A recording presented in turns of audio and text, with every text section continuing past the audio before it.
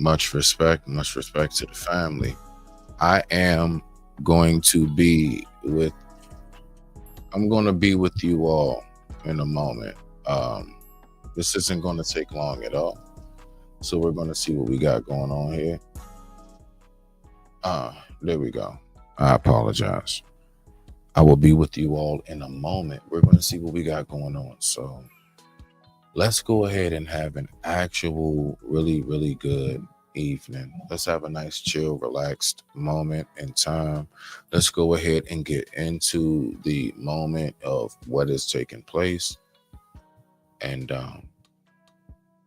what this right here is all about. This is all about development.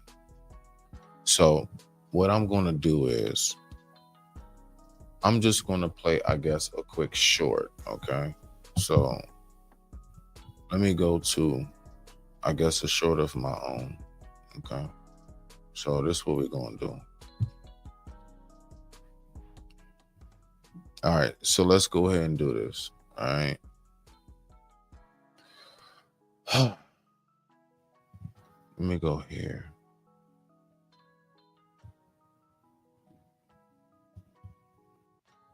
All right, y'all.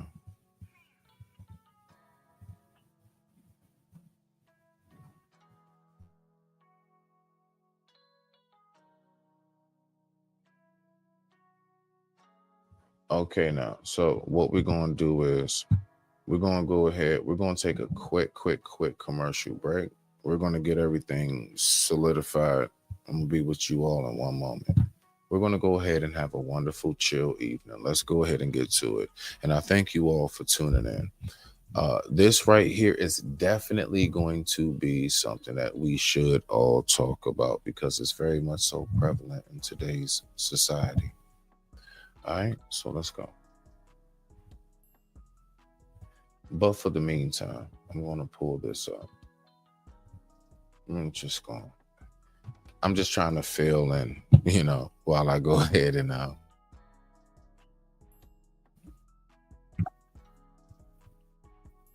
just trying to fill in while I get shit straight. All right, so y'all go ahead and listen out. I'll be right back. Let's go. Yes, people. Yes, absolutely. This is the week of love. This is the week of love, okay? And just in case no one gave it to you, here you go.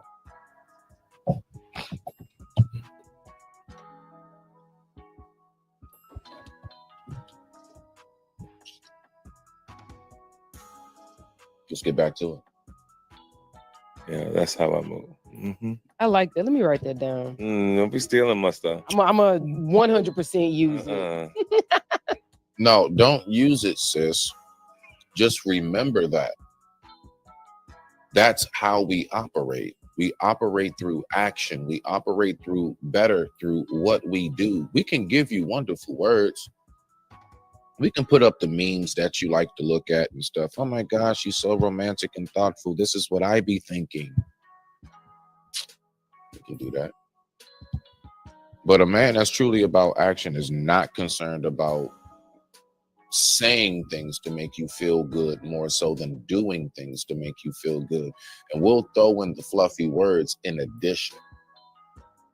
But our main objective is to actually in real time keep that smile on your face. At least a man who's attentive and a man who is courting and of acknowledgement. Why? Because everything that he's giving you, he does want back himself as well. He wants to reciprocate that. See, he's investing. Don't forget that it is an investment. Yes, we do want something back. What do we want back? You. Just you and what you can offer. And we know that what you have to offer will be what you have to offer. We know that you are a human just like we are. We know this. We're not going to put that much pressure on you. At least a man shouldn't. He shouldn't have that much pressure. Just come into the situation pleasant and open-minded, open to learn that man and open to allow that man to learn you. People make relationships so difficult nowadays, and it really doesn't have to be. Like, I really be sitting back and I be like, yo, it ain't even gotta be hard. Like, it's not difficult, yo. I make a clear, conscious decision. Hey, I want to learn to love you. You have to also have that set in you as well. I made a clear, conscious decision. I want to learn to love you. All right. You made a decision? Yep. I made a decision. Okay, cool. So now that we're together, let's not put no pressure on each other about these things. Let's keep up with one another. Let's keep each other going, like encourage, right? But no pressure. Because I'm saying to myself, I'm ready to spend the rest of my days with you. So there's no pressure on time of this and that. I don't plan on going nowhere. Let's just let time go by. You know, it's like being at work or school. You know what I've noticed? You know, a trick I learned, don't look at the clock. Helps the day go by. Keep staring at the clock every 2 minutes. It's like it don't move. And that's how it is. I look at like when you're coming into relationships, when people try to nitpick at things too much and keep, you know, this should be this already right now, right here, right now. Why aren't we here? Why aren't we that? All of the influences from everywhere else online got you thinking that that's what you're supposed to be. You don't even realize you're in a total separate, unique circumstance, just you and just that person. Nothing else matters. Nothing else matters. It don't matter what's online. It don't matter what somebody's telling you. It don't matter none of that. What should matter is what you and that person have going on and what you all see within each other. And you will only be able to see that throughout time.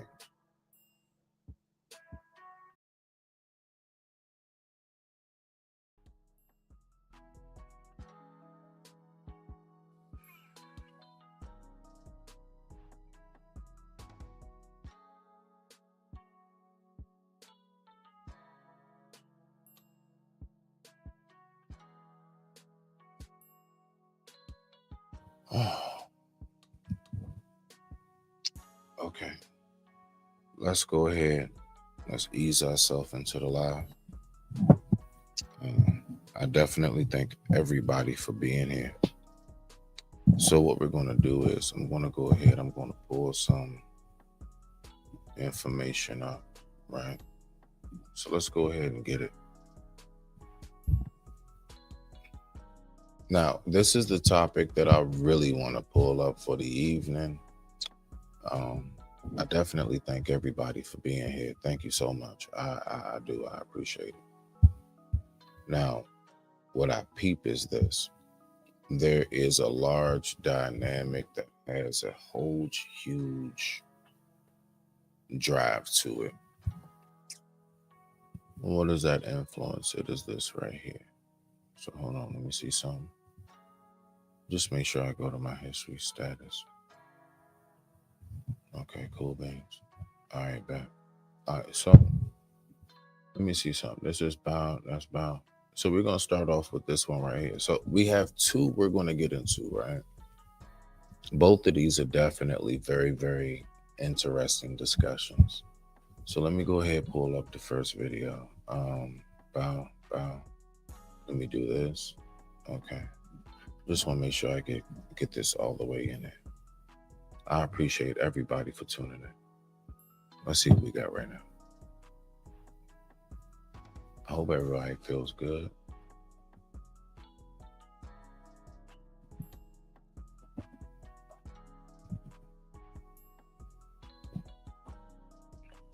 Set it on the side.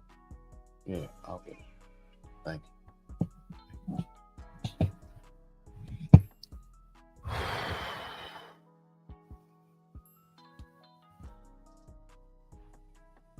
All right. So let's go ahead. We're going to get into this first discussion. All right, y'all.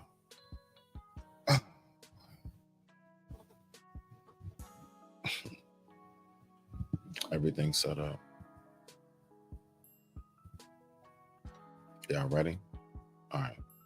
Let's go ahead and get into this. So for this evening, what we're going to go ahead and what we're going to discuss is manhood. Now, these discussions are revolved around different circumstances of life. But what we're going to take time to go ahead and view is how it just all comes into full circle, right? So let's go ahead and do this. And with that being said, I digress. My mic is muted. Let's go ahead and rock out. I thank you all for tuning in to Smitty's Corner. The time right now is 6:53 p.m. East Coast Standard Time. Let's go.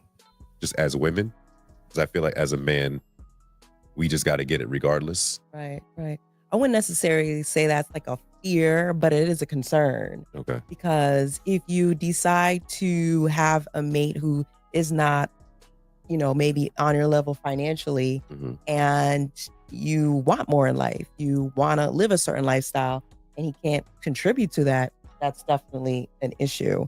And especially I've come across some men who are even like, well, it's a 50-50 thing, that kind of thing. And it's like, well, when it comes to that, especially when it comes to money, I mean, the basics, I think a man should be able to provide. Like, you can't put a roof or, be able to at least have a roof over my head and some food over the table, at least at that minimum, for the lifestyle we both want to be able to have. So now, I would think so let me just say this, right? The thing I would say would be the glitch in the matrix for me personally, right? I tried to figure out often, all right, so watch this, right? Me as a man who was dated, I've never actually came out and verbalized and said, a woman needs to have this, a woman needs to have that. Do you know why? No, it's not the typical reason in which you may think it could be, as far as us dudes don't care about your money. No, it's because I'm always in a certain circle, right? I'm always involved around a certain level of people in my life, period.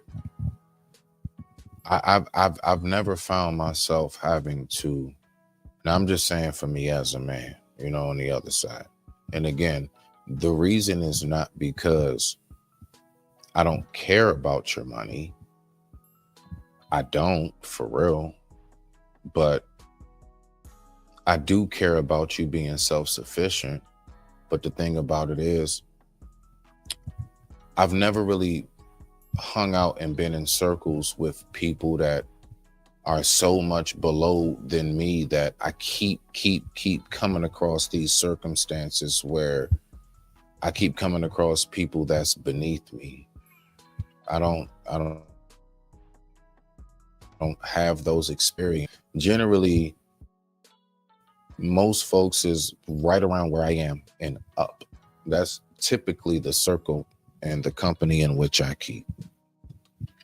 So the point in which I'm making right now is, when I keep hearing, I'm talking about either from the men's side, I mean, all these women, this and that, whether it's my sisters, all these men are this and that.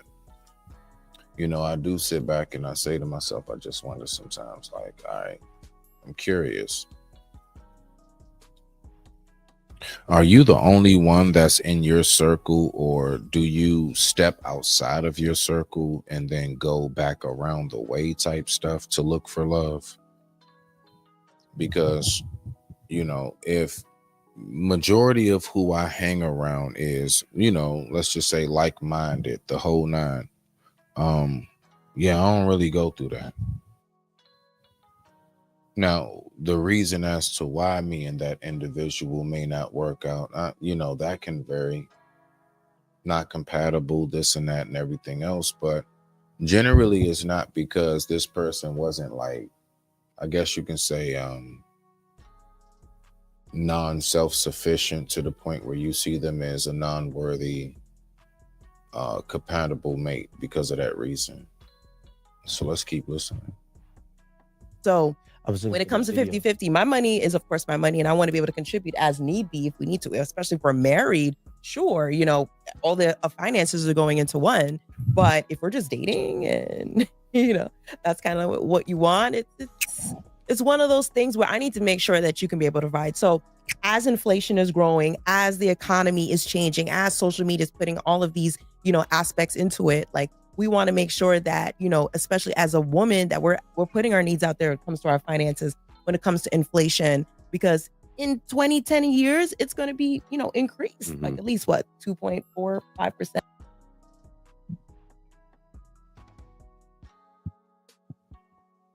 All right. So I'll just say this. I, as a man, know that I'm already self-sufficient with or without a woman in my life, right? So with or without my woman, I'm all right. I've been okay, right? The thing is when she speaks about the inflation, okay, what I've noticed, and I hate using the whole, other races and cultures, thing, like as if we don't do that.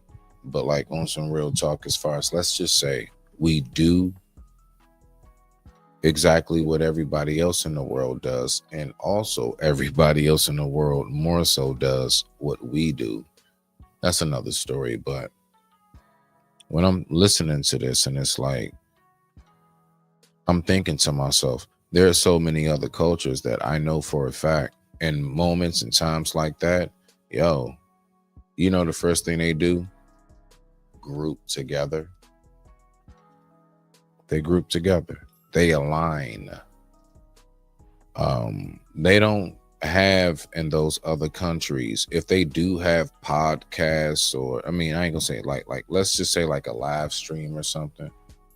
It ain't a whole bunch of talk about how the women are tired of this and that. Like really, when you really look at like in a lot of those other countries that's, let's say, not as privileged. Now, again, we are privileged, and we should take advantage of that always. But I'm trying to just kind of go somewhere. My point is, I notice where they have the least, is something about how they're able to, like, they don't do the type of gripes that we do. If they do have a gripe, it's because they didn't get rain that season. If they do have a gripe, it's because honestly, like, it may be something governmental that's hindering them from exercising certain rights or being educated or farming or something. But it's not the type of stuff that we complain about. And so my point is, I've noticed that there are cultures who the last thing they talk about is finances. And I promise you, they have way less. And for whatever reason it is, they just seem to know how to work it out a lot better. Most of their women are not dressed to the T, just like this sister is right here. It's not a knock. Honestly, I love that shit. I love the fact that we are in a more, let's say, closer to a royal state. Matter of fact, we are in a royal state when it comes to image. But I'm waiting for us to connect the mind and the spirit to what it is that we're able to present in the physical. I'm waiting for us to be able to truly connect mind and spirit to the physical, because that's what's really going to help us elevate. So let's go. 22. 22%. 22%. I don't know. At this rate, I don't know what the hell is going to be. Right? So whatever you're making.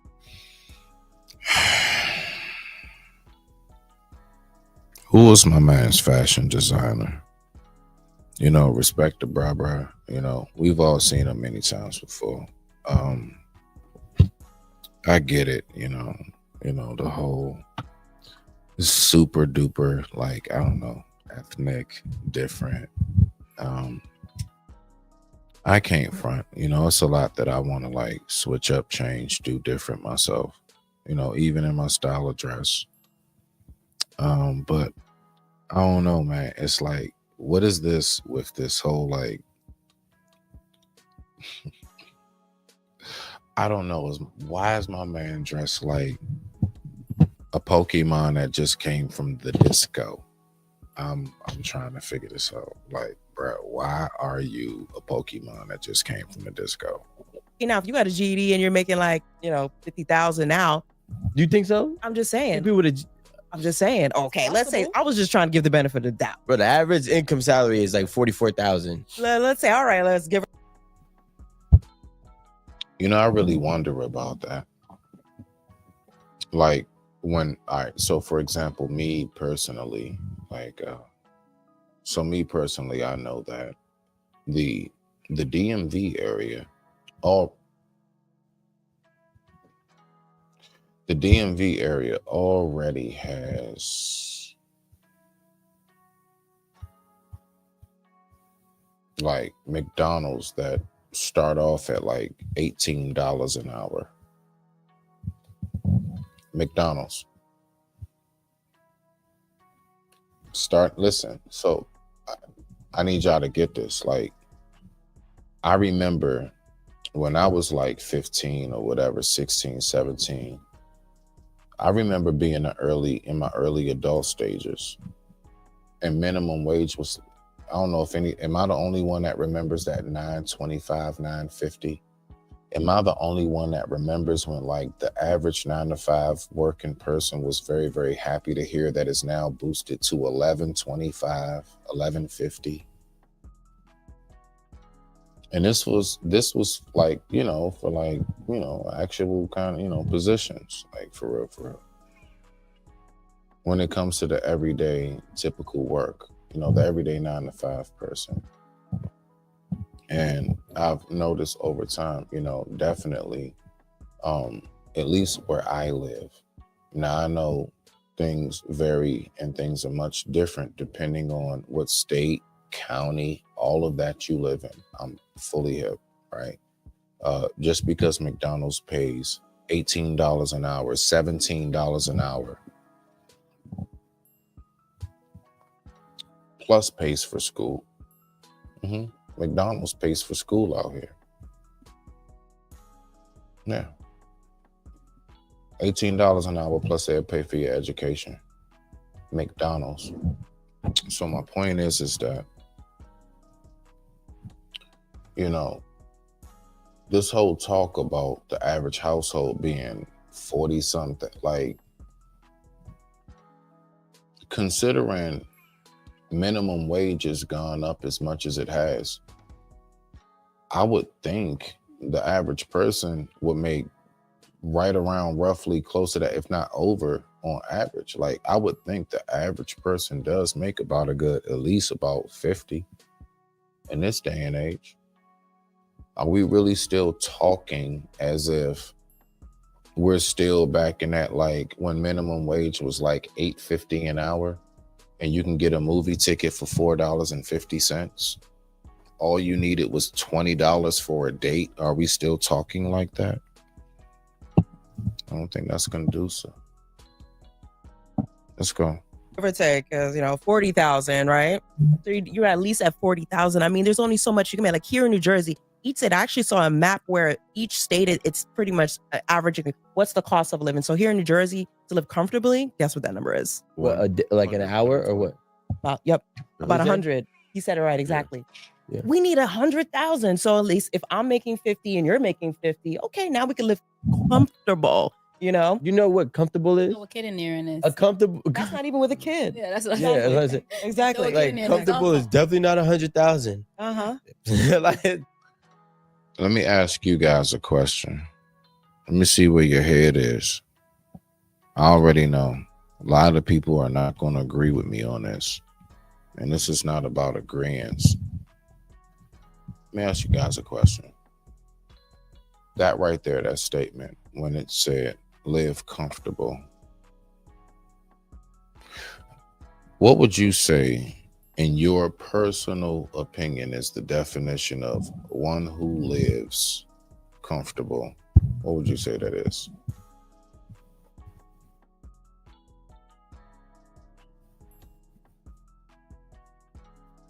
What do you say? To live comfortable. You know what I say?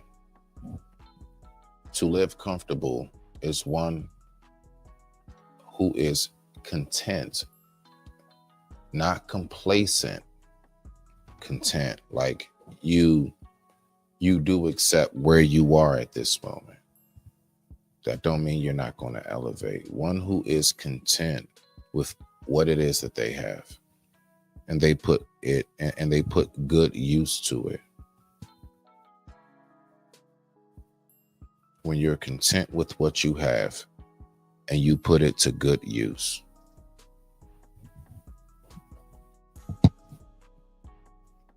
That's my personal opinion. Let's go. That ended 7 years ago, bro. Mm. I think that I had a single mom who, majority of my life, who was able to acquire so much success. It was her success.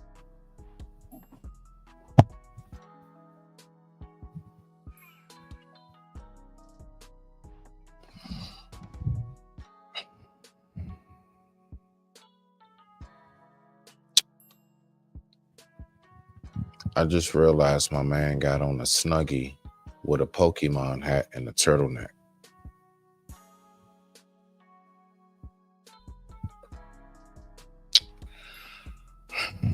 These are one of the moments where you gotta like eliminate the message from the messenger. Like you gotta separate it.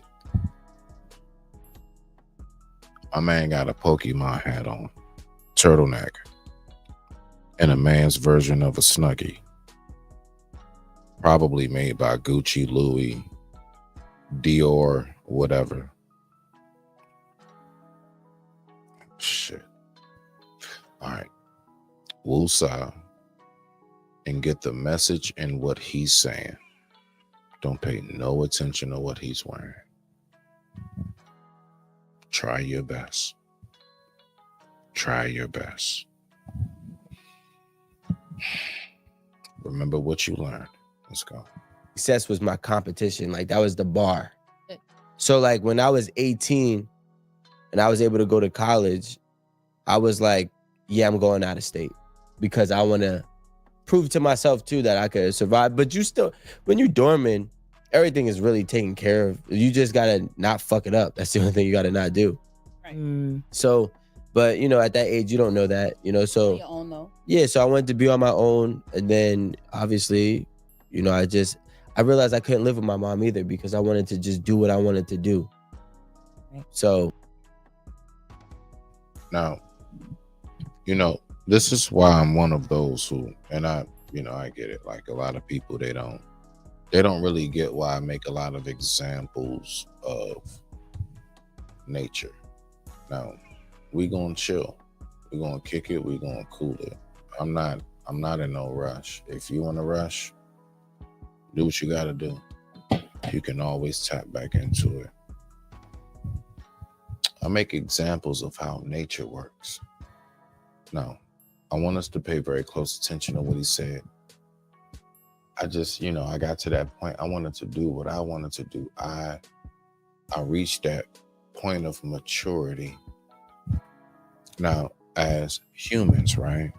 Let me just type this in while I'm talking. As humans, right? Here we go. All right. So as humans, that's such a light example of what it's like when that maturity stage hits. I'm going to pull something up for us real quick, okay?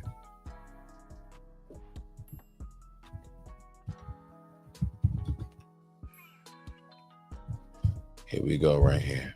Yeah, right here. I want us to look at this, okay? Shit. All right, so look, right? I'm not gonna show it now. So, okay, look. We're just gonna listen to this. Y'all gonna get a much better feel as to why I continuously give nature examples and the correlation of us. I want you to listen to this now. This is about mother and daughter. So when he was saying, I just got to that point. Now I know he's a man. I'm not. But what he's speaking about is so many examples in nature that tell us exactly who we are as humans. Let's listen. So what I'm gonna do is this. All right. Just listen. This is the explanation as to what happens when the daughter of the leopards, right? When the daughter gets to a certain age, it's something her and the mother in particular goes through. Let's listen. With leopards, the female, when she becomes ready to mate, all of a sudden poses a threat to the mother.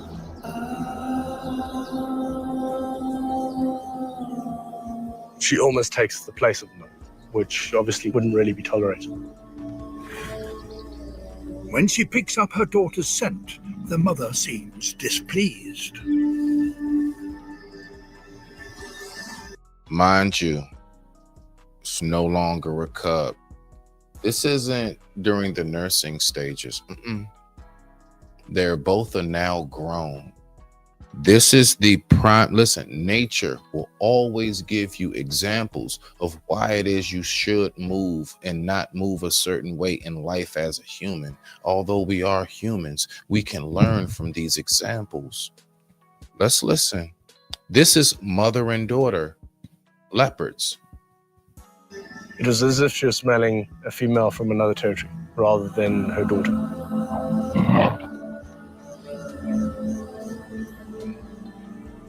I knew that from that point, the dynamic between those two is going to change.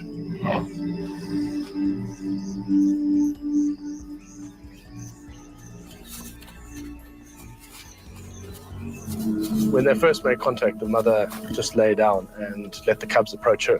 The male sort of came up to her, brushed past and moved off. I'm trying my best to give y'all some peeks. I can't hold it up because of where it comes from. Listen, I'm going to get probably struck for this. After this live, I'm going to see some dumbass copyright for this video. I'm telling y'all now, I know how this go. It's a reason why I keep flashing on and off. So I'm trying my best to give y'all peeks here and there, but I want you to just listen. Let's go. As the female started to approach, the mother really started to snarl.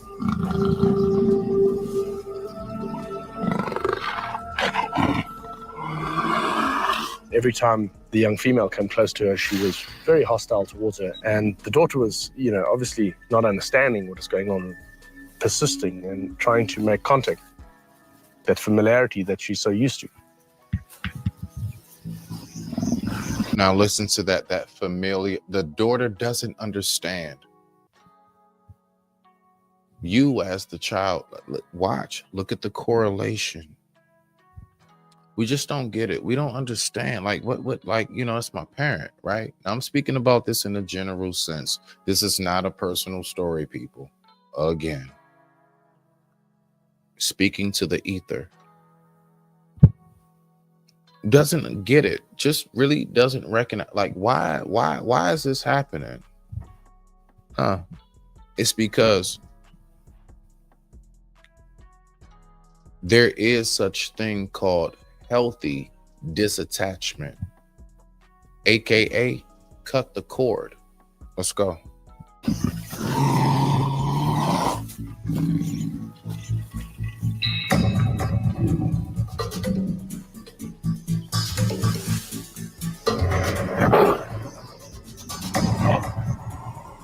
She eventually got too close, and it ended up in quite a serious fight.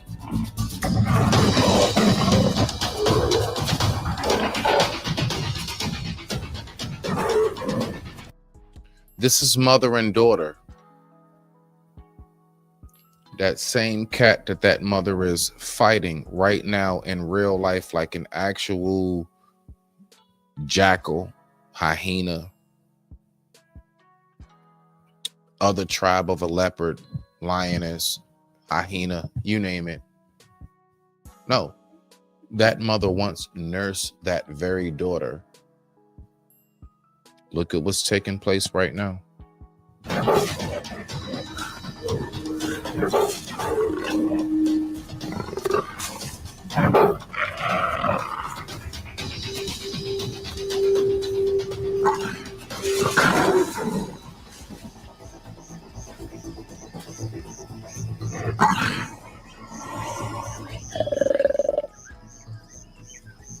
You can imagine the surprise on the daughter's face. It's just not something that she would ever expect from her mother.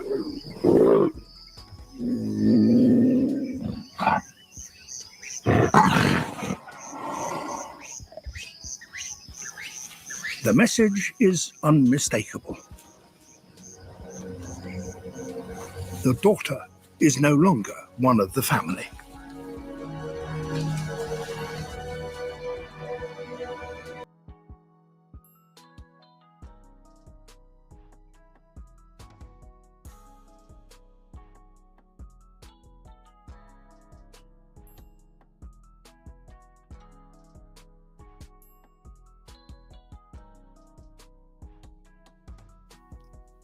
You know, somewhere it's written, you will learn the most about me through my creations.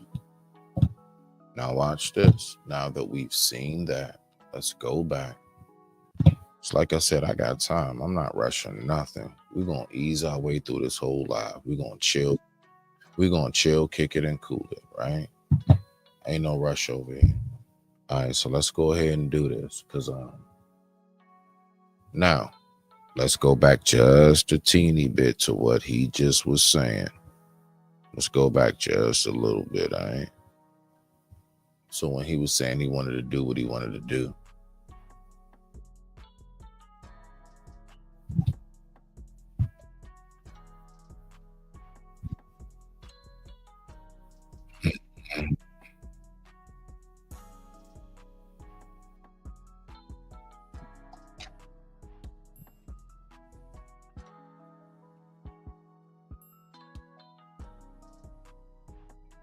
couldn't live with his, oh shit. My bad, y'all. I'm so sorry. I'm so sorry. Let me go back. You know, at that age, you don't know that, you know, so Your own though. yeah, so I wanted to be on my own. And then obviously, you know, I realized I couldn't live with my mom either because I wanted to just do what I wanted to do. Ain't that something? Did we not just see the example of how, just period, the disconnect and how nature brings about how you are. See, he's not wrong for wanting to do what he wanted to do. The mother isn't wrong for saying whatever she might have said in that instant of the disconnect. It's all a part of that process of the disconnect. Believe it or not, sometimes to break you out of that comfortability of the nest, you might have to have like a nice little argument. Now, I'll give a small example in nature. One more again for the win, right? So, you know what eagles do when they have their young?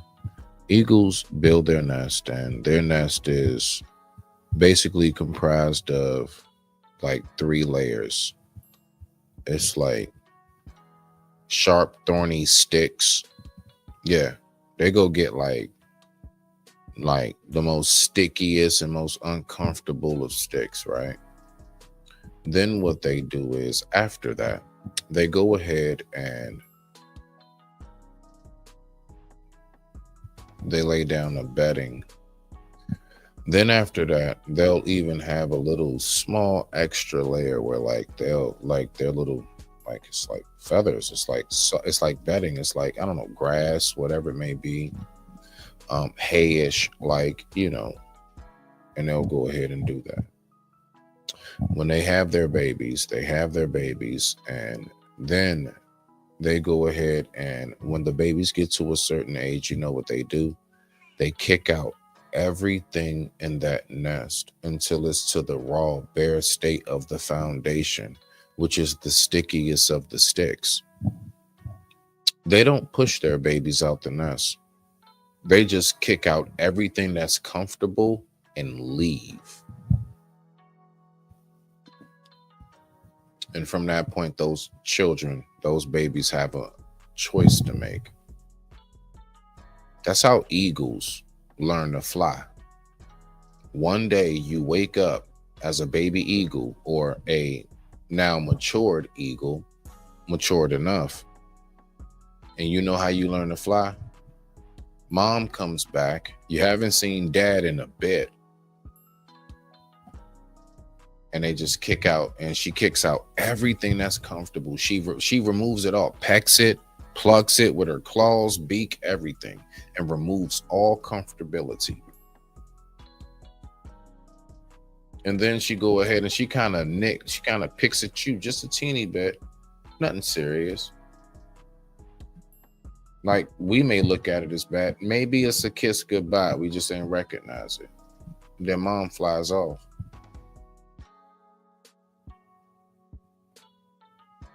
And now you're in this, and so the babies are forced to leave the nest because there's no more bedding. There's no more anything that is comfortable. There's nothing comfortable there. So they just leave. They're just wound up, rolling out. Let's go. So that was always my ambition. All right, if we consider like, all right, inflation's going to be growing, let's say, 2.5% to 3%, right? Those couples that band together, that really know how to structure their money, plan, save when it comes to for their vacations, buying more property, having more income, having more assets and things like that coming in, those are the couples that are going to survive. Those are the same couples, because most of when it comes to like retirement, and especially here in the US, like our generation, we're not really saving for retirement. We're really going to be working till we die, literally. Most people don't know that the average American needs at least $3 million at least saved. $3 million. Do you have $3 million saved?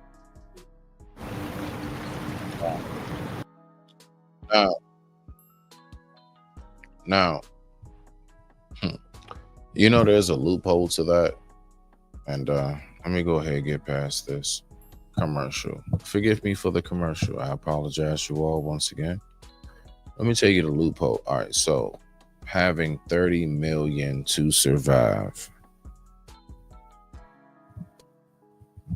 All right, so watch this. This is where we are with that.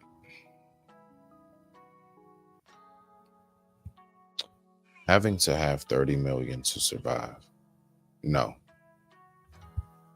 I mean 3 million. I'm sorry. Forgive me.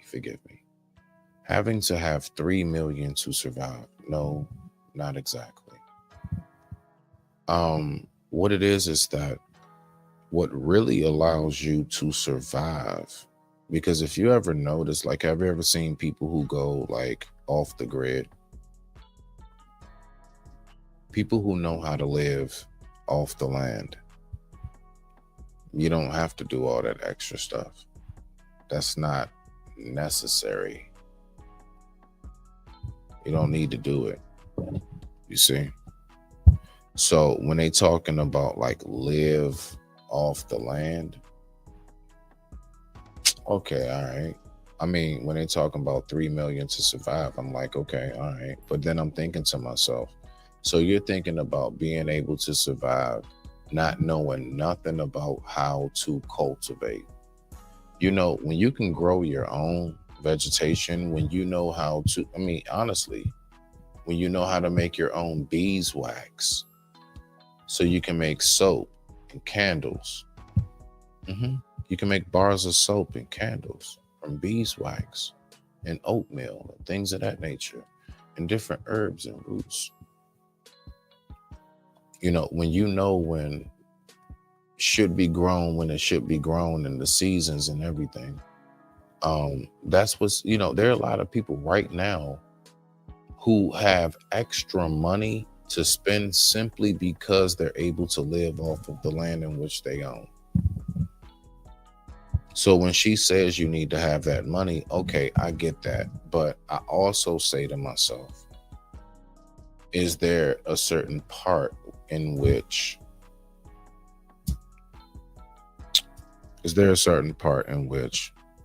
that money that's being used is really something that should have been used to learn how to sufficiently take care of yourself?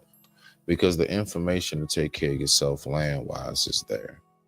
Now I know we negate that and we neglect it a lot. You know, everything about chase the bag now.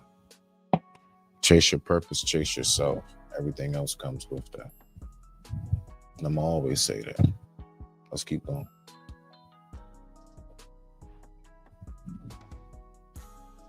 I wouldn't necessarily say that. Shoot, my bad, y'all. My bad. There we go. Hold on. Here we go. 22. 22%. 22%. I don't know. At this rate, I don't know what the hell is going to be. Right? So whatever you're making now, if you got a GED and you're making like, 50,000 now. You think so? I'm just saying. People would. I'm just saying. Okay, let's say I was just trying to give the benefit of the doubt. But the average income salary is like 44,000. Let's say, all right, let's give or take, because 40,000. Right? I think that I had a single mom who, majority of my life, who was able to acquire so much success. Her success was my competition. Like that was the bar.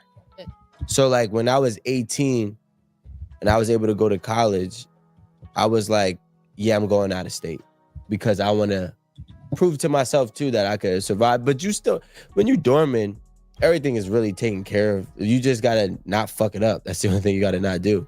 Right. So, but at that age, you don't know that, so Your own, though. yeah. So I wanted to be on my own. And then obviously, I realized I couldn't live with my mom either because I just want to say thank you to everybody on the IG side. Much respect. I appreciate you all for tuning in. Thank you so much. Just want to make sure on both ends of this, I got to make sure I keep up and multitask. So, all right, y'all, let's go ahead and get back to it. The time right now was 7:30 p.m. East Coast Standard Time. Let's go. Wanted to just do what I wanted to do. So that was always my ambition. All right, if we consider inflation's going to be growing, let's say, 2.5% to 3%, right? Those couples that band together, that really know how to structure their money, plan, save when it comes to for their vacations, buying more property, having more income, having more assets and things like that coming in, those are the couples that are going to survive. Those are the same couples, because most of when it comes to like retirement. Honestly, truly, the couples that are going to survive are the couples that know that at any moment, something really, really tough can hit. And it's not just about being financially, because, watch this, right? There will be a lot of those couples who possibly, if, let's say, the true essence of integration is not there, those will be the same couples who will turn around and possibly both of them actually have finances, but now because they're in such, I guess, survival desperate mode again, and because things are so chaotic, possibly there are some couples who will go ahead and split because of that, because they feel like, I gotta take care of me, I gotta do for me, right? I gotta save myself. So my point in saying that is, more than the actual just having the money there to take care of everything, I think we need to really remember that what's so important is the unity within those two, the communication between those two, the actual, they actually have gone through some circumstances together. Like, all of that is going to be the key determining factors when hits the fan, how both of those parties react to that circumstance and situation. Let's keep on going. Respect to you all. Thank you. And especially here in the US, like our generation, we're not really saving for retirement. We're really going to be working till we die. Literally. Most people don't know that the average American needs at least $3 million at least saved, contributing, right? So you want to know, especially as an American, like, where do I stand? How do I plan my life better? Because if we're a couple, we're dating, we want to have date night, we want to travel, we want to do that, but it's got to be in the budget. It's got to be a budget. And some people live and you have the extravagant lifestyles, displayed on social media. They're going all these places, but really, like, what do they really know about their money, right? So that's exactly how I see it. What about those people who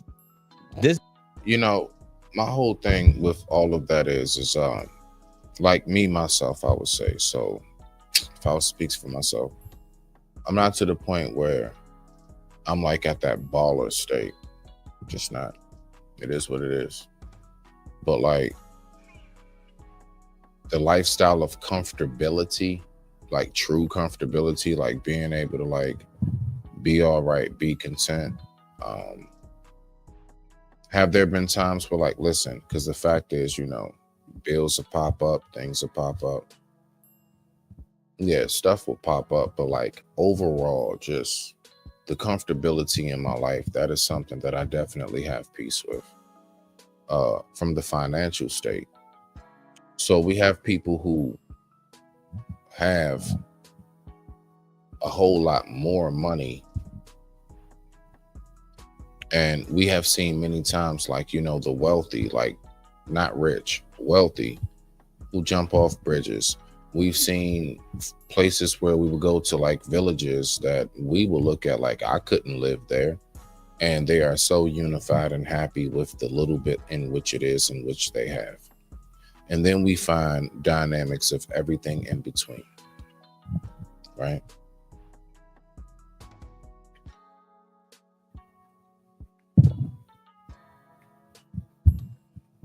So, recognizing how all of these things, they're always going to play themselves out different.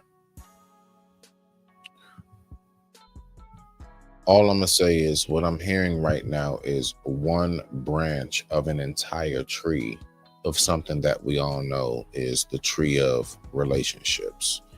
I'm listening to a branch wave itself in the breeze of what is really a whole tree with endless branches, and each branch has its own dynamic. Let's go.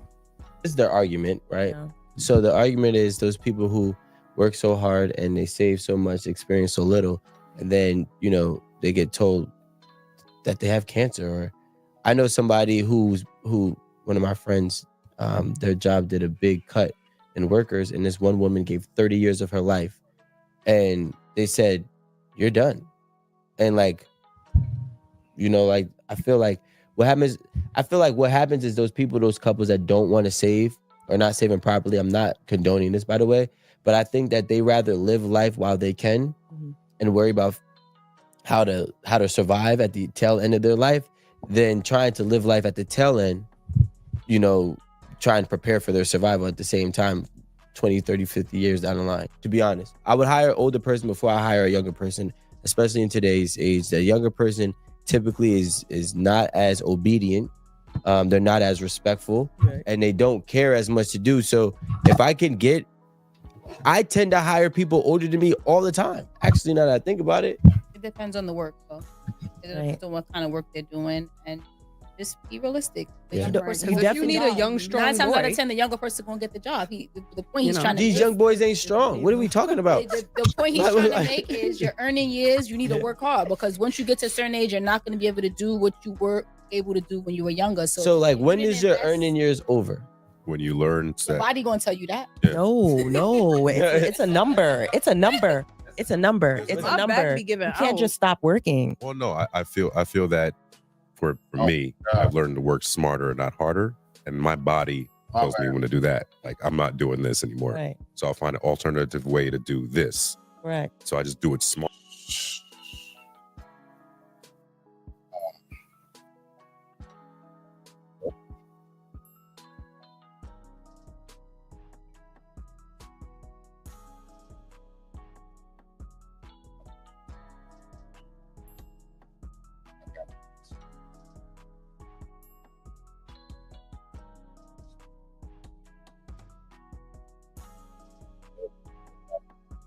Okay.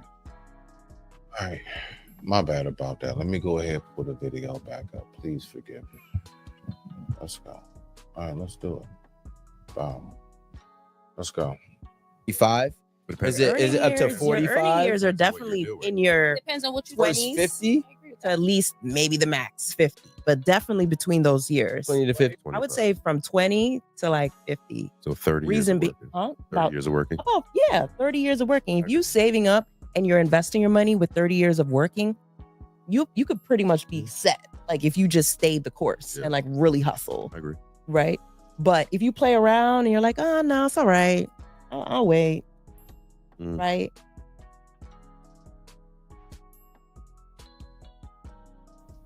You know something that's crazy? I typically often hear that, and again, I'm going to say it. I hear that often with us as men.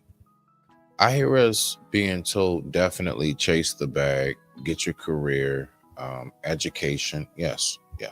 Education, career bag. I don't ever hear us be told at our younger stages, focus on really honing in on who you are. Learn yourself, chase your purpose. Most of us don't hear chase your purpose, especially in this day and age. That is something that is very, very important. Not to mention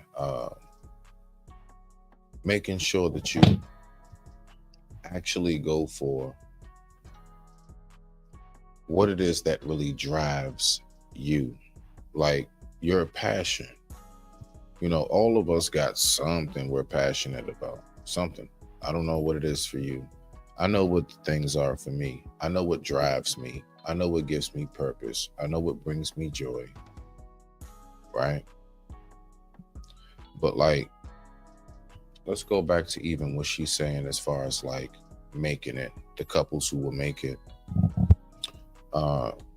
during that hard time, like when everything hits the fan. Honestly, I'm telling you right now, sis, I can see it. I can see it. It will be a certain circumstance and dynamic that will always be, look, I shit you not. I shit you not. If you don't know your surroundings the best, that's what's going to make it the toughest. It's not going to have nothing to do, because think about it. She said 3 mil. Do you know what happens when everything, like when the grid shuts down? Like when everything shuts down, your debit cards don't work. Your Cash Apps, your Zelles, what you trying to trade online, there is no online. The grid fell. That's why I'm saying what I'm saying. She's talking about when hits the fan. 3 mil. All right.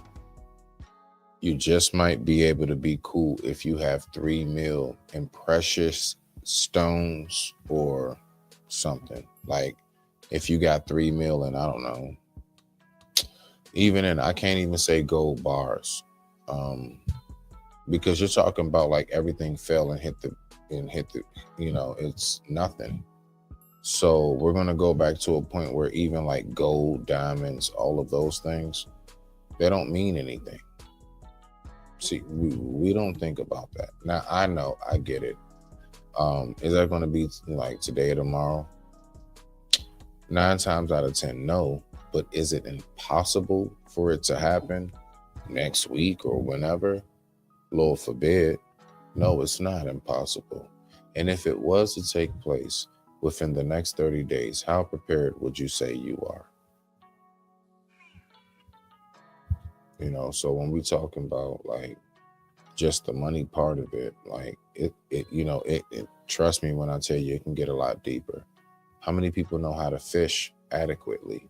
You know, the sea is always open.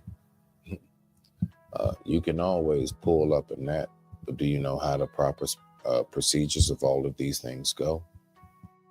You can grow your own vegetation. Do you know what season and when to plant what? You see? Heck, you still want to go ahead and get lit? You can make your own corn liquor, moonshine, you name it. Do you know the process? Or do you know just how to taste for what is, oh yeah, that's that good stuff? Let's go. You don't want to save. You don't want to invest. You don't want to buy stocks. You don't want to, understand difference. Maybe there's AI. I've been getting into stocks. I've been getting into that. That's like something that's like my new little like pastime. I like to watch videos of dudes who talk about the stocks and things of that nature. That's the thing I do now. What I also know, and that I still look up, is knowing how to build shelter from scratch, knowing how to start a fire from nothing. I know how to do that without a lighter.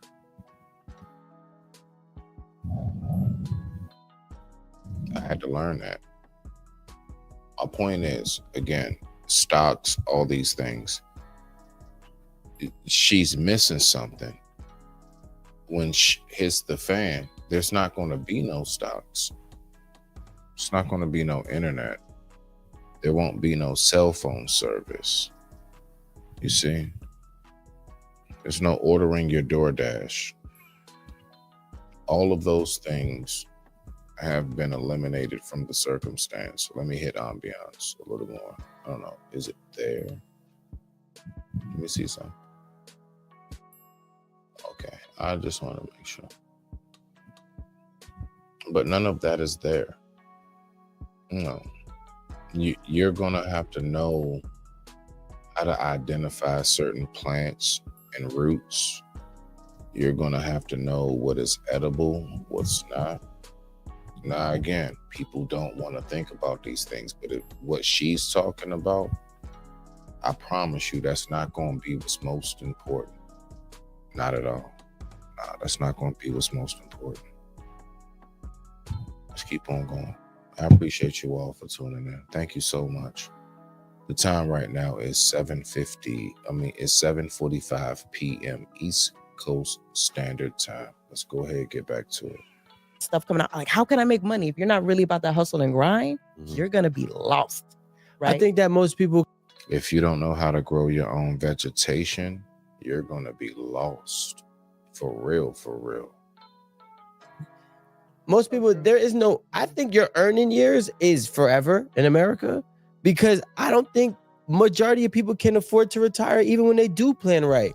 Planning perfect and planning right is not the same.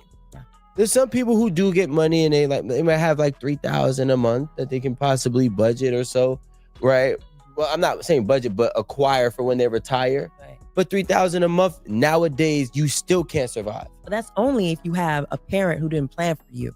Now, if you had a parent who planned for you the day that you were born, for those people who have kids, by the time they're 60s and their 50s, they could already have an account with over $1 million. Literally, all you got to do is put.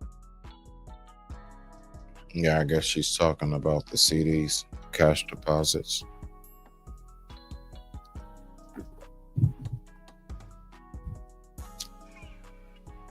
My parents actually did that for all of their kids. I actually have one in the name of my child as well. And it grows interest constantly. So that's a real thing. So until that moment comes, it just keeps on growing interest.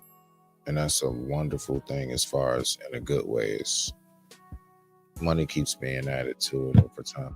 It's not all the money in the world, but it does add up.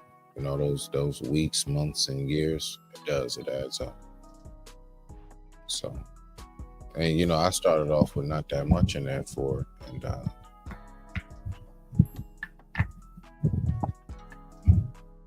let's just say I'm a proud dad. I'm proud of my baby. Put like $200 a month aside. And that's something I tell people all the time. Like, listen, if you got, just that with $200, I can show you on the chart, honey.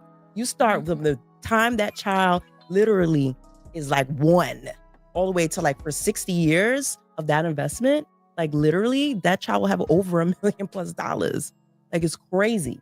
And this is what, the other, societies or other, races do for their kids. But we don't talk about that, when it comes to our people. But that was actually shocking to me, because you would think that it's more, because that's almost 1 out of every 2 people who are wealthy have been able to acquire it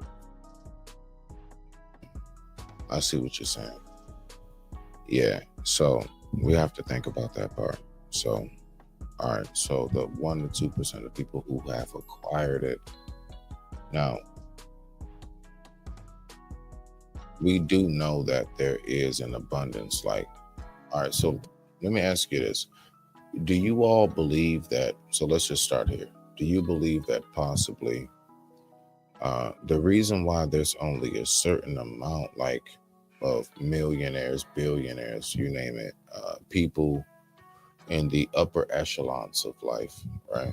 Do you believe that's because it's only a certain amount for all of us? Or do you believe, nah, it's endless for everybody, but only a certain amount of us actually acquire that state in life? Let's start there as I allow him to finish talking. Let's keep going. From the ground up, right? Rather than have it be passed down. I was shocked on the opposite end. I would think it was 80-20 that was inherited. Yeah, that's almost 50% of new wealthy people, new wealthy generations, every so often, whatever. Absolutely. And in God's will, with everything that's being in order and taking place, just maybe in God's will, your boy can reach that state too. And if I'm able to reach that state, I pray that I'm able to be around long enough to go ahead and make sure that I utilize that to give back to you guys. That's my chance and that's my purpose. Let's go. For the time frame is. That means one out of two people that are wealthy were able to acquire it, rather it get handed to them, which is crazy to me, because for me, I always thought more often than not, wealth is given from their ancestors, their mom, their dad. Yeah, it's given to them and not earned. But that just goes to show that there's probably more new wealthy people than there is ancestral wealth. So you all's take on that. It's more actual, like, I guess you could say, like, I don't know, ancestral, right? Than it is actual those of us who work for it. Now, the thing about it is this. From what I know from every culture around the world, the number one thing that's always a factor is passing down, like actually passing down and making sure that we actually leave a garden. I was always taught that you are to leave a garden for those who come behind you, right? Because if not, then all of your works in life were in vain. So in order to make sure that the works in my life is not in vain, what I do consistently is I make sure that I keep up with that, right? Gotta keep up with that. Okay, so we're going to go ahead and we're going to get to the absolute next video. Let's go ahead and do this. Let's see what we got right here. I thank you all for tuning in so much. I really do. Thank everybody for, stopping through, coming by. I appreciate it on the IG side. I appreciate it on the YouTube side. So let's go ahead and let's get into it. Now, of course, y'all know how I do. I gotta go ahead and hold on. Let me go ahead and do this. I'm gonna go ahead and upload this into here, but while I'm doing so, we're gonna go ahead and we're just gonna let it ride out. Okay? So let's do this. We're gonna go ahead and have a good quick moment. Let's have a good quick moment real quick, right? So let's do it. All right. So this This right here, your boy wild for it. Your boy is wild for this one. So let's go ahead and let's get to it. All right.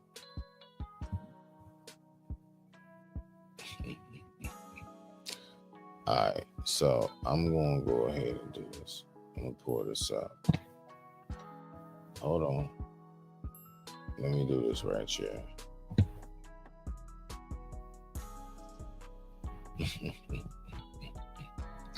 Yo, man, wow with it. Let's get to it. All right, back. Let's do it.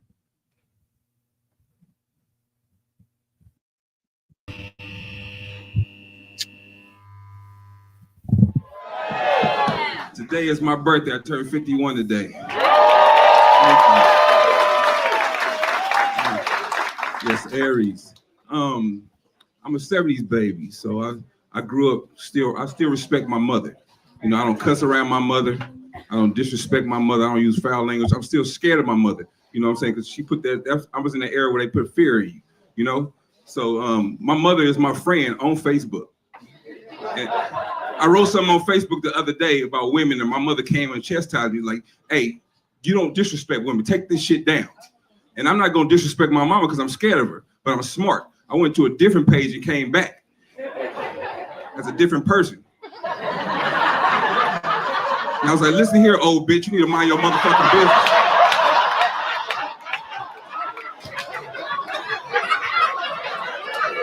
I'm a fan of Mario Hagner. Go lay your old ass down somewhere. So I didn't want to just leave it like that, so I logged back out and came back on myself, right? It was like, hey, nigga, you ain't gonna be talking to my mama like that, nigga. It's my motherfucking mama, nigga. Fuck you talking to? So then my wife came on there, because I didn't know she was even watching it going down. She's like, that's my mother-in-law, you creep, right? So I've been wanting to say something to my wife for a long motherfucking time. So I logged back the fuck out, came back as the other nigga. I was like, first of all, bitch, you need to lose some weight.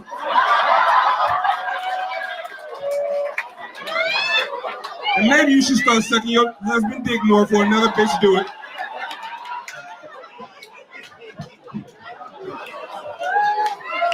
My wife inboxed me and said, you need to block that nigga.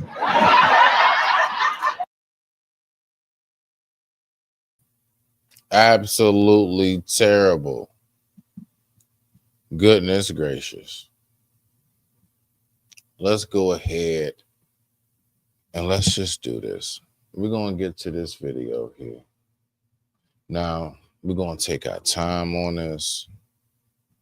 And let me make sure, hold on, I got the right one, right? Y'all just give me a second. Y'all just give me a second. All right, so I'm going to tell y'all right now, this one right here, so, you know, we've been working our way into this. We've been just kind of chilling, kicking it cool. Oh, shit. We've been chilling, kicking it, cooling it, right? This one right here is definitely going to be controversial. All right, so this one right here is going to be one of those viewer discretion is advised. All right. Viewer discretion is advised.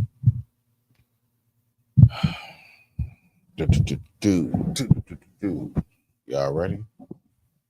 Let's go ahead and get into this. So I ain't got no problem talking about this one right here. You smell me now? Let's go ahead and do this. Shh.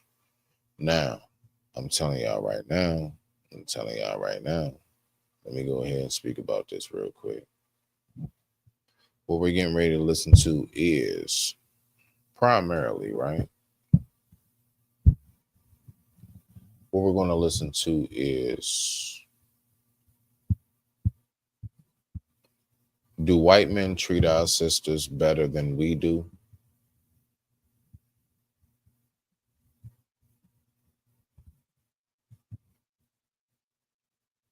That's what I want to know. Like on some real. Do white men treat black women better than we do.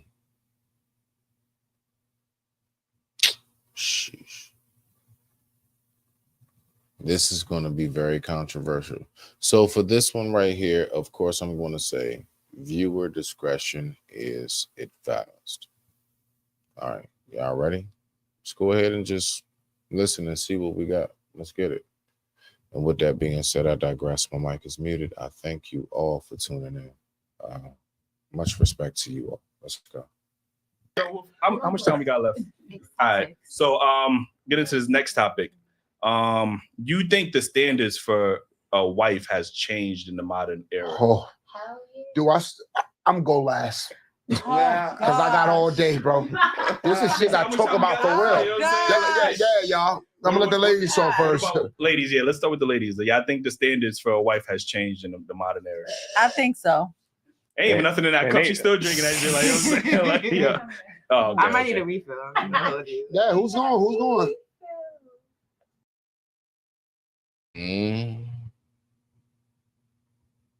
We about to get into it.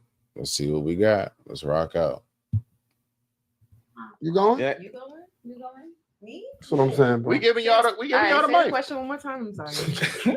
Yeah, I know y'all heard it. Yo, has the standard for a wife has it changed in the modern era? Like, oh wow. I mean, personally, I don't really think so. Only because, you're right. Times have changed. I was raised off of like the traditional family upbringing. So, really? For me, it's just like interesting. Why is that so interesting? I'm just interested. Keep going. Wait, where you from again? Okay, all right. So far we're easing our way into it, right? But we're going to see what takes place with this right here, because this is going to be real interesting. Let's go. Me, I'm from Canarsie. I'm done. I am done. Sorry, I be repping the floor. So I'm sorry.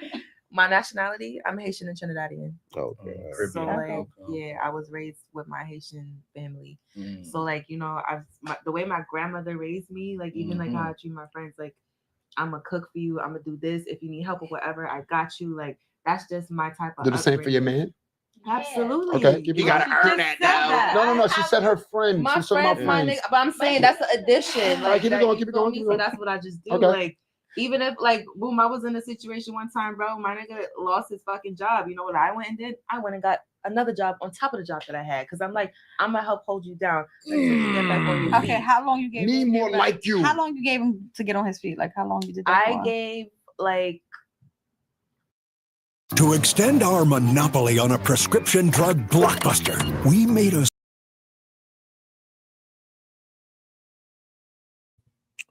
Forgive me. Let's go ahead and get back to it. Bow.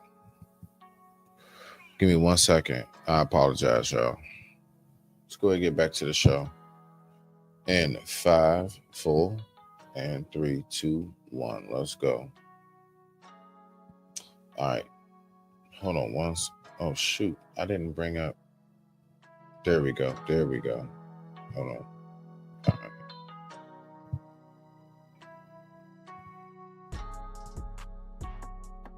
All right, let's do it. About 6 months until I found out that they were actually cheating on me. See what I'm saying? So now I'm like, I'm doing all of this. He's for what? stupid. He's You feel me? stupid. He So- found the one. We need more like you. Don't let him scar you from being who you are. Change who I am. There we go. for Say no more. anybody. Say no more. Hey, So, fellas, yes, me. I'm telling you, find a real one. This is a real one right here.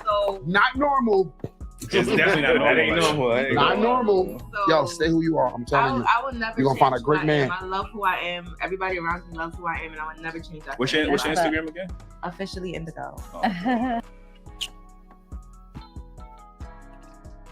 It's a reason why I play this. Now,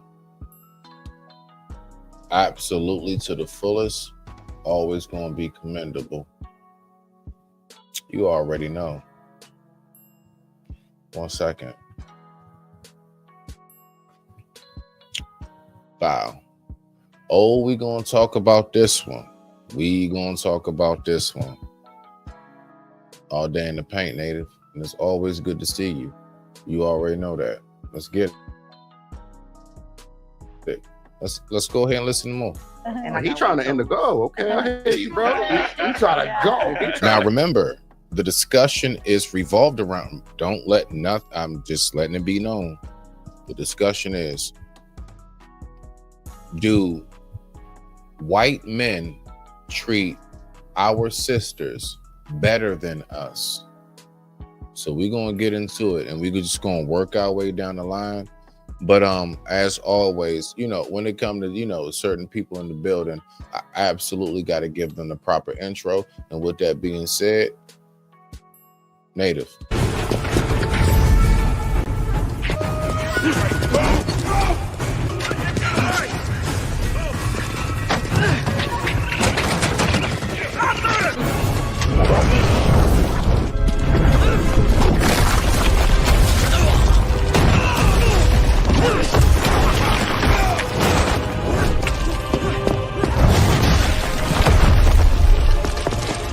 Earthbender! Hurry!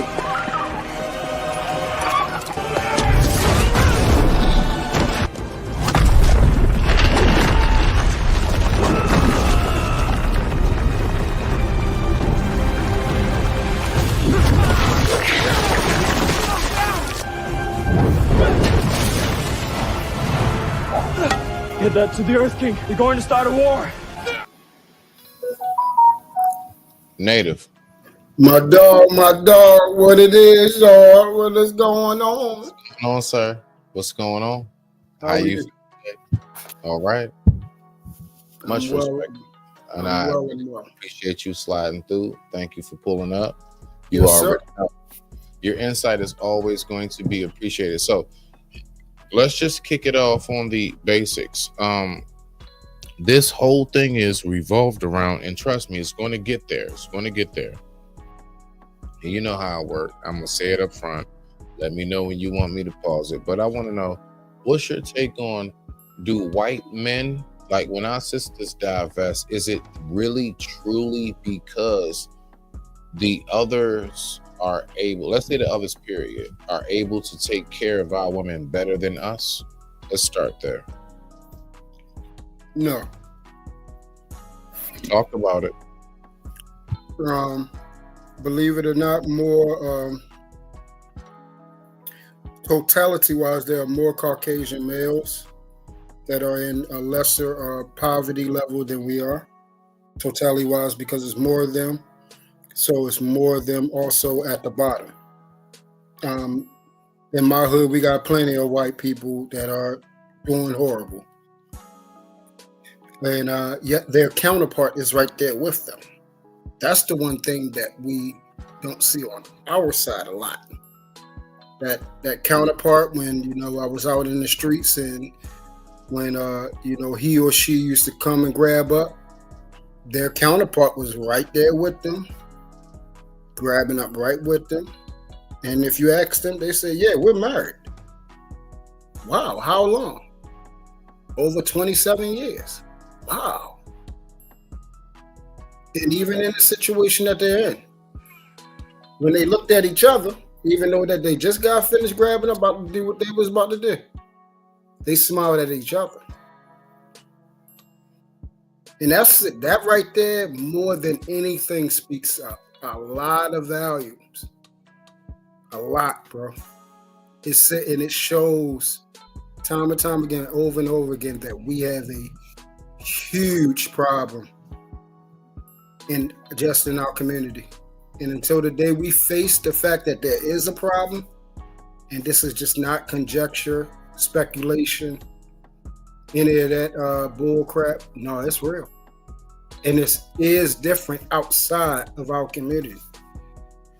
Other communities do not treat each other that way. Do not let other people have you fooled.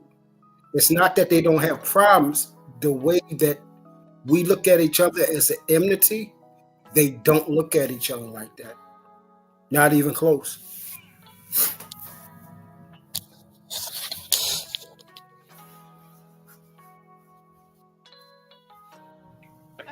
Hey, my brother, before you play. Talk after the show, but Before you play, when I popped in and then I just saw what just happened, when I popped in, I said, damn, I popped in right on time. And I said, my man about to have another hitter. I just want to say this real quick, 10 seconds and go right in. Fellas and even ladies. Come on now. You know it. Your sister over there, she ain't what she calling for. That's all I'm going to say. Let's continue. Oh, you too. Oh, shit, man. Let's go. All right, let's get it. yeah, so I don't even know what the topic. It's not going. Oh, okay, my fault. Standard for wife. Standard for wife. Yeah. You say what? Oh, I ain't say nothing. But and then the second thing is, old boy right there. That's the real problem right there. Let's continue. Oh shit! Let's hear it. Yeah, there we go. I think it definitely has changed. Because like hubby says, men are looking for ass and women are looking for cash. I just think it's changed. That's the boy. I tell you. Oh hell no! Oh hell no! Oh hell no! Oh hell no! Oh hell no! Oh hell no! Like, bruh, like, I'm so sick of this. This is why, listen, so many of our brothers, unfortunately, now, like, if we just, listen, on some, like, no funny shit, no nothing, right? No funny shit, dog. We can look at him and say, okay, most chicks is going to be like, all right, because of his style of dress. I don't give a fuck how you look. His style of dress, maybe certain swag or money. There we go. Money. Okay? I'm speaking about all things that are not of him. And then when you get women that say stuff like that, you know where they get that from? Dumbass niggas who don't know nothing. And it's so crazy. It's so crazy. Like, I'll continuously hear how our brothers will complain how the sisters are so effed up. But yet when we preach those type of messages into the ether, and then when they respond and they act honestly what is considered accordingly, we try to look at them like something wrong with them. Bruh, see, listen, she didn't say she got that information from another woman. It's a whole nother nigga that said that shit, and then his ass sit right there next to her with his arm around her, not our chocolate sister, and says, I back you up on that, basically. And and so when I get to realizing like how much like us as brothers are looked at a certain way, listen, it's a lot of, listen, I'm gonna just put it like this and land it. Just because a pipehead hit the lotto one day, and that same pipehead went on ahead and started a podcast and said, you know what? I'm gonna go ahead and speak to the people, but hasn't done anything with themselves or nothing. They just got some money now, but they still that same basic ass, one-dimensional, low-level ass individual that they are. But they do have some money. I want us to really pay attention. I'm talking about what she said is what she really thinks that us as men think. She really thinks that's like the MO. And it's like, nah, sis, that's not where it's at. That's not how we think. That's not where we are. Not the ones of quality. So when you get up on podcasts and you got your red cup and you talking about how niggas ain't shit and everything else, fellas, when you get up on these same podcasts and you sitting up here with your red cup on the couch and you talking about how this is this and this and that. Like, I'm just noticing there's no direction that was ever truly given to either one of these individuals. And with that being said, I digress. My mic is muted. Truth, I know you got something to say before I push. Yes, sir. Yes, sir. Real quick, 10 seconds. No. You can take as long as you want, sir. Okay, thank you, brother. My man. But I mean, all I have is him. Ladies, I've said this and I'll say this a million times. Pay attention to the gentleman in the middle. He's a pawn in this war, and he's sent. He's sent to screw you all over. Once again, for men and women, that's the enemy right there. Pay attention. And with that being said, my mic is muted. Because a man will just be into a girl because maybe she gives like good head, and he walk around like, yo, this is my wifey, but he don't even know that his homeboy done wife that like a couple of years ago, and now you wifing it. You know what I'm saying? They don't take time and getting to know one another. It's just that's just like this girl. What's her name? Is it Jada? She was just on saying that she fucks on the first day. Ooh. Jada Baby's baby mother. She said she fucked him on the first day. Like she fucked him on the first. Okay. Well, she fucked him, then she fucked everybody else. That's what I'm talking about, Shabambu. Suck it. Yeah, niggas trying to hide the good shit.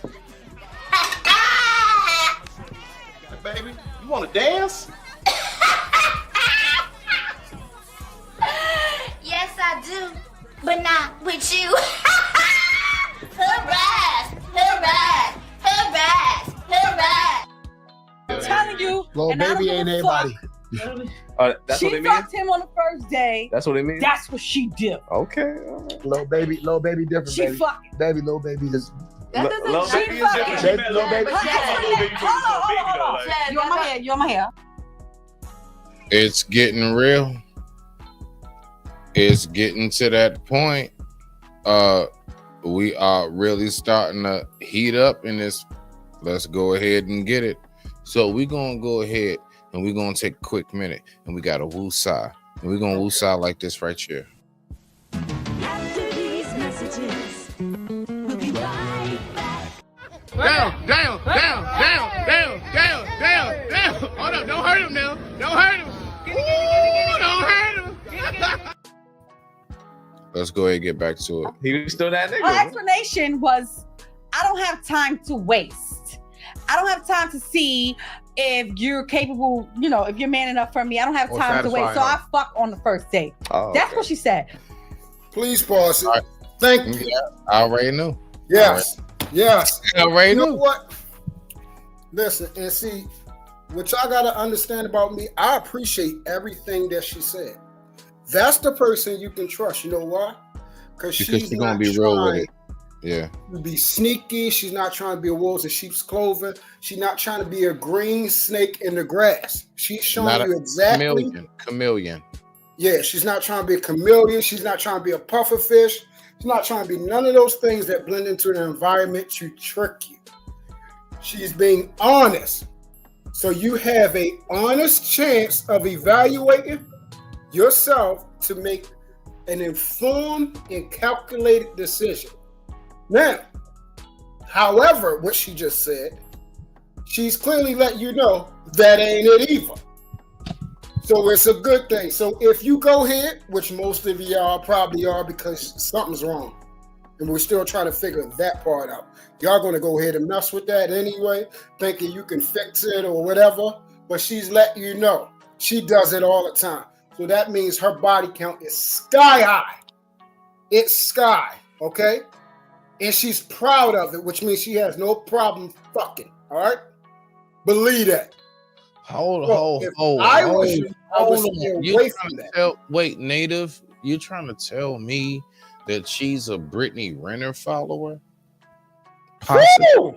Damn, I didn't even think about that. Really though? You trying to tell me she's on that level? Well, Brittany Renner would actually lie and say, "Hey, you know, I don't just do it this way. She I don't do it that way." She actually does. She's actually better than Brittany Renner just because she's straight being honest. out. Like, look, it's okay with being a hoe. Correct. I appreciate that. I really do. I'm dead serious. Facts. But there is a result and a consequence for all our decisions. So, if they ask me truth, would you wife her? Absolutely not. Thank you for being honest, but no. All right, let's get back to it. I digress. My mic is muted. Let's rock on. So that's what she's doing. It's not because little baby got big Stacey chains. Dash they said that got- too. No, she fucking on the first. That's what she do. Oh, yeah? That's what she do. What I was gonna say. No She more. says that's what she do. She fuck on the first day. So people are not doing it. People are not investing into one another to learn each other because. But I'm lost. How is effing on the first date investing and learning each other? See, last time I checked, anything I've learned took time. Anything I've ever learned took patience. Anything I've ever learned took diligence. Now I can tell you right now, have I ever had an encounter of, like, you know, smash on first night? Yes. Has that worked out? No. So, you know, the whole thing is like, what I've learned is this. I always take it back to the birthday card and paycheck analogy. And then you got the floor native. I want us to really think about how if you get that birthday card and you open it and you're like, you know, in your early 20s or something or whatever, or even now, and it's like $300 in that card because it's from, like, you know, your favorite aunt, uncle, cousin, whoever, you know, mom, dad, whoever. And then you also have that same amount of money from your meager job, right? And it's $300. All right. I want us to really pay attention to what's being said. So now that you have that same $300 on your paycheck, that on most days you didn't want to get up and go to and everything, halfway through your shift, you like, man, when's it gonna be 4:30, whatever it may be? Which do you spend, or at least try to think to spend more wisely? That birthday card money that came so easily, or your check that you had to work for? Now I want us to take that into relationships. Which do you think is really going to stick around and be more of a worth? Which is going to be more of a worth in your life? The circumstance that came fly by night and she was like, yeah, let's just F on the first night. And or the one who actually, to some degree, guards their chastity and or has some self-worth within themselves.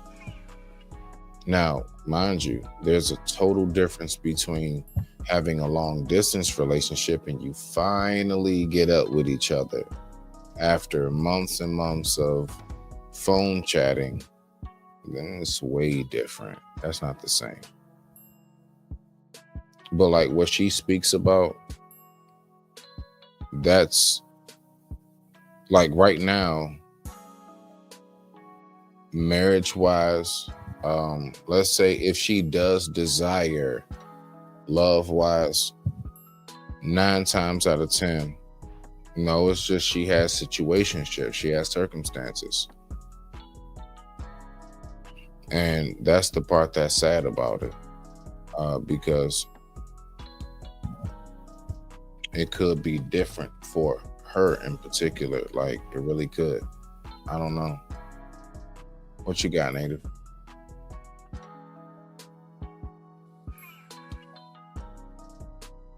You there? You're on mute. Okay. We're gonna get back to the video, and we're gonna wait for him to get back to the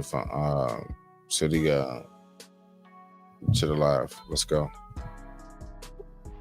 To know if it's really gonna work, because you can get dick anywhere. Like that person, you can get dick anywhere. You can get pussy anywhere. You can personally. You can buy it. You can get. And that's so true. You can get sex anywhere. You can get a wonderful night anywhere. But you know one thing, most of us aren't able to actually say that we have and achieved the longevity of things. And I would say when it comes to all of that, that's the biggest flex. The biggest flex is having the notch under your belt of me and this one person have actually made things work. That's a flex. Dick and a shout out to the Rose. The little toy. Oh, I love what's his name? Rose Quan. The question was as well. You can get dick and pussy anywhere. Take time to get to know one another. What that got to do with, being married though? Y'all done. No, wifey. Yeah. He said wifey, right? He said no. He said a wife. A wife. Yeah. Well, standards of a wife has standards. You gotta. No. Wait. I think all of the women they misunderstood the question. Only y'all has the standard for a wife changed? That's what this man asked. Yeah. Now, has it? That's something that I definitely wonder. I don't know. Has the standard changed now? So since we know that we're no longer in the day and age of the Flintstones, and it's like, you slide off the dinosaur tail and, scoot home in that rock stone first version of a Camry or Honda, whatever it is. Has the standard changed? Has it?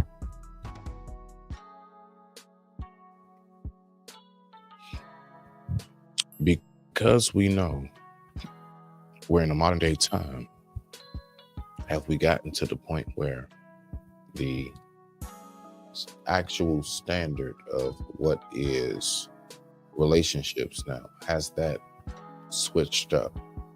You see? And that's something that I wonder, because it's a lot of things that I do hear nowadays that no, it's not like that no more, or it's different, or women are in this position now, men are here now, so on and so forth, like you name it. So where does that criteria really stand?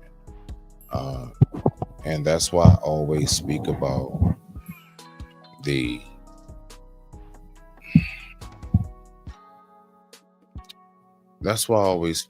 like how, what it's like for traditional men to still navigate and move through a modern day society. And I do get in which how there's no way to really truly be traditional in a modern day society. So let's go ahead and see what we got. Let's rock out. Truth, you there? Just checking. All right, let's go. Yeah. Yes, it has changed because you're not getting to know the woman. You just want to fuck. No. See, that's the problem. Women only think we want to fuck. We start off with that. Hold on. Can he talk? Let y'all spin the block. Y'all talking about fucking and rubbing, but we talking about like after the fucking. After the fucking, we need to know what else you got for us. You get what I'm saying? And then that's not using. No, that's not our biggest concern. We enjoy sex with our ladies, yes, and you got to keep that shit up. Y'all can't just fuck us in the beginning and then slow that shit down. Amen. That's why niggas might step out on you.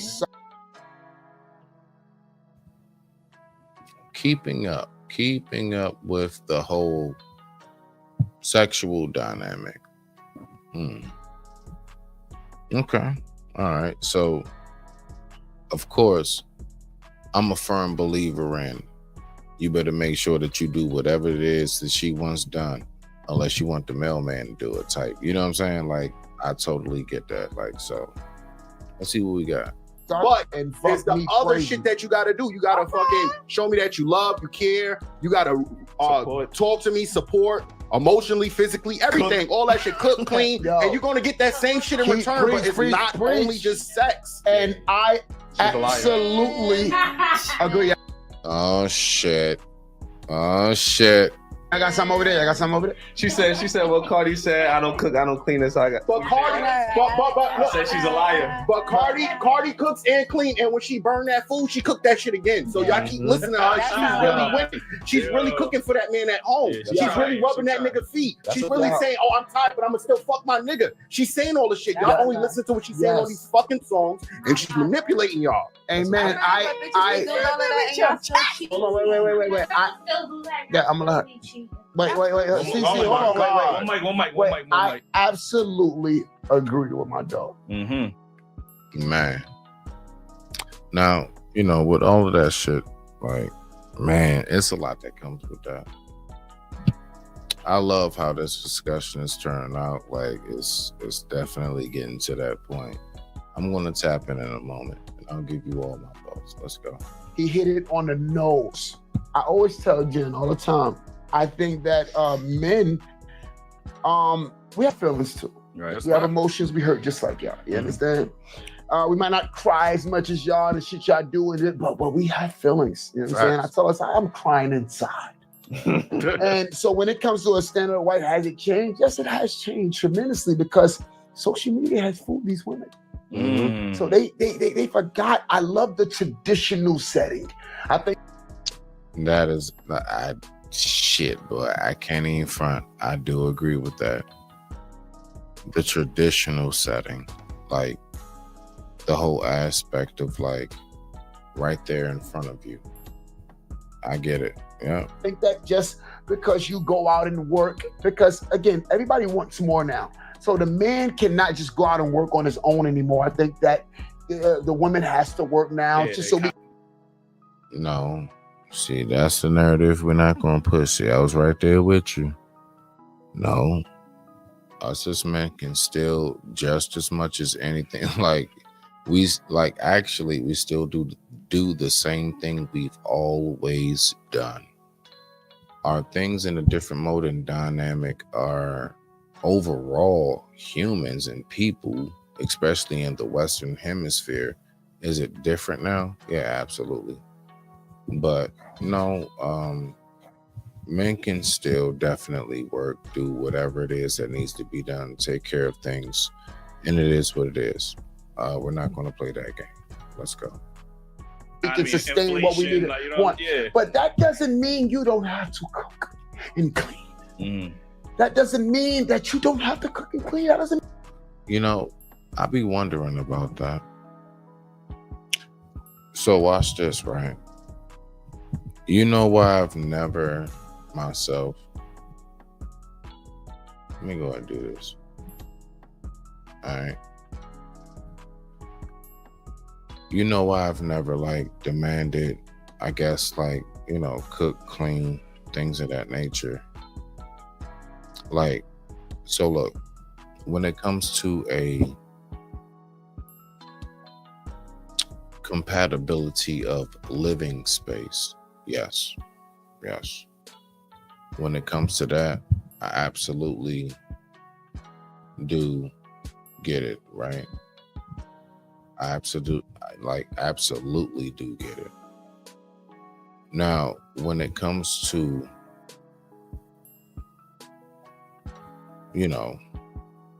coming into a relationship and thinking that that's supposed to be something that I gotta be worried about with that person.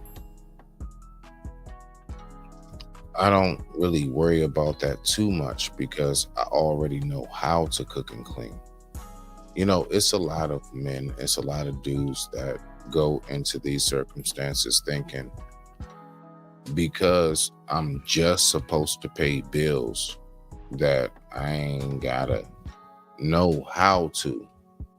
The fact is, when you go into a relationship, both of you all should be fully equipped to go ahead and take care of whatever needs to be taken care of. Period.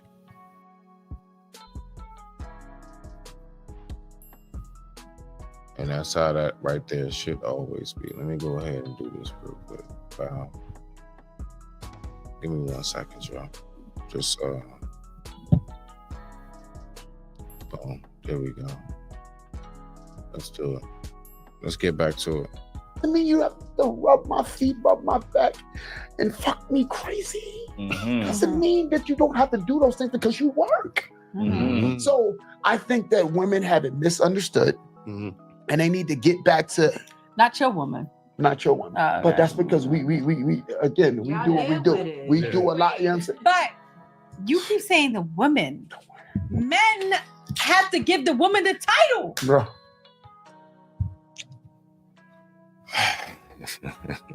Yo, can my man explain what you gotta explain? Bro, I'm telling you, bro. We can. No, and that's not a biased situation. My man is venting. You know, I get it, but at the end of the day, it's still a two-way street. Like, it's not just we gotta do this, we gotta do that. What the fuck are y'all doing? Okay. Look, you heard of the term happy wife, happy life, right? Happy wife, happy life, right? Y'all heard that, right? Where's our shit? What the fuck was the man shit? Where's our shit? That's why it's no longer happy wife, happy life. It is happy house.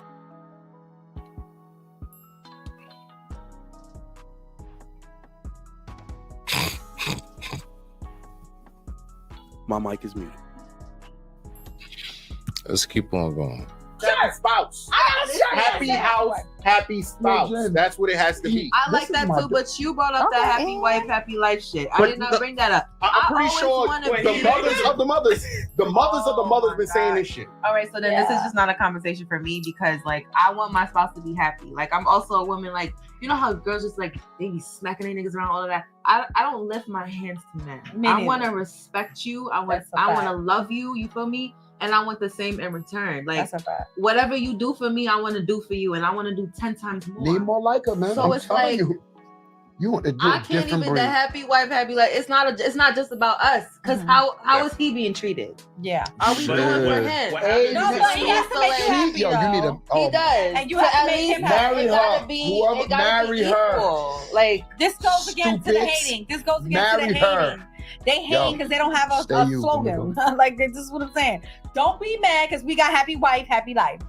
Create something. That slogan tells me everything about how the universe needs men. All right, but it was a certain type of woman that came up with that concept. Happy spouse, happy house. No, but they think that. But they think I've never even heard happy house, happy spouse. But they think that's how I should get that at dailyrap.com. Wait. But they that across the screen, happy spouse.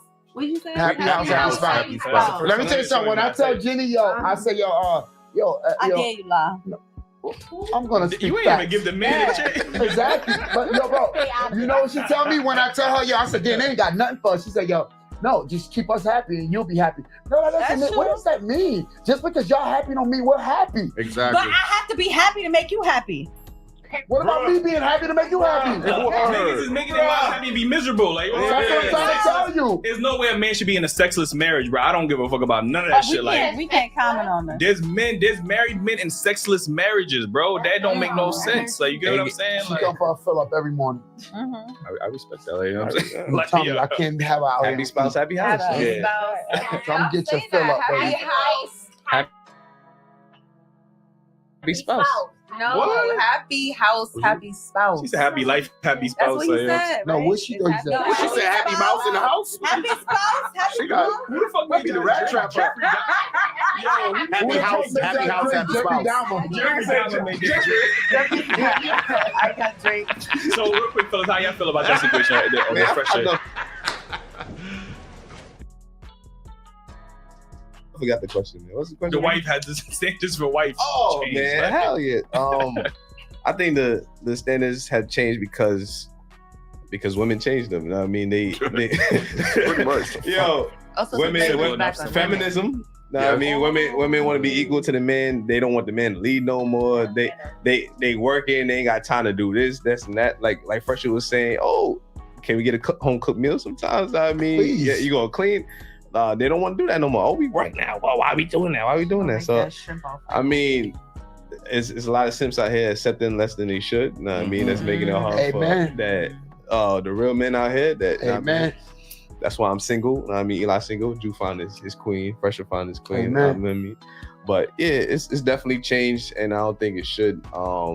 Women should stay women. Like, you know what I mean? Be feminine and stop with the masculinity that's going on in the community. My niggas and all that I agree.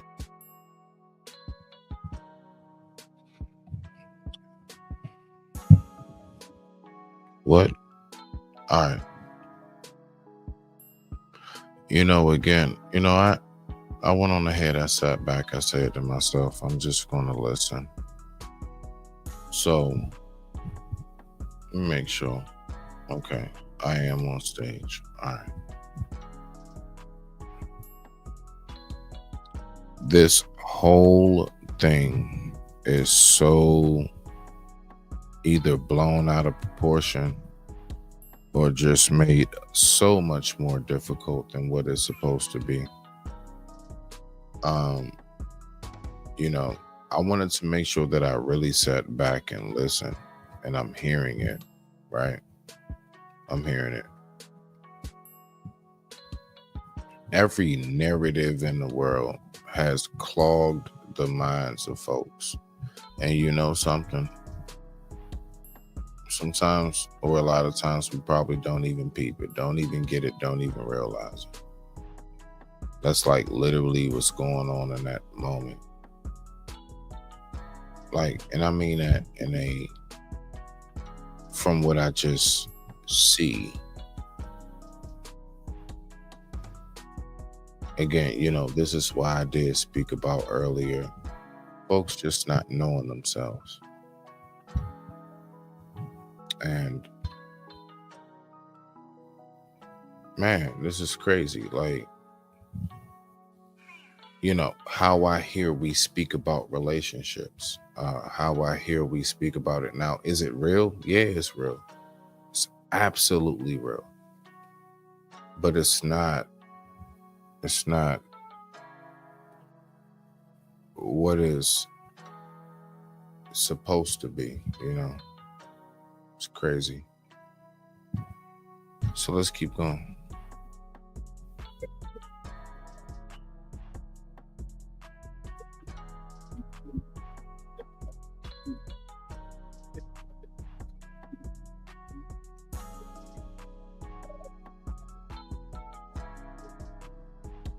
Feminine for years. Y'all still using this narrative. Well, we can't be in our femininity. Like, when the excuse gonna stop? Like, I'm tired of hearing that shit. Like, first of all, we gonna start with the black woman is the most disrespected person in America.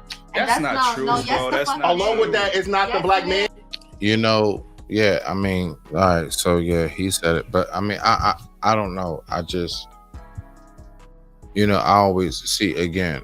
I'm only saying this, and I want us to really pay attention to what's being said in its entirety. When we, as ourselves, as our own, try to separate, like if I ever tried to make it appear as if my pains as a black man is worse and should have more attention paid to than my sisters, I'm doing the entire community a disservice. The fact is that whatever it is that we as brothers and sisters go through, now sisters, what you go through is not of the same dynamic, but the setbacks, the rejections, the whole nine, the having to extra prove yourself, your brothers go through the same thing. And to my brothers, it's the exact same thing on the other end. We do. We all go through all of this.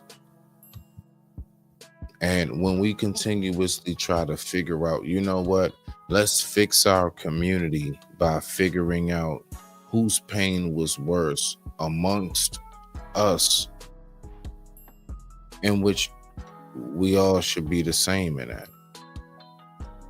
That's definitely a hindrance. That's all I'm saying. So I want us to get past that point. I want us to get past the point in which we actually keep on trying to compare pain. Let's stop trying to compare pain And let's just recognize that what hurts is definitely something that hurts. What's something that has been a hindrance to the growth of us as an entirety, as a community, absolutely. Now, will we have certain topics and subjects that particularly cater to the sister side, the fella side? We absolutely must have that. Absolutely. We must have that. Let's just make sure that we go ahead and overall keep a certain navigation when it comes to how we treat each other. You know, I don't want us arguing with each other. I don't want us doing all that. Again, my sisters are already behind the 8 ball. My brothers are already behind the 8 ball. I don't want any of us, you know what I'm saying, to be corner pocket. So let's go ahead and get it. That's not true. And we get respected by our women. So we get respected from the world Are and we our getting women. respected by black men? I That brings us respect back to you. the first question is why y'all keep going back to other women, like these white women, all that. It goes back to that. Like, it's about how we treat each other. There's no connect that there. trope is dead, bro. Y'all There's can't, no y'all can't be the connection. most educated, but for some reason now the most disrespected. Like, that don't make no sense. Bro, like, but y'all holding that Malcolm X Bro, y'all quote want us for to the- be so strong, so hard Who's for y'all? what? It's not even just y'all, like just black men. It's just the world. No black men Who wants y'all to be so strong and hard? Who's got it harder, black women or black men? Black men. Okay. Oh, thank you. All right, let's stop this whole statement. Yes. We got it hard. Yes, definitely black. Okay, thank you. So I think this conversation is over. They're not ready for this But conversation. who wants you to be strong and hard? You see, we want y'all to be strong. Who wants that? Are you kidding me? Who wants What? that? That shit goes back to fucking ages. Bro, y'all didn't hear the story? Like, even back to slavery times. Okay. Niggas used to experiment on us. Oh, black women could take the pain. Oh, let's do this to them. Let's do that. Oh, let's cut them open and do all of that shit. Bro, do your research. Please don't even. If you don't know about that, white people. Yes. So what that got to do with black men? That it deals with the whole world. That's Y'all what be I'm. So this is the point in which we're going to figure out exactly what just took place here. Let's see. More saying, feminine like- to white men and y'all be the black men. What? Bro, I don't Look, contradiction. Come back over there. Come back over there. Because white men what? She has no comment. White men what? She has no comment. We're gonna disregard that comment. No, we're not doing that. Let me say it. I don't even hear what she said.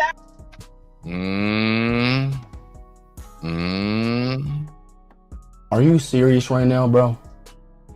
Don't save her. She don't want to be saved. Politics. Because white men what? No, you gotta finish that. That was Well, we gonna finish. No, you gotta let her finish that. No, because white men be more caring. They listen. Oh. Walk off, bro. Don't come back. Yo, you dated a white man before? Hold on. Have you? What? Just what? Hold on. You gotta finish that. No, you gotta let her finish that. No, because white men be more caring. They listen. Oh. Walk off, bro. Don't come back. Oh, Yo, you my dated a white man God. before? Hold on. Have you? You dated a white man before? I'm irritated. This nigga actually took time to make sure. Let me not say it. It's just look. If you saw it, you saw it. Whatever.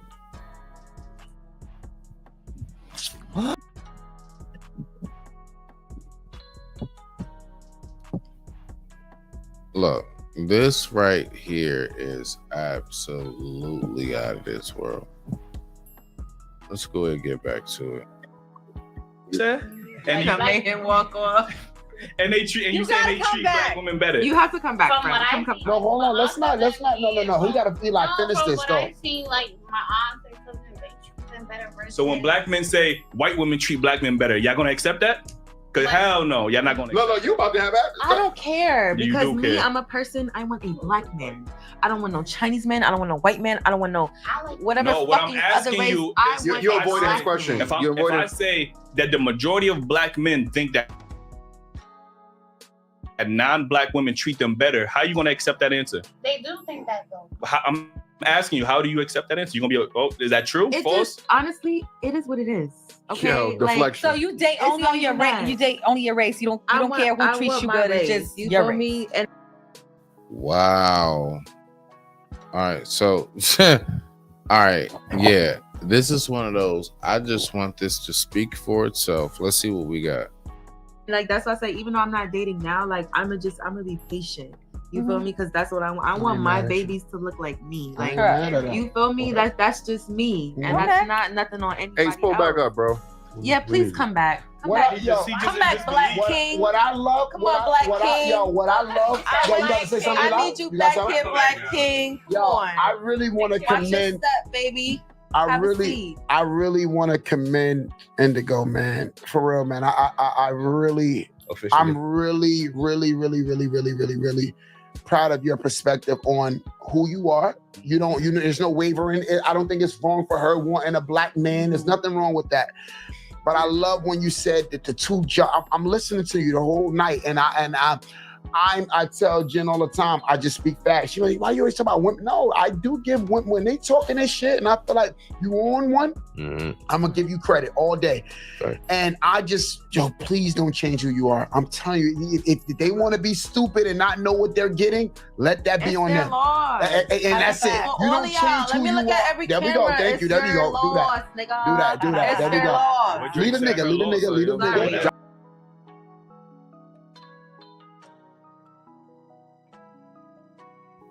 I'm gonna take out right now. Look.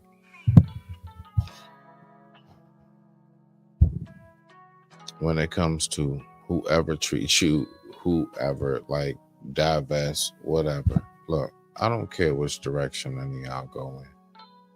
I only am focused on the direction that I'm heading in, right?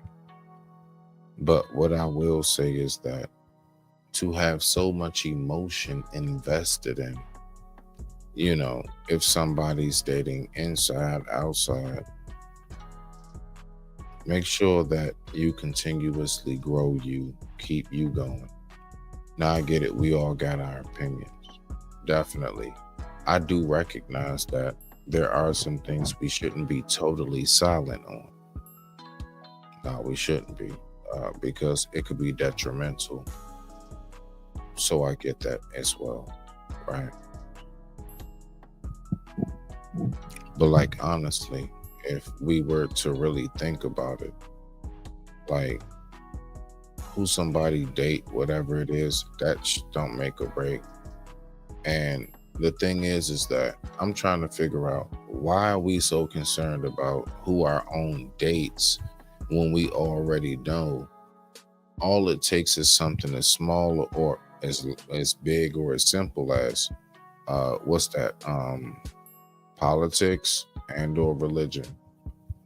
Totally separate like a whole sea of us. A whole sea of us will be departed if we just talk about certain topics. See, this is why that's why I don't get the whole like being upset about that in particular. I know for a fact the same person that would be upset, or the same group of people that would be upset that one of our own started dating outside of the spectrum, that for some reason those will be the same ones that will go straight against their own, possibly,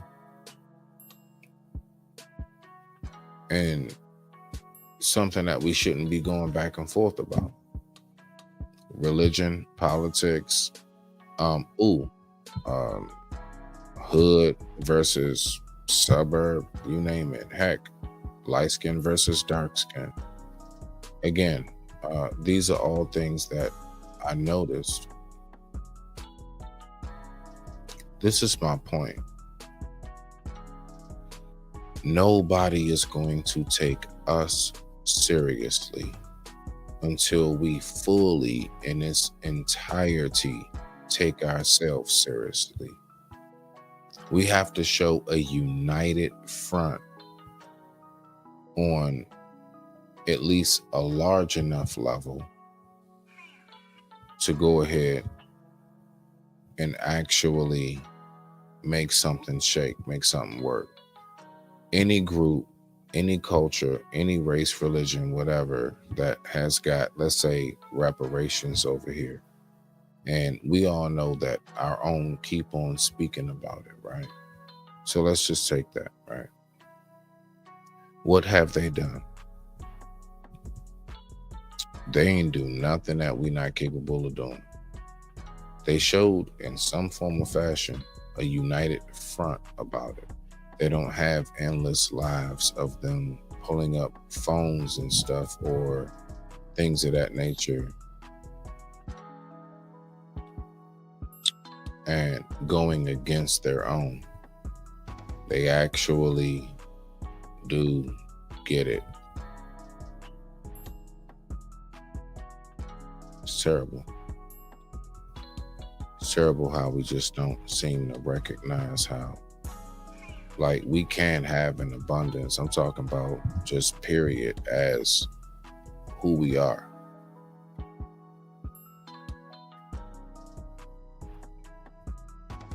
It's not hard. So let's go ahead and I want to make sure that I end us off right. Just want to make sure I end this off right. So we're going to go ahead and get to this right here.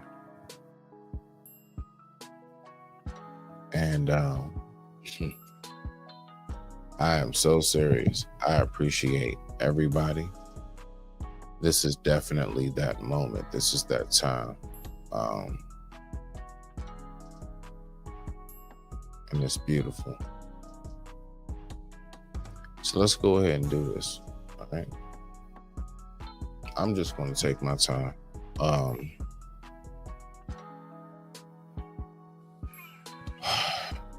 just not in no rush no more. I'm actually on some, like, I just finally, like, I do this at my pace. At my pace. That shit feel good. It's something else. So let's go ahead and do this. Let me see. You know what I'm gonna pull up? I'm gonna do this. I'm gonna pull this up. I'm gonna go to here. All right, hold on. Boom. Let me go there. Yeah. Let me just sit right there. And what I'm gonna do is I am going to just pull some little clips up that are very, very, very short. Why? Well, I don't know, because they're called shorts. I mean, what the heck, you know? So let's go ahead and do it. And with that being said, I digress. My mic is muted. Let's see what we got. Stick around, roll out, have a wonderful night. Film. When it was over, he stood up, and in his bib overalls and his blue chambray shirt rolled up to the elbows, he reached in his back pocket, took out his red handkerchief, and with tears in his eyes, he blew his nose and said, "I wish somebody had taught me that when I was 9 years old." Don't tell me that you can't change people. Don't tell me that you're too old to change. There isn't a person in this room who is too old to change. Showed him that film. When it was over, he stood up, and in his bib overalls and Now that's one. You know what I get from that? The very ending part of that. You know, I speak about learning what it is to do this graphic stuff. You know, I had no clue that folks didn't even know that all that AI work, yeah, that's me. I do that. And my point in saying that is, when she said, "Don't ever think you're too old to learn something," I shit you not. I really did for a minute. I really did think to myself, You know, it's oh shit. I'm sorry. I really did think to myself that maybe at my age, you know, I can't learn this or whatever. No, man, I've been like real deal, like just hitting on all cylinders when it comes to the progression of what it is that I'm learning slowly. All this work, that's me.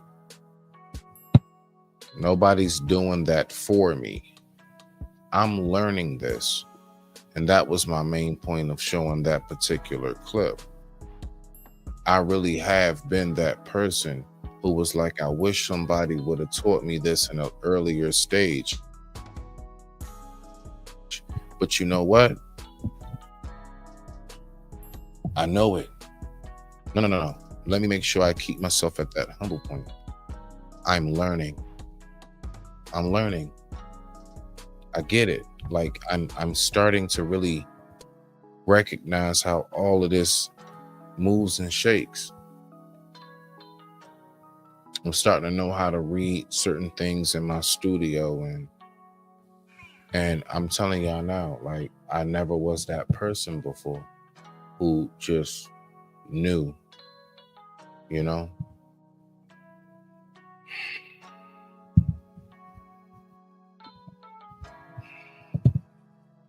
Let's go ahead and let's get to the next one, because again, yeah, I got something for us. Who's this?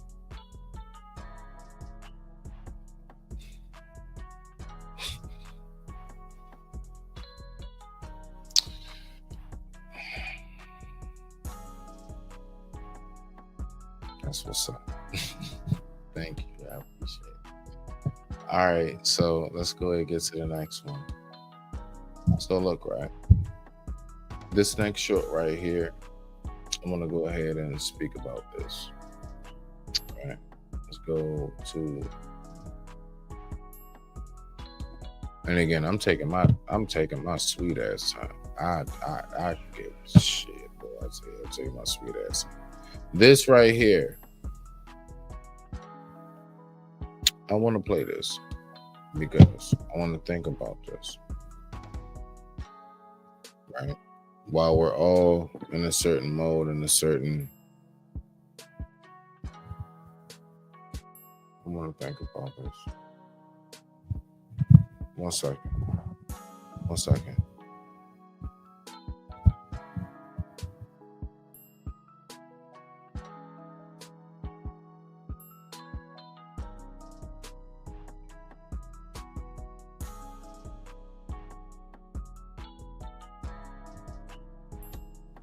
All right. So what I want to do is I want to go ahead and get back to this right here. All right. So look, right, let's do this. This right here, it really is something. So, you know, it's like one of them things where like, when you just be thinking, right? And like, I ain't gonna lie, have you ever, like, real deal, have you ever like just sat back and thought about how was all of this created? Like, think about it. Everything that you go through, all of your pain, everything you go through, but like all of the joys, all of the wonders, and everything that we have seen to come to be, right? Real shit though.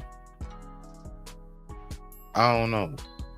I be like sitting back thinking to myself, like, this whole creation of this, how was it all formed? Do I know it's God? Of course. Of course I know it's God. But like, just knowing how all of it presented itself in the beginning. You know, long before there was anything such as bills, child support, long before there was anything such as, I don't know, a jail, a prison, long before there was anything such as, listen, honestly, soap, everything else, long before there was anything that we know to be of today, long before that. It's like I peep it, I see it, like I real deal do. It's different. It's different now, and us not recognizing how fast everything switched and flipped overnight. Everything has totally changed. That's what's left a lot of us to the point where we don't get it, but we are being watched. We are. We don't get it, and you're not gonna get it. But are we being watched? Are we being looked over? Absolutely. Let's go ahead and do this last two,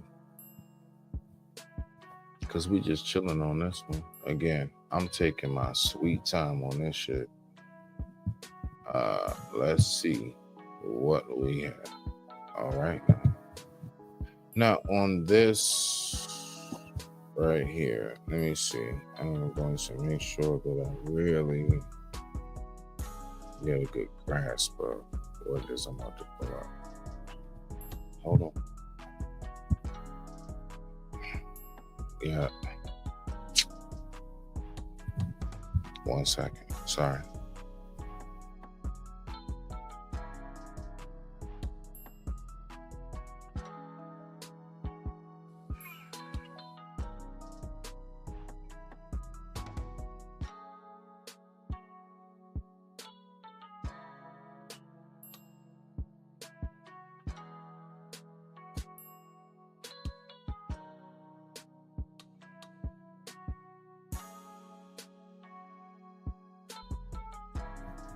All right, forgive me, y'all. All right, so we're gonna go ahead and get to this last part, okay? So on this one right here, I'm gonna pull this up. We're gonna briefly talk about it, okay? So I want to make sure I'm all the way where I should be with this. Okay, now let me go ahead and look right here and make sure. Yeah, it is right there. It actually is. All right, so are y'all ready? So what we're going to talk about is something that's very prevalent.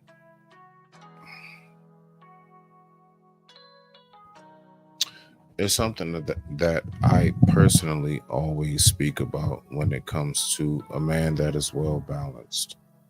I myself am not all the way there as far as encompassing the intricate fine print that comes inside the contract of the main three. Now, it's just little intricate parts that I'm still trying to tweak and master, right? So let's see what we got. What he's going to be speaking about is loving and respecting those who have no future.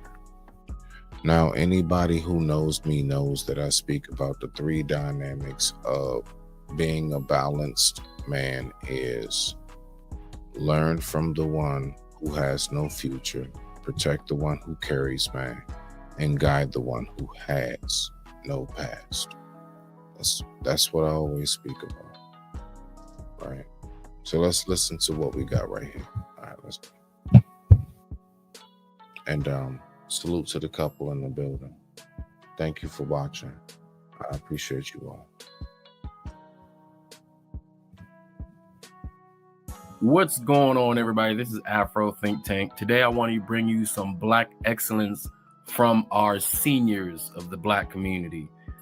And the reason why I want to bring this to you is because I have a special appreciation for elders, right? I have a special appreciation for old Black people who's made it, right? Now I understand there's some old Black folks, and you wonder how did they make it, because their age and wisdom doesn't match up, right? But for the most part, with age in the Black community comes vast amounts of wisdom, and we have a lot of seniors who we can look to with a wealth of information and inspiration, right? And sometimes I think we forget or disregard our elders, as if they're just non-participant players in society, and they're just over here to the side, just living, just kind of like not in the main vein of things. But we have to appreciate our elders and understand that if we as Black people are lucky enough in our life, we will also become elders, because you have to earn that age. You have to earn to be old. That's why I'm every year I get older, I'm proud that I'm older, right? And I can't wait to be old. I can't wait to be all grayed up and shriveled up like a daggone prune and stuff, telling the young whippersnappers about back in my day, I used to have to call a Uber to get around instead of teleporting. Back in my day, I used to have a thing called a smartphone. I had to press the button and look into a screen on the outside device, just to get my information. I'll be telling stories about that. Back in my day, we used plastic credit cards and swipe. We use this thing called credit to purchase the goods and services that we use. Back in my day, I used to walk 10 minutes, all right, to the store to get my snacks. 10 whole minutes is rough, right? Back when we used to walk, right? But like when I get old, I will be able to say all these things, right? And, anytime an elder is speaking about anything, I always listen, because you never know with that wealth of information what you're going to get. You never know.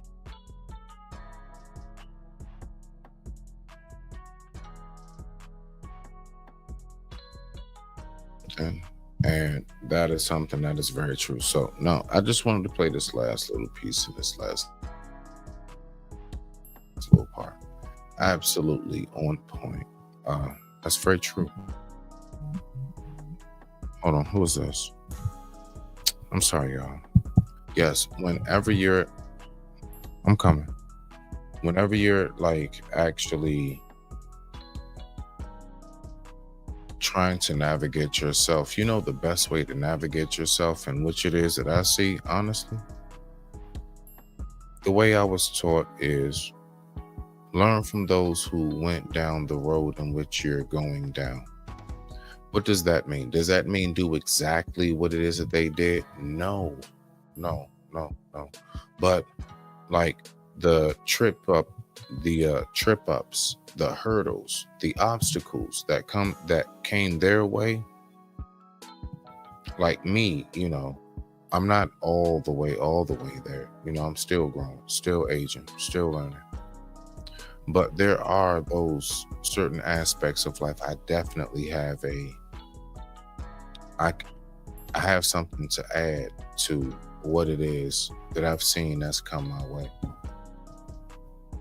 And so it's always supposed to be something that's passed down. Again, learning from nature. There are certain passages, rites of passage in nature. There are certain ways of hunting in nature. There are certain ways of mating, spawning in nature. That is, honestly, ways of communication in nature that all has been for the longest that it's been. So me listening to this and hearing learn from the elders. I say it all the time, learn from the one who has no future. Protect the one who carries man, guide the one who has no past. So today we're just starting here with learn from the elders. So on the next segment, we'll end it off with basically what it is to protect the one who carries man. So let's hear this segment from this brother right here. All right, let's go ahead and give him his shout outs. All right, Black excellence in our senior African American communities. Black excellence in our senior African American communities. All right, I appreciate you. The time right now is 9:12 p.m. East Coast Standard Time. Let's go ahead and get it. I digress. My mic is muted. Let's rock out. Know what jewels you're going to get that you can take with you and go forward with it. Because here's the thing, if you're learning and if you're a person who likes to learn, if you're keeping all that knowledge to yourself, then there's no point. I mean, you're supposed to spread your knowledge. If you know something and you know a whole bunch of people probably don't know it, you're supposed to share that, right? Why be selfish with knowledge, right? That's because what has been taught to us is a crab in the barrel mentality overall, which not all of us have adopted, but a lot of us have. So a lot of us will kind of like shut out what the next one has to say. A lot of us will dismiss our own because for some reason, and that reason being, we've been placed in circumstances for so long where we've had to scrap and scramble and try to figure out on like, you know, the blink of a whim that like we've never really truly had the comfortability to really just at least sit back and like truly know. Like we've always been under fire. And that's something that I know about my people. Like real talk, like we always been under fire. And because of that, like we never really had that opportunity to just really gather. And even when we try to gather, it may work for a moment, but there are so many circumstances where for whatever reason, whether it's we go against our own or whether we choose somebody else's on the outside of the village's advances. But one way or another, or even down to tearing down the legacy of our prominent figures, it's always something that like prohibits us from just continuously being able to keep the ball rolling, keep the needle moving, right? It's always something that just I just don't get it. It's just it's always something that just keeps us from that. But I do recognize all of the different facets and avenues that have a hand to play in it. And with that being said, I digress. My mic is muted. I'm gonna let it play. I'm gonna just let them talk. I want us to just listen to this. Troll, you already know what it is. Whichever day in the universe of time and humanity that I can get you to get up here just for a moment, that would be the best thing. But until then, I always appreciate this. I promise you. Respect to you, my G. Let's go. Let's listen. And I want to bring these two elders, one black man, one black woman. And when I say elders, I mean elders. All right. And they're doing something that you don't normally see people their age doing. Right. And it's inspirational that they can do what they're doing at their age. And it makes it so, what excuses do we have? Right. What excuses? Y'all hear the snoring, right? I know y'all hear the snoring. Let me show you. It's the dog. It's my elder dog. Look at her. She's over here snoring. She's about 12 years old, so she's a senior dog. And for her breed, Old English Bulldogs, they usually go 8 to 10 years, you know. So she's like on bonus years right now. Unfortunately, she's on her way off to dog, you know. She's on her last leg, but you know, I spoiled my dog, so she gonna sit right here with me and just be an old dog until she decides to roll out, right? Anyway, because we're speaking about elders, so I put my elder dog on there. But so these two elders, black woman and this black man, just shows the strength of black people. Just shows how special we actually are and what we're capable of doing no matter how old we are. And then it's never actually too late to do anything. I'm literally inspired, right? These guys about to get me out there, all right? You'll see what I mean in a minute. But yes, just enjoy the video I'm put up here, and just always respect your elders. Keep your elders in mind. Listen to your elders when they speak, and protect your elders because they deserve to be protected by their community. I just got back. Hey, that's a bet. Now I'm right here. I'm gonna go ahead and reach. The link in there. Bet that. I'm right here. I do appreciate you, fam. No bullshit. For whatever time you can provide. Let's talk about it. Let's go. They've earned the right to be able to walk in their neighborhoods, in their communities, without being bothered by any of us and our shenanigans. We should be protecting them and letting them live the golden years of their life, as best as they see fit, until they decide to leave us here and go to the ancestors and watch over us from there. Anyway, without further ado, this is Afro Think Tank. Learn something, teach something. At least 3 laps. I was born in September 28, 1920. Never thought I would bypass my grandfather. 96, I said, that's a long time. And here I am, 99. Try to stay active, keep the body active. He's dedicated to us here when it's cold, when it's hot, when it's raining, when most of us don't want to get up and come work out. I asked him one time if they could open up at 7, but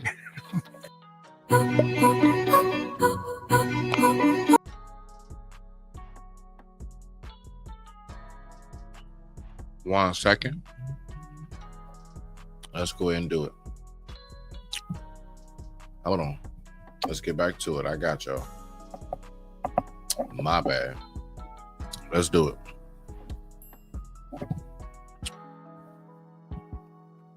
Government won't let them do it. And every now and then we'll have somebody that's new that has met him, and they'll come up, did you know that man's 99 and he's killing it in the fitness room?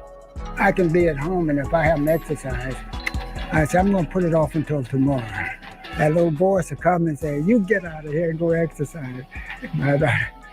I don't know where the voice is coming from, but it's like I hear something, but it's not vocal, but I can hear it. And I just get up and go exercise. Let me tell you what that is right there.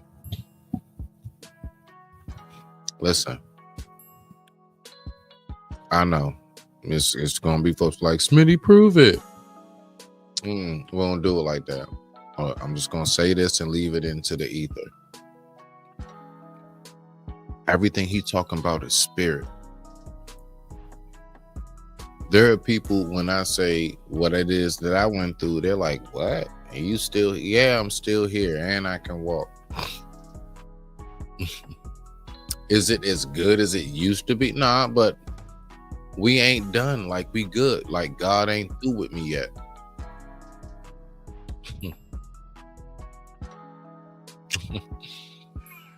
At his age, when he say he don't know how to explain it, because he's not supposed to be able to know how to explain it. He's only supposed to know how to do what he's doing right there. And, that and beyond. We're not going to get it all. Like, as far as how to describe it. But when it comes to what we know, when it comes to that spirit, yeah, that's a very much so huge thing.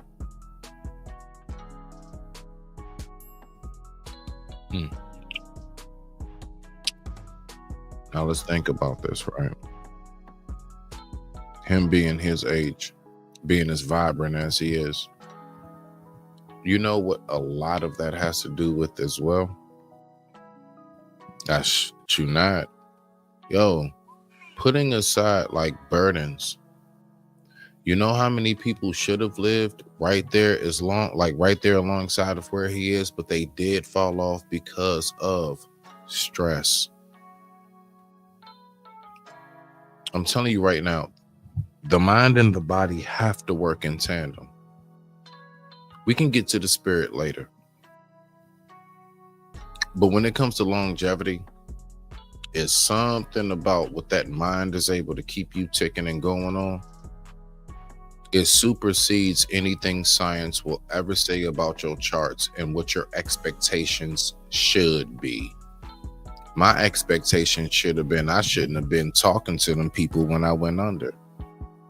But I was, though.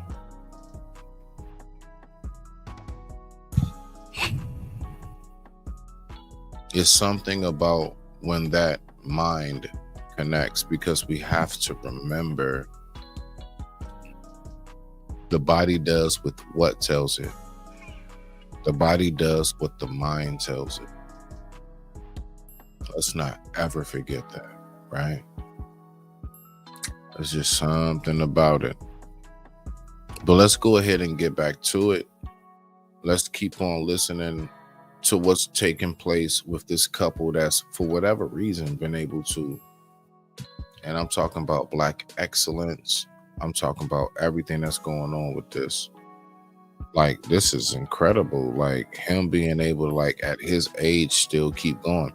And you know what? We always keep on thinking that it's just like the Asians. But you know what? I know it's not just the Asians. And I got my man that's going to help us talk about it. Man, what we doing today, Tro? Come on now. My G. What's going on, man? What's going on, man? Yo, why'd you take the joint down from earlier? First, excuse me. Let me wipe my feet at the door and all that good stuff. Salute to you. Salute to your chat. Salute to the channel. I appreciate you having me up. Now, why you privated the joint from earlier? Oh, because I want to edit. Okay. Yeah, no, because I want to fix it. Sometimes I do that, like I'll put it in, and then when I want to fix it up, and like add graphics and stuff, I don't want y'all to get used to seeing that part. I'm about to size it. So whenever I do that and I wound up, I'm about to size it. I'm about to really make something. But why? No. Why did you say that? What was it that stood out to you? Now I want you to talk about that if you want to. All right. Without being too loquacious, I got to do that every now and then because niggas think I'm stupid because I wear a ski mask. So I got to throw a $7 word in there every now and then. When 50 had trolled Irv Gotti before he passed, and then right after he passed, I'm sitting there looking at the shit, and I'm looking at all the comments and whatnot on IG, and I'm like, everybody's such in an uproar about this. And Irv Gotti wasn't no artist. First off, this ain't me feeling like some type of way, God bless his family or whatnot. But dog in the fight. I got you. I don't got no dog in the fight, but I'm still objective. I can look at it logically. Irv Gotti wasn't no artist. Like, he signed or had 2 major acts at one point, but outside of that, like Ja and Ashanti, right? Yeah, but what you really talking about is a nigga that had long standing beef with somebody. 50 been 50 forever. And it's nothing but a whole bunch of broke ass niggas in his comment section and some women in his comment section telling him how he should approach the situation. The way he been approaching the situation has been working for him forever. And it hit me then that I'm not leaning in enough. I've been watching a bunch of randomly be at work. I had an earbud in, and while I'm working, I'm listening to interviews, Nick interviews, Sauce Walker interviews, Ye interviews, regardless of how everybody feel about him right now. Real quick though, I got us real quick though. So, you know something? This is so wild. I was actually, listen, this is how we know the man 50 just stay in everything. Bruh, I'm still stuck on him, Rick, and Meech. I had no clue he got something going on with Irv too. And he ain't even here. Bruh. Are you serious? Bruh, I had put a post up on IG about it. Like, I said that 50's level of pettiness needs to be studied. Hey, bruh, hold on, man. So, hey, bruh, I am all the way. Oh wow! So this is what this is what he's. Hold on. What? Hey, Fit. Hey, hold on, man. So let me pull this up. Tro, just real quick. Just give me a second, because I'm just now getting introduced to this. You just introduced me to this. Yeah, pull it up. With a new video. And in this video, I wanted to talk about 50 Cent getting dragged all across social media for his response in the wake of the passing of Irv Gotti. But before we get into that, I want to give my condolences. Boom. So he been going back and forth beefing about this shit. Now look at this dumbass shit here. Look at this nigga here. Show the picture. No. Well, look at this shit. Boom. Here we go. Right here. Look at this shit right here. Oh my gosh. 58. You need to. Native and founder of Inc. Records has died. The mogul's real name, Irving Lorenzo Jr. The music mogul did suffer a stroke last year and had long battled diabetes-related issues. Irv Gotti was a noted record executive, music producer, and entrepreneur. One person who was slammed by fans for making fun of Irv's death on social media following their longtime feud is 50 Cent. After news of his passing surfaced, the rapper posted an Instagram photo of himself smoking a hookah by a... Look at this nigga. Look at your man. Bro, as soon as you saw, I didn't see this. I've never seen it. What is the tombstone doing next to him at the hookah lounge? And who let him in there with that? Bro, see, what you're not getting though is the whole. You're not getting the full picture because you're not seeing it on the ground. There's a caption underneath that. Above that, above his head, listen what I'm saying, Smitty. Above his head is a jersey of his jersey framed in the wall. So I'm guessing he had one of his spots. He got the hookah, right? And then he got the little tombstone joint, right? And then the caption says, "Smoking on that Gotti pack." Nah, let me stop. Yeah, I'm just no. This is what the caption says. Nah, let me stop. But I can't I'm laugh. just playing. I can't laugh, bro. I'm not allowed to, bro. I can't. But just shit. Damn it. I'll do all the laughing for you. Don't worry about it. I take it all on me. No Diddy. I take it all on me. You know what? I'm gonna go ahead. I'm gonna let my man step in just for a second.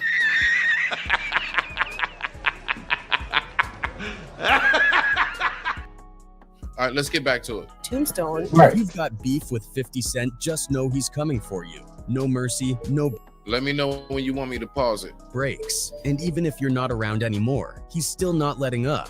That seems to be the case of Irv Gotti. On the night of Feb 550, took to Instagram rocking a gray G-Unit sweatsuit, casually puffing on what looks like a hookah while sitting next to a fake headstone that simply says RIP.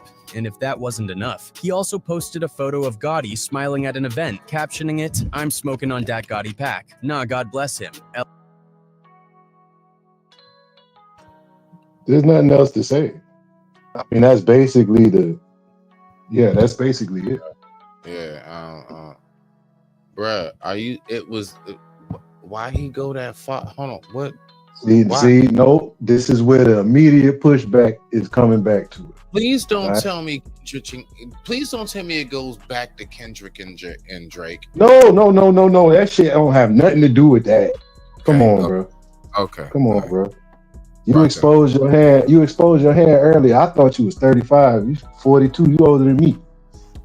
So you have and you from PG. So you up there and you around that stuff. You know what happened since How to Rob. You know what happened since when 50 got shot. You know how he got blackballed. You know why he got blackballed. Why he couldn't get a record deal. With them ties from Supreme all the way up to who? Exactly. So he couldn't get a record deal in New York from nobody. Murder Inc. That's why he had to go to the West Coast, right? That's why he had to get a record deal with the white guy and Dre. Eminem and Dre had to sign him. That's when he turned around and changed all the sound of New York music and beef with every nigga in New York because they didn't want to let him in. That nigga ain't never been no different. Why do people expect somebody to be different? He's him. And that ties right into the shit you was talking about earlier. He don't worry about being politically correct or offending somebody or how the hell other people think or view what he does. You think he cares about them broke ass people cooking him online? He's fucking rich. He don't care. Because the same people cooking him about Irv Gotti really don't give a damn about Irv Gotti, and they mad that Ghost died. Come on, bro. So hold on. Let me ask you this. What's your view on him because of what Dad did, cutting off Junior's check? What's your take on that? Was that too petty? Because see, I'm not surprised at this, considering, I mean, that nigga just cut like a whole check. That nigga said, "What next season?" I mean, at the end of the day, shit.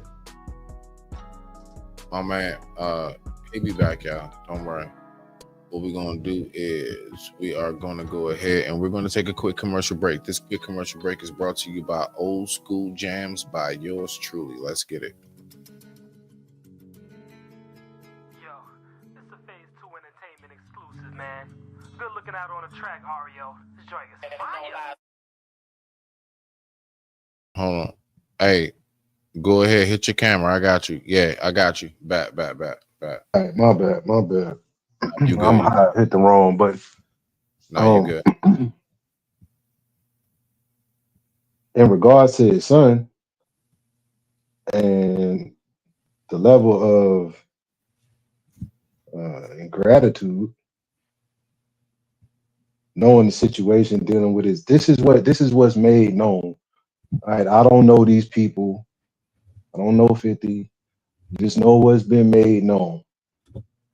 It's been made known that man financially and for all intents and purposes visually was in his child's life, right? Who was in the Wankster video holding the Ja Rule dog? All right, then. Anyway, the last thing that ever got said about whatchamacallit about, his son, his first son, was he was trying to get money and and 50 seen a sneaker shop that was getting closed down or something. I'm paraphrasing, I don't know the whole story, but he wanted to buy all they stock of shoes, right, and give them to his son, and he could have been the one to start up StockX. Really? Before StockX got started, he could have did the online, you know what I'm saying, like boutique with the high-end sneakers. Now you got the GOAT and StockX booming through the roof, but he didn't want to do it. He was lazy. And then going to hit him with the, you didn't give me no money and you talking like your mother. You sound bitter like her. Nah, I ain't do nothing for you ever. I'm going to keep not doing nothing for you ever. Look, bro. You talking about somebody that almost died, bro. Let's stop playing. Wow. You talking about somebody that almost died. See, and this is where it parallels. Talking to you. Why the fuck would I ever care what somebody else think about how I do or how I move, especially if it's successful? And I almost saw the upper room. You got me fucked up. That's what I'm thinking, bro. I'm not gonna lie. I kind of got I stopped at that point of contention on what you just said.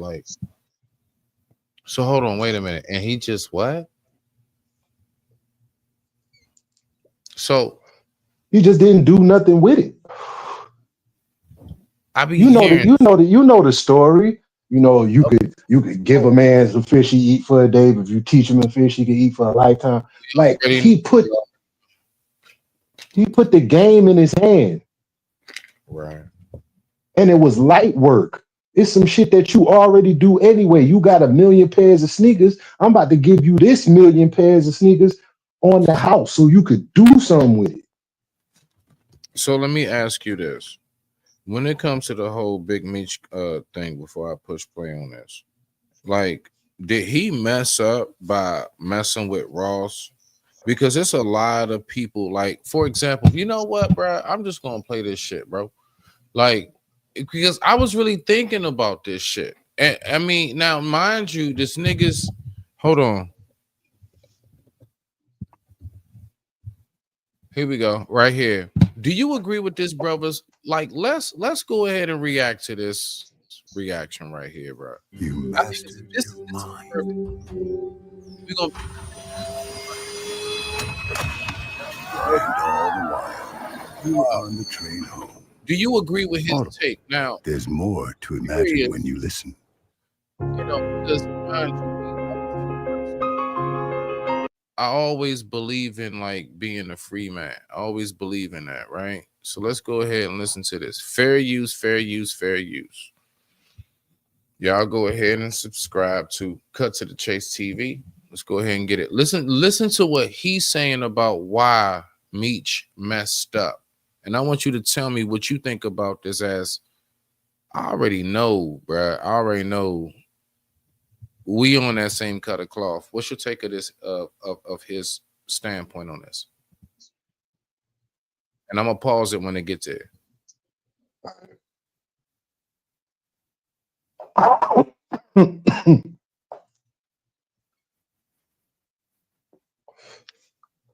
on. Oh, my bad. I ain't even added. My bad. Let's look at it from this perspective. When Big Meech was locked away in prison, Lil Meech was thriving. And let me know if you want me to pause it. He was on a hit TV series called BMF portraying his dad. He was business partners with 50 Cent. He was dating famous celebrities. The moment Big Meech come home, all that come crashing down because Big Meech played the cards wrong. He became thirsty. He was impatient. He turned into a hoe. I mean, he was just jumping at every dollar and every opportunity. And he wasn't using much common sense neither. We always talk highly of Big Meech. We always say he's smart. He's a hustler. He's legendary. He's the money man. So why he have enough common sense to say, if I can't front. I gotta be honest. I'm not taking nothing away from the brother, but I can't front. Like, after he was talking on that interview, dog, like, it's just one of the moments where it's like, you should have just stayed the myth. You should have just, I wish I never saw your face. Like, I wish you just would have stayed that in the air floating around name from rapper to rapper. You just destroyed everything of what I ever pictured. If I take this video with Rick Ross, it's gonna ruin everything my son got going with 50 Cent. If I'm seen in contact with Rick Ross, 50 Cent is gonna turn on my son. Right here. This is the part right here, Tro. So I'm gonna let this part play right here. What he's saying about this part. Now, again, I say we free men. I want you to tell me what you think of this. I'm gonna let it play for about a minute or so. You can tell me when to stop it when you want. It's gonna ruin everything my son got going with 50 Cent. If I'm seen in contact with Rick Ross, 50 Cent is gonna turn on my son and he gonna stop his money supply. So I think what Big Meech did was selfish. It was stupid. And I'm starting to think Big Meech is slow. Because I be seeing him on camera. Every time he talk, it's like he's reading off of cue cards. It's like he's reading his words. This is how he sounds. Hey, my name is Big Meech, and I would never ever tell on nobody. That is not my character. I'm like, nigga, you a robot? Where's the personality? You supposed to be being bad. I'm very underwhelmed with your performances you've been on. You act slow, you act dense, and I'm starting to think you need to have your ass in the nursing home because you ain't using much common sense since you've been on the block. That's all I'm saying, man. You don't do no shit like that. Your son is thriving. I want to know, so I'm gonna stop it right there. We're gonna get back to it. What's your take at as far as like, because you know, I'm thinking to myself, right? All right, so let me just say, if I was Big Meech, hold on, I don't know what the hell this is. Hold on, there we go. If I was Big Meech and I came home, and I know I did all this time, and I know all of you niggas, all of you rappers, all of you street niggas, y'all been screaming my name and everything. It's whole TV series, you know, all this stuff, right? I would say to myself, why I gotta pick and choose when I like, after everything I've been through, why I gotta pick and choose now who I'm cool with? Now I get it as far as you got a contract. So mind you, look, let's just say, you know, you got the contract with such and such as a contact, as a content creator. You know, they beefing with this other content creator, but they really do like show you love on your show, and they really do be like supporting on the Cash Apps. They've been a member, but you know that's your like main folks op or something. But my point is that what I've been through, everything and all of that, and I'm out, I'm a free man now. Why should I have to pick and choose who I'm allowed to talk to? Like, I really feel like that's look, I'm saying it to land it. It looks like it's two black men that's fighting over another black slave. Like, nah, I want the rights of being able to be like, yeah, me and Big Meech. Nah, I want the rights of, yeah, me and Big Meech.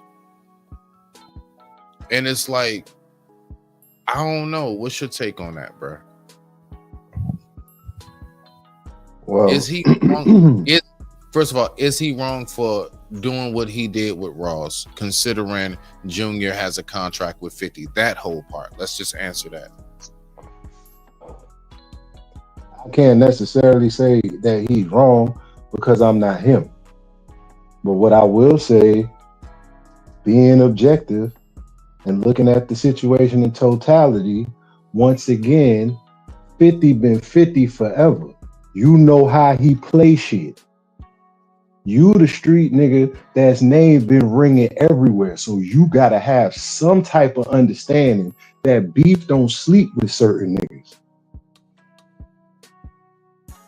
You had to know that the optics would be off. So in that sense, on the flip side, you can't blame a nigga for how he handles shit. That's how he been doing.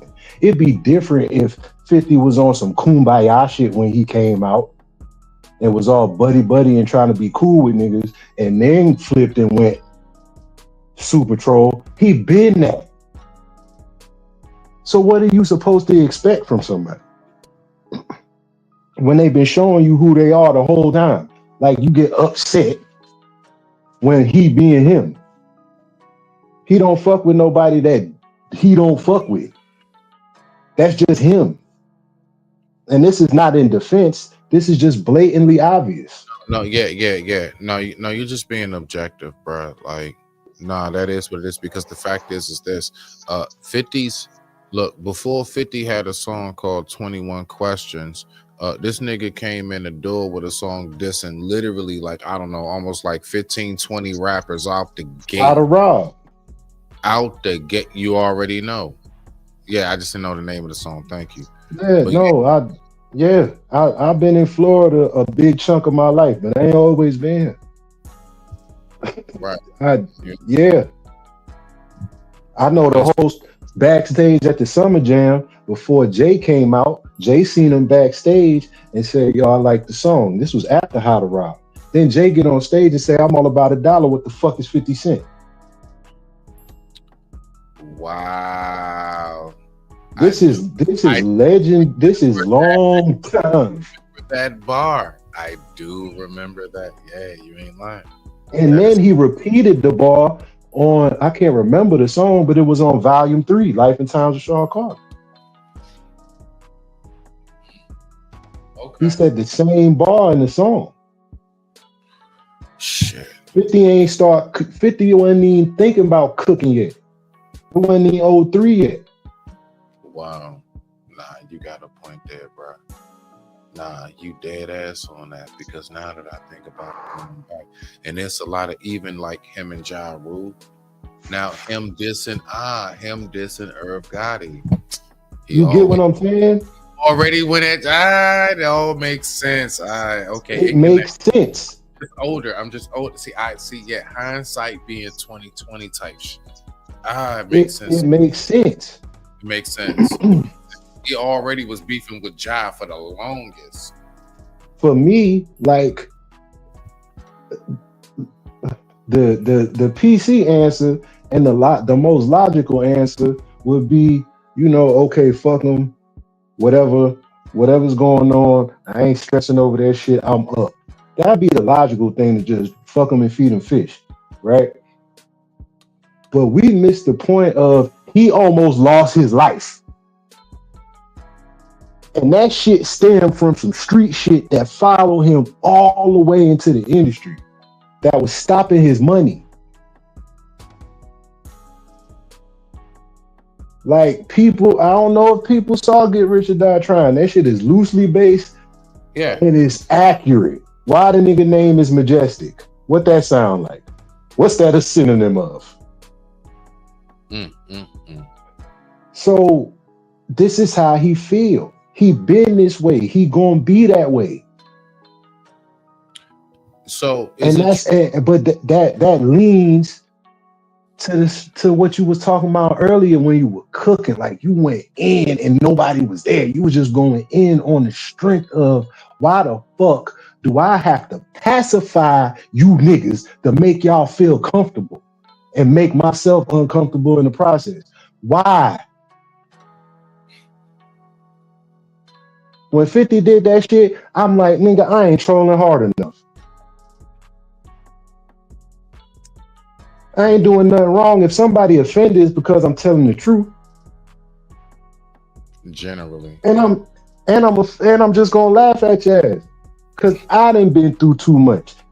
And I'm too blessed not to laugh at everything, even bad shit.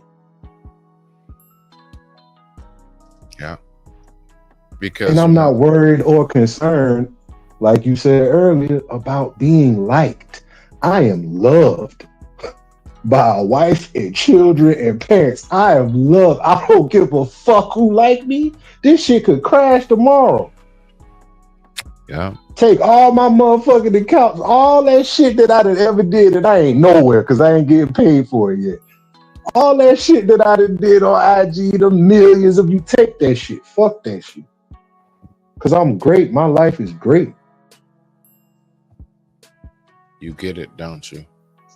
Like, really. And I talk about it, yo, like, the fact is that, like, I notice how the folks that get, like, honestly, like, and I'm not saying this on no hate type time or nothing, but I just notice how it goes. There's a gang mentality, and that gang mentality is, let's all group together those of us who really, for the most part, have a deficiency that we obviously know within ourselves. So it's, it's like, let's kind of form like a Voltron, like, and it's nothing wrong with that. I don't have no issues with those who know that they should group in that way. I also recognize the strength in numbers. The point I'm making, to make it very simple and clear and plain, is this. I'm somebody who has recognized that anytime I've ever, like, tried to, like, go about stuff on that easy route, man, it fleets just as fast and it's gone just as fast. It doesn't stick around. It doesn't last. I notice how whenever it is, I try to just say whatever it is somebody want me to say.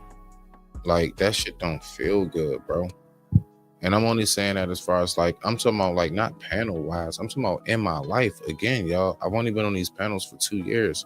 I'm talking about, I remember like being around sitting in ciphers and groups and friends and shit, and you say something, you thinking, man, ain't nobody try to hit it. And then you just start like, oh shit, I want to keep my friends. Let me say what they want me to say. And it's like, nah, man. And you know, when I really learned, like, listen, this come from some hood shit. When I really got my respect in the streets in real life, is when I stopped conforming. One day, I was going through a back and forth, and I just said, fuck it. And I was like, nigga, that's what I think. And I noticed how, like, I'm dead ass. I'm very serious. Like, it was like some, okay, Smith.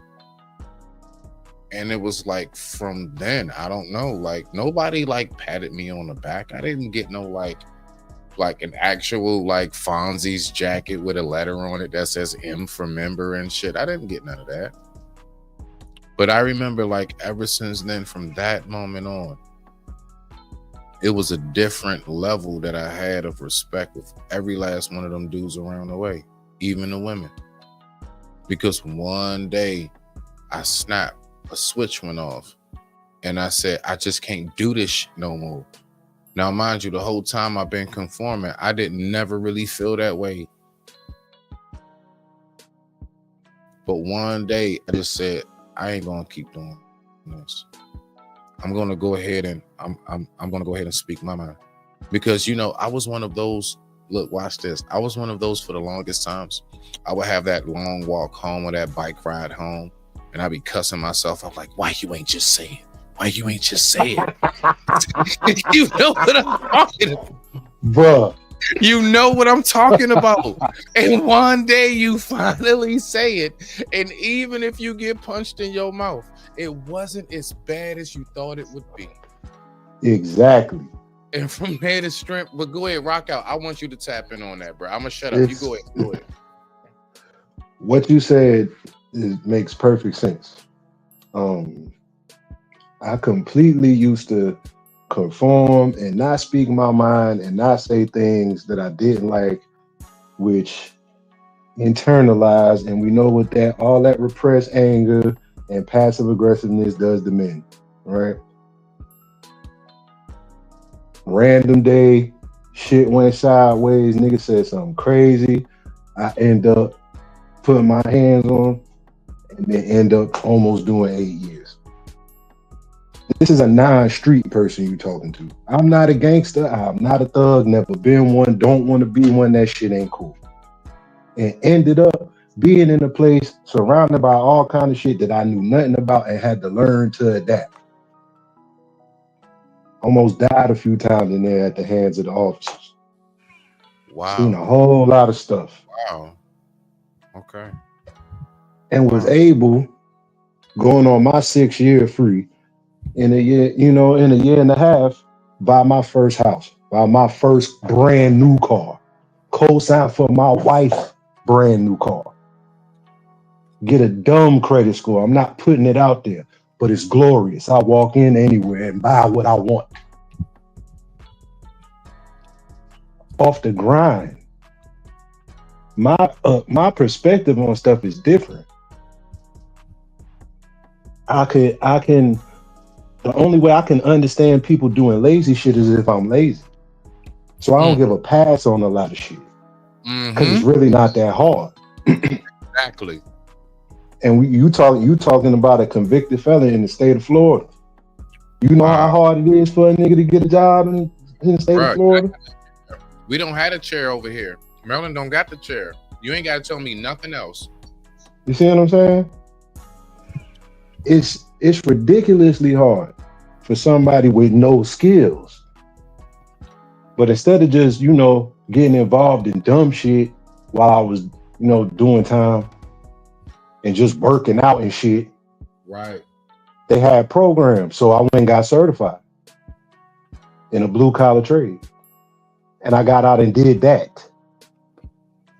And then while doing that, applied for another job where I had to put my record down there cooking and got that job. Nigga, I'm working 2 jobs. It's possible if you try. If you put forth some type of effort, that's why I don't have no sympathy for a lot of shit.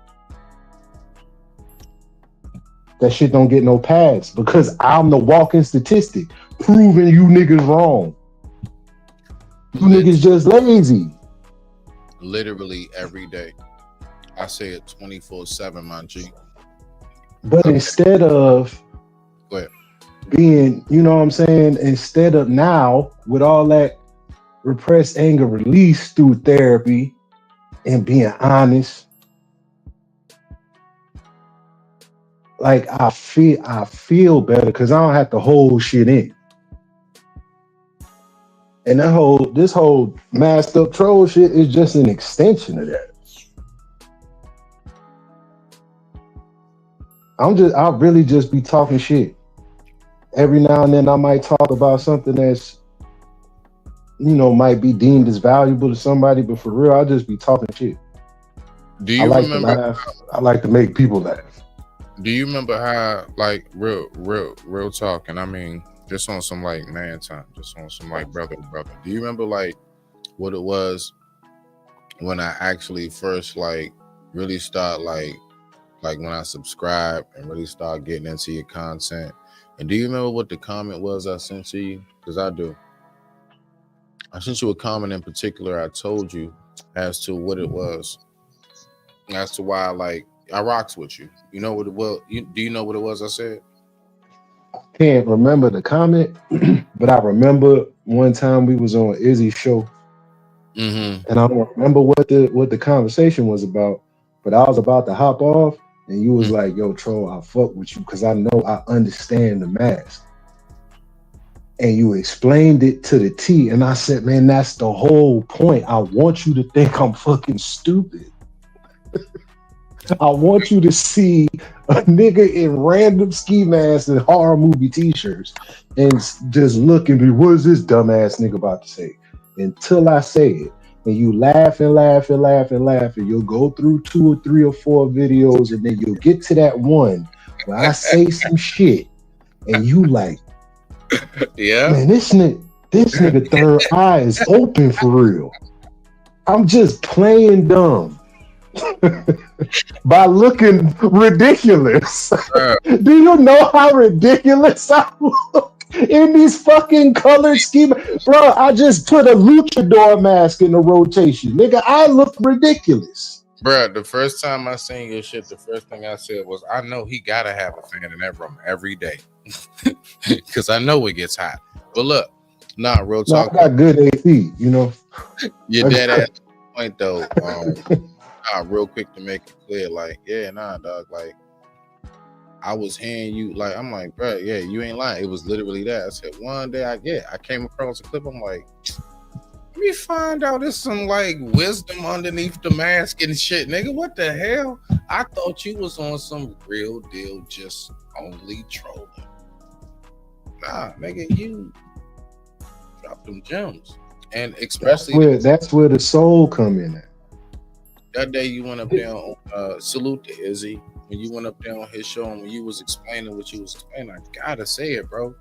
Absolutely encore salute.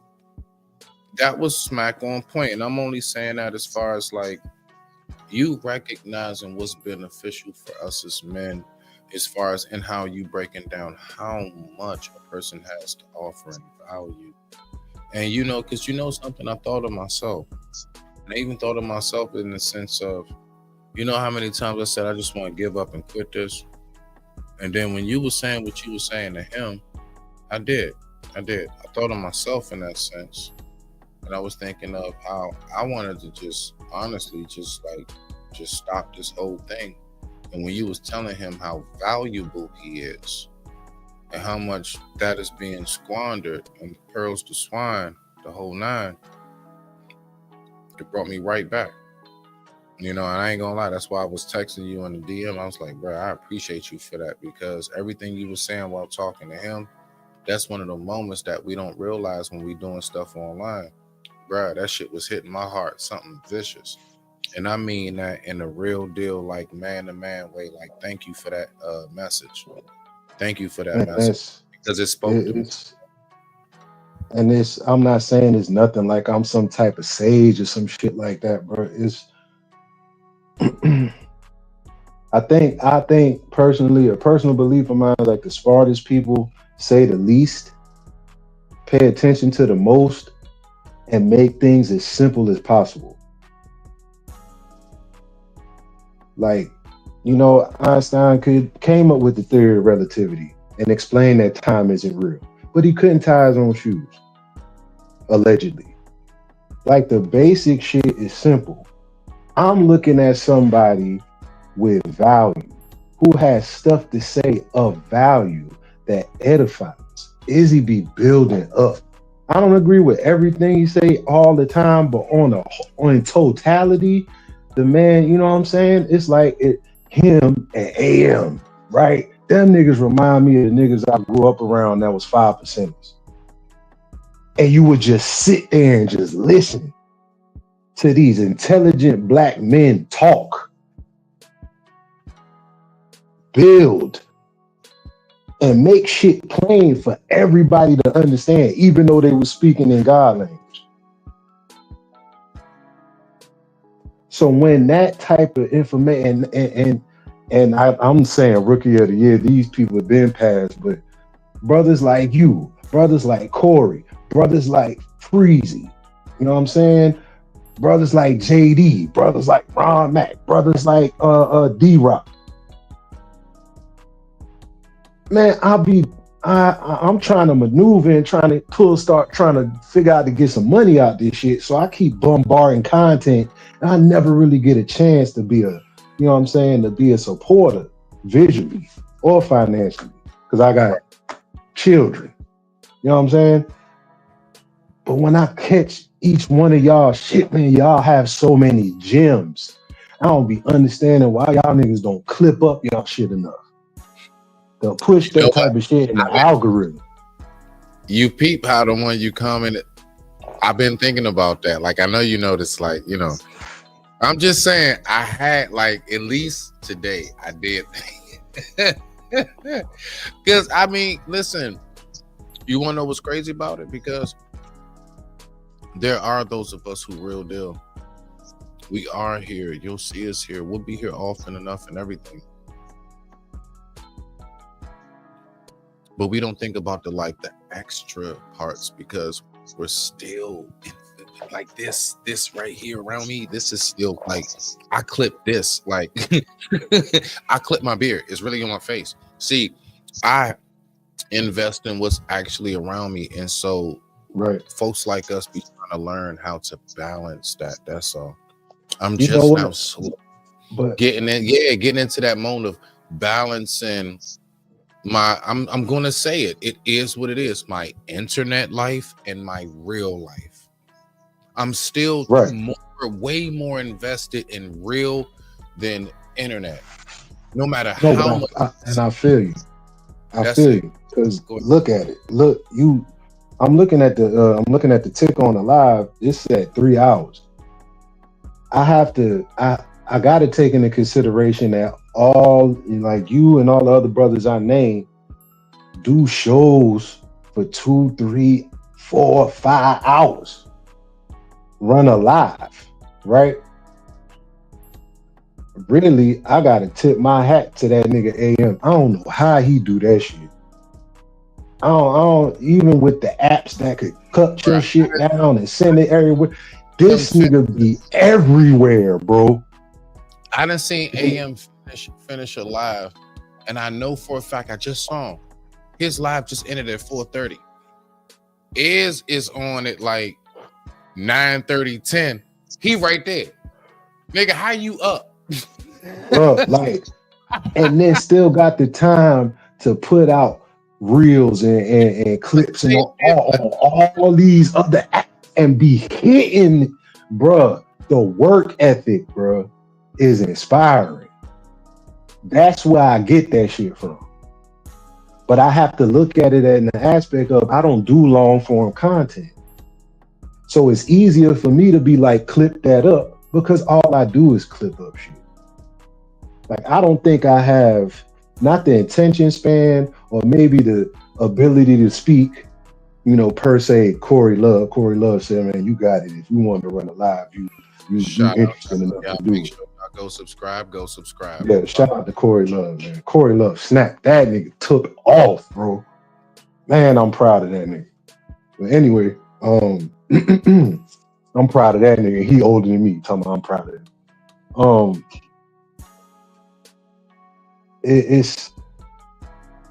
I can't. It's not that I can't see myself talking, but I just don't think I could be all with the comments and trying to be engaged and then doing this, that, and the third, and some goofy shit gets said and all kind of. You gotta block people out the chat and people ain't organized with the that shit just seemed like too much of a headache for me. So let me ask you this. You know how you was talking about, earlier, I heard you mention something. Caught my attention. You spoke of time and how it, what? You said it don't exist or something? It's relative. It's relative? Okay. Like, we all know that time was man created. Like, the concept that we have of a watch or a clock is not real. So you trying to tell me I'm not the only one who is taking an ear to this right here? You really telling me this right here? Gentlemen, it's time for George.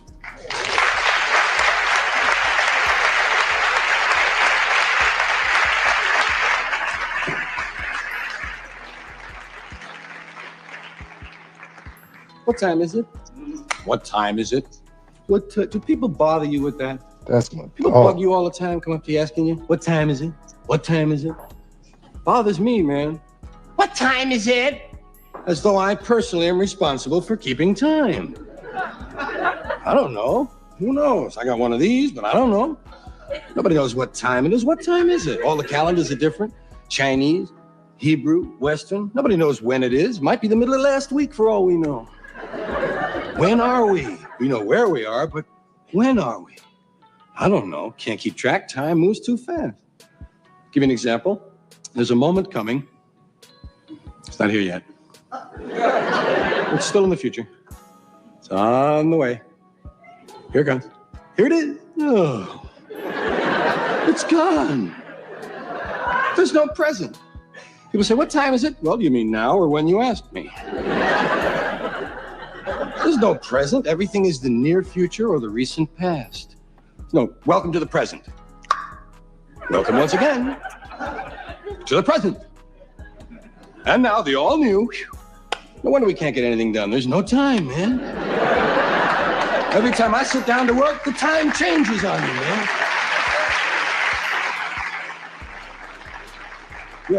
We have cute little ways of telling each other the time. Very precise. We have seconds, we have minutes and hours, but hey, what time you got? I got just after.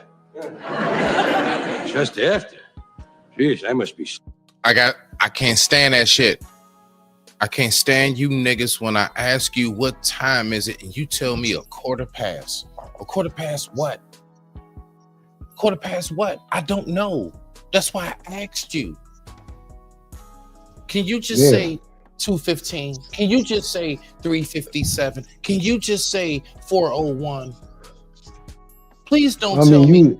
Please don't tell me half past the hour. Please don't tell me. Well, you gotta tell somebody the hour at least. Goddamn, half past. Which one? Half past. Which one? Which hour?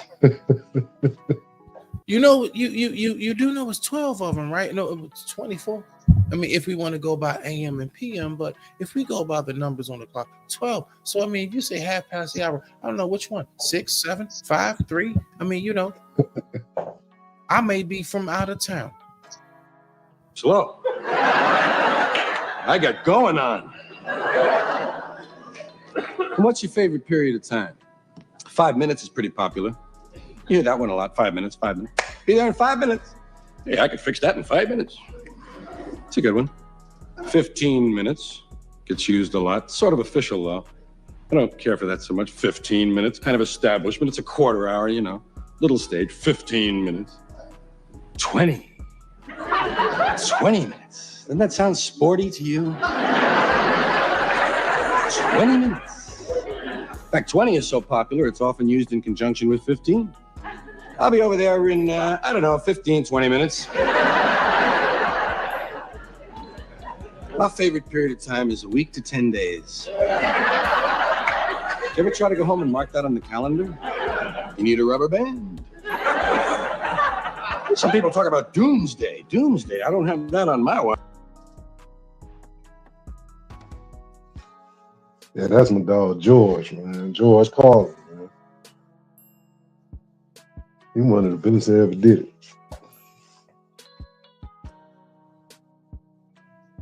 My bad, I was muted. It's I time. know. Is it?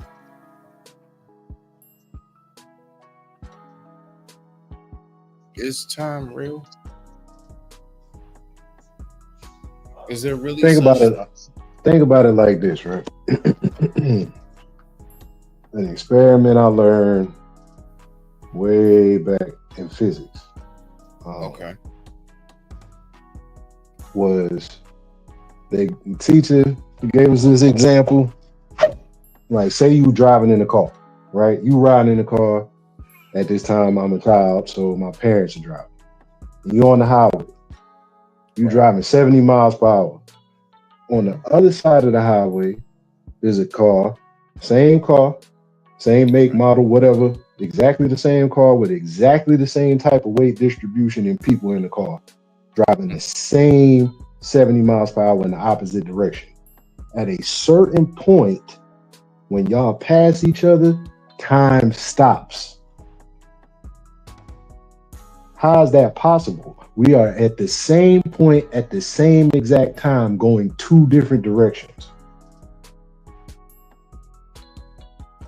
Okay, is this a riddle? No, not real It's talk. not. It's not a riddle. So that's not a riddle you're asking.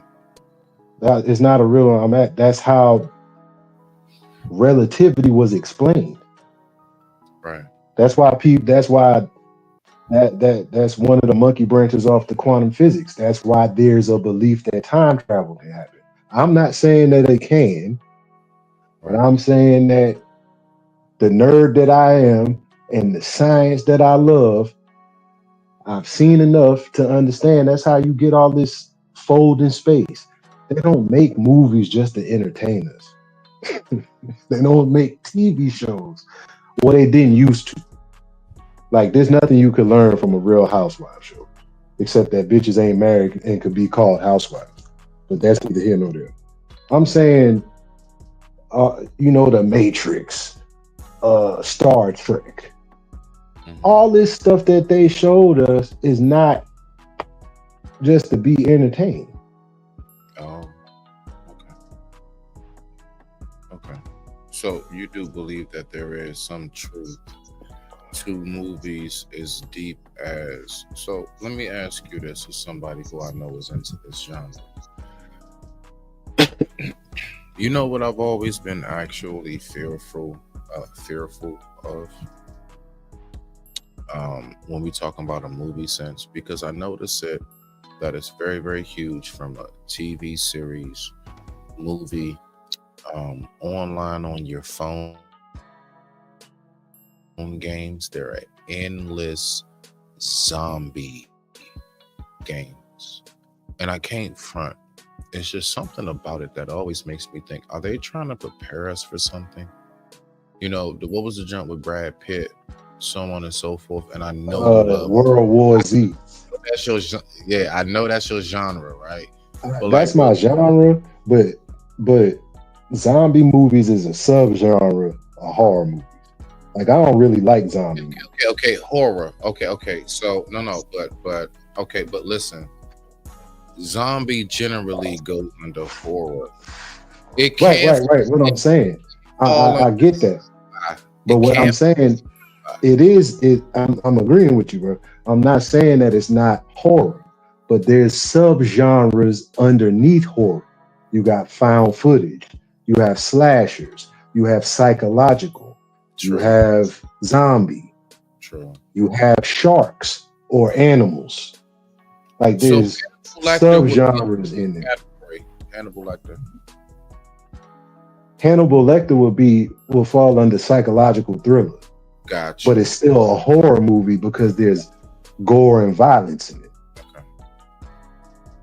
And enough suspense in there to scare you. Right. You know what I'm saying? And that's a classic.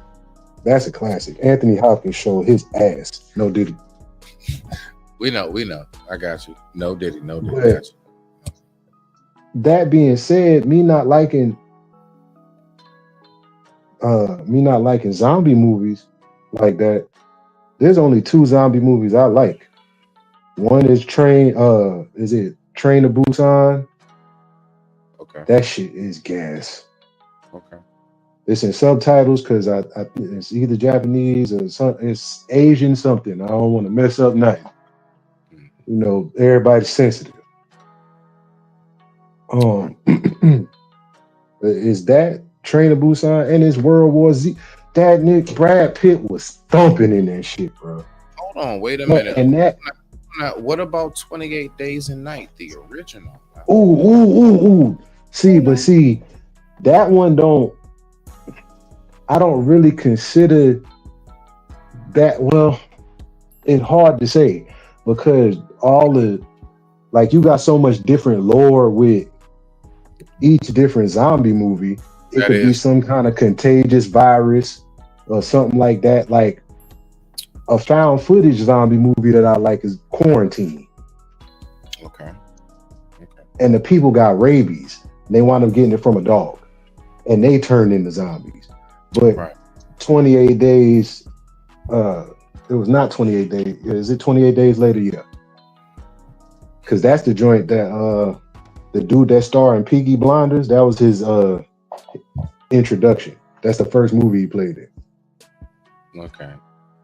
Can you answer something? Go ahead, bro. I've always wondered this, no bull, while we're on the topic real quick. And then I want to ask you a real deep question real quick. I think I got like about 20 more minutes, bro. We ain't going to be 20, 30 more minutes. Listen, I want to ask you this shit. After season 1952, what was finally the conclusion of The Walking Dead? How did it end? I haven't seen after season like 98. You asking the wrong person.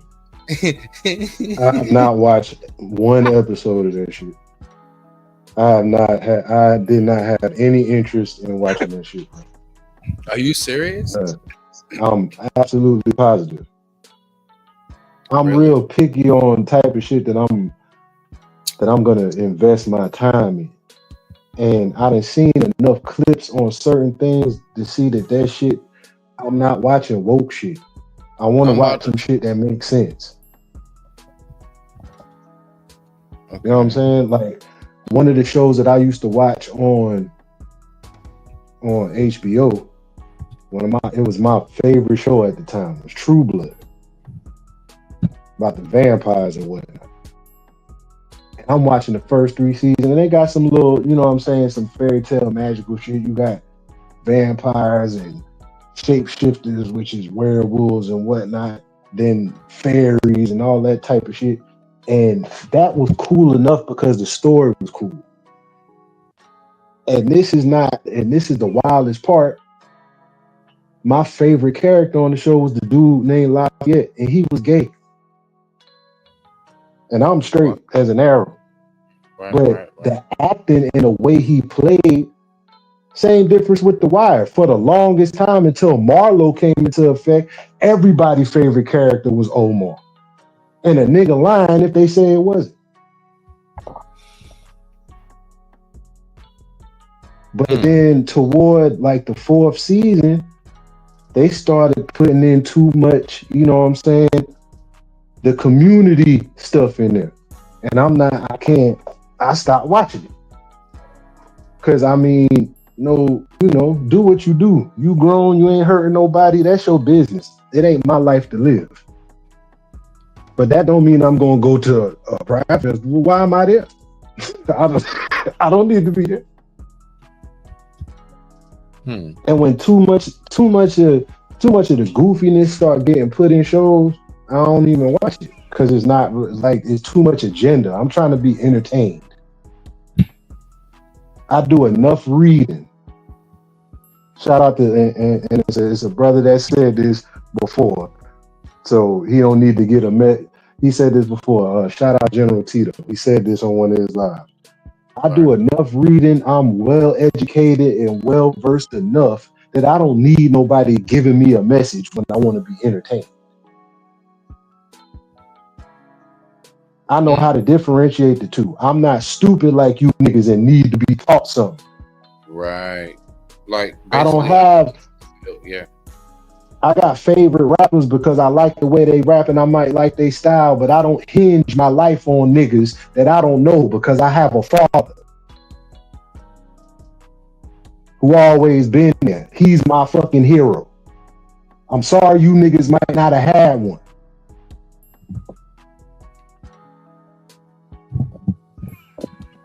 I'm not picking sides on goofy shit. I was taught how to differentiate between the two. There's time for real shit, and then there's time to be entertained.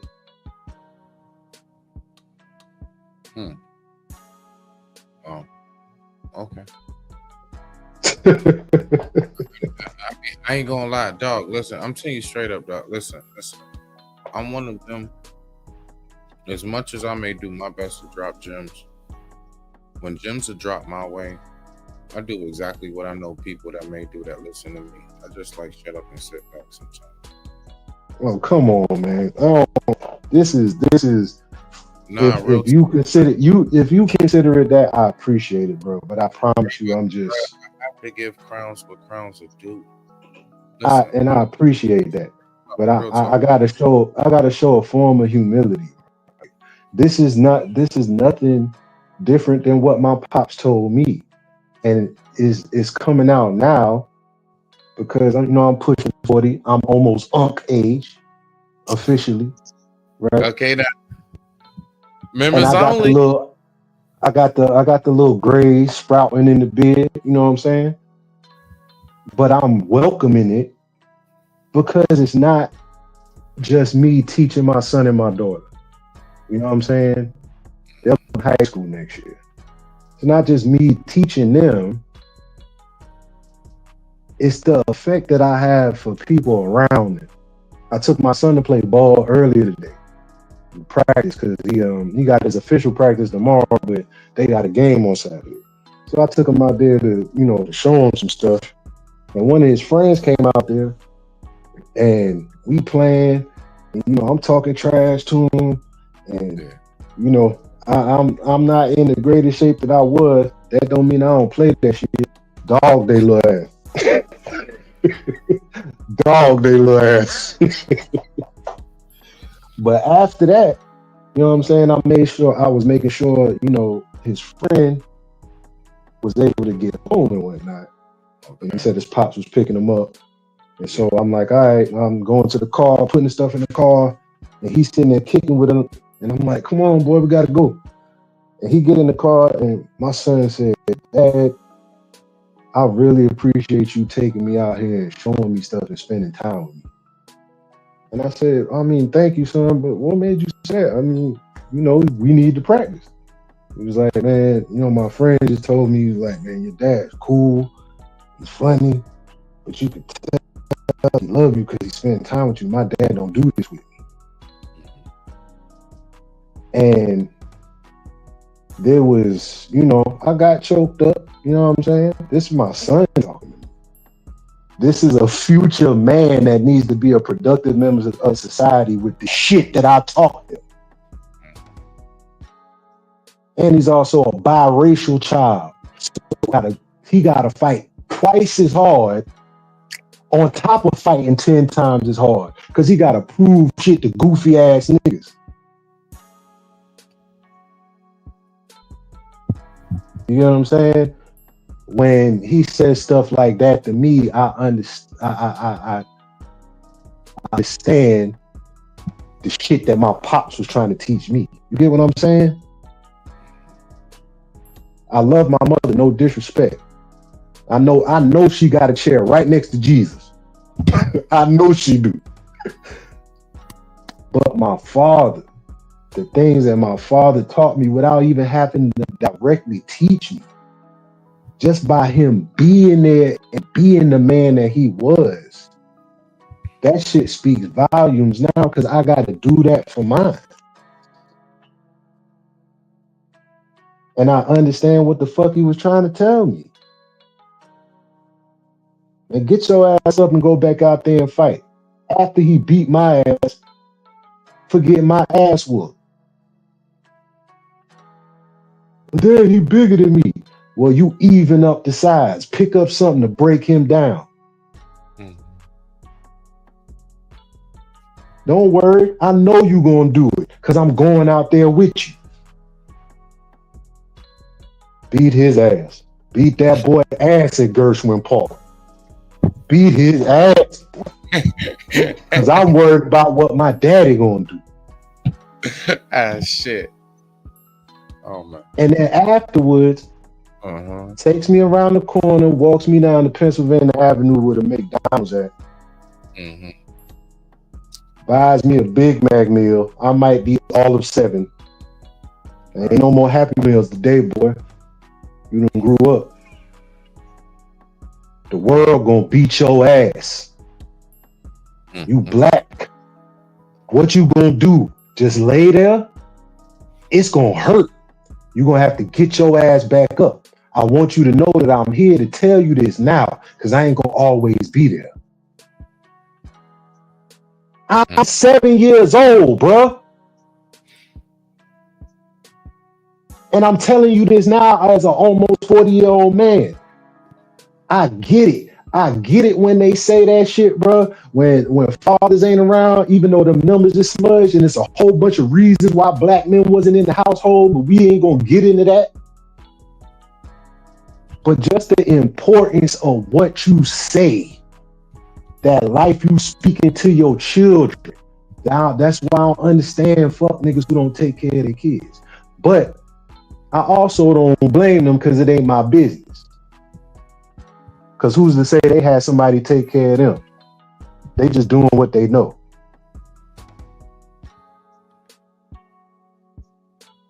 But knowing that the stuff that I say has an effect on not just my kids, but their peers and their friends and people around them,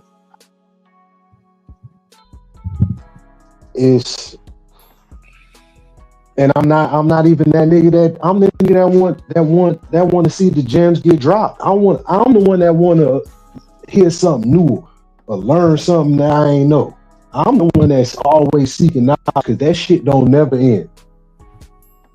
The path to enlightenment is bullshit. There's never no level. There's always some next. So let me ask you this. Now that, because I don't listen, and it's only because, like voice to voice, like we communicate, but I don't get to holler at you like that, bro. This is rare for me, and I appreciate it. You know it. Yeah. What about this right here in particular that stood out to you in particular? Just curious, if I may ask, what just for you to actually verbalize it for yourself, talk to you and tell you things.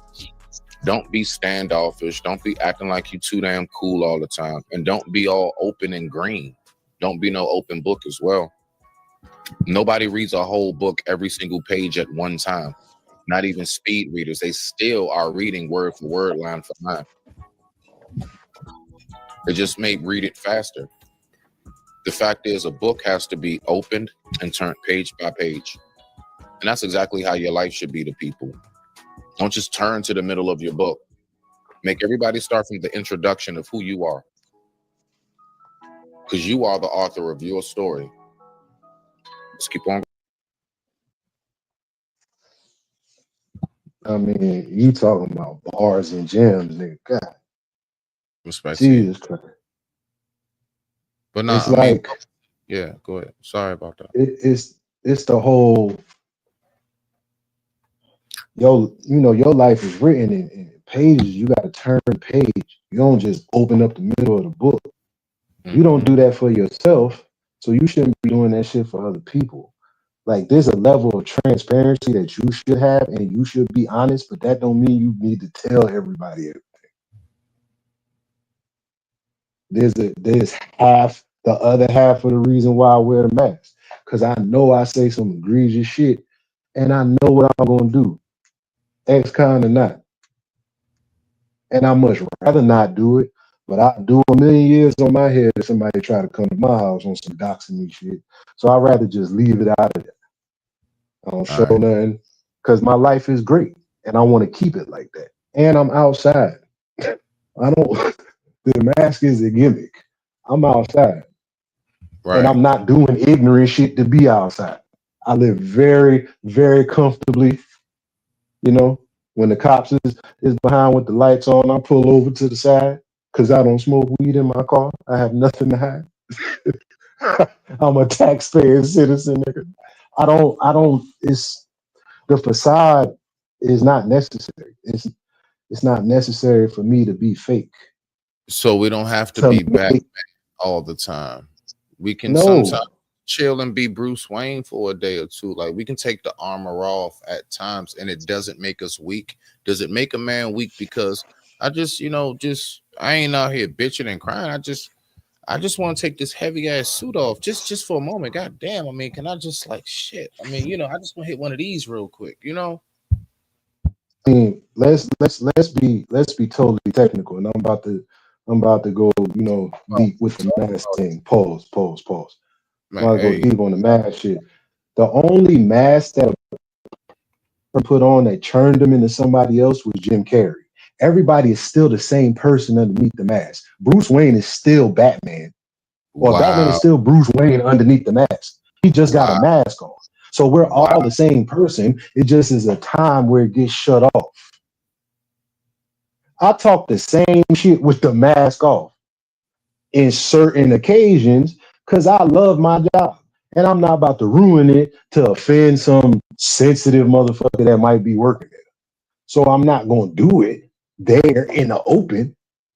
But if we in the work truck on the way to the job site,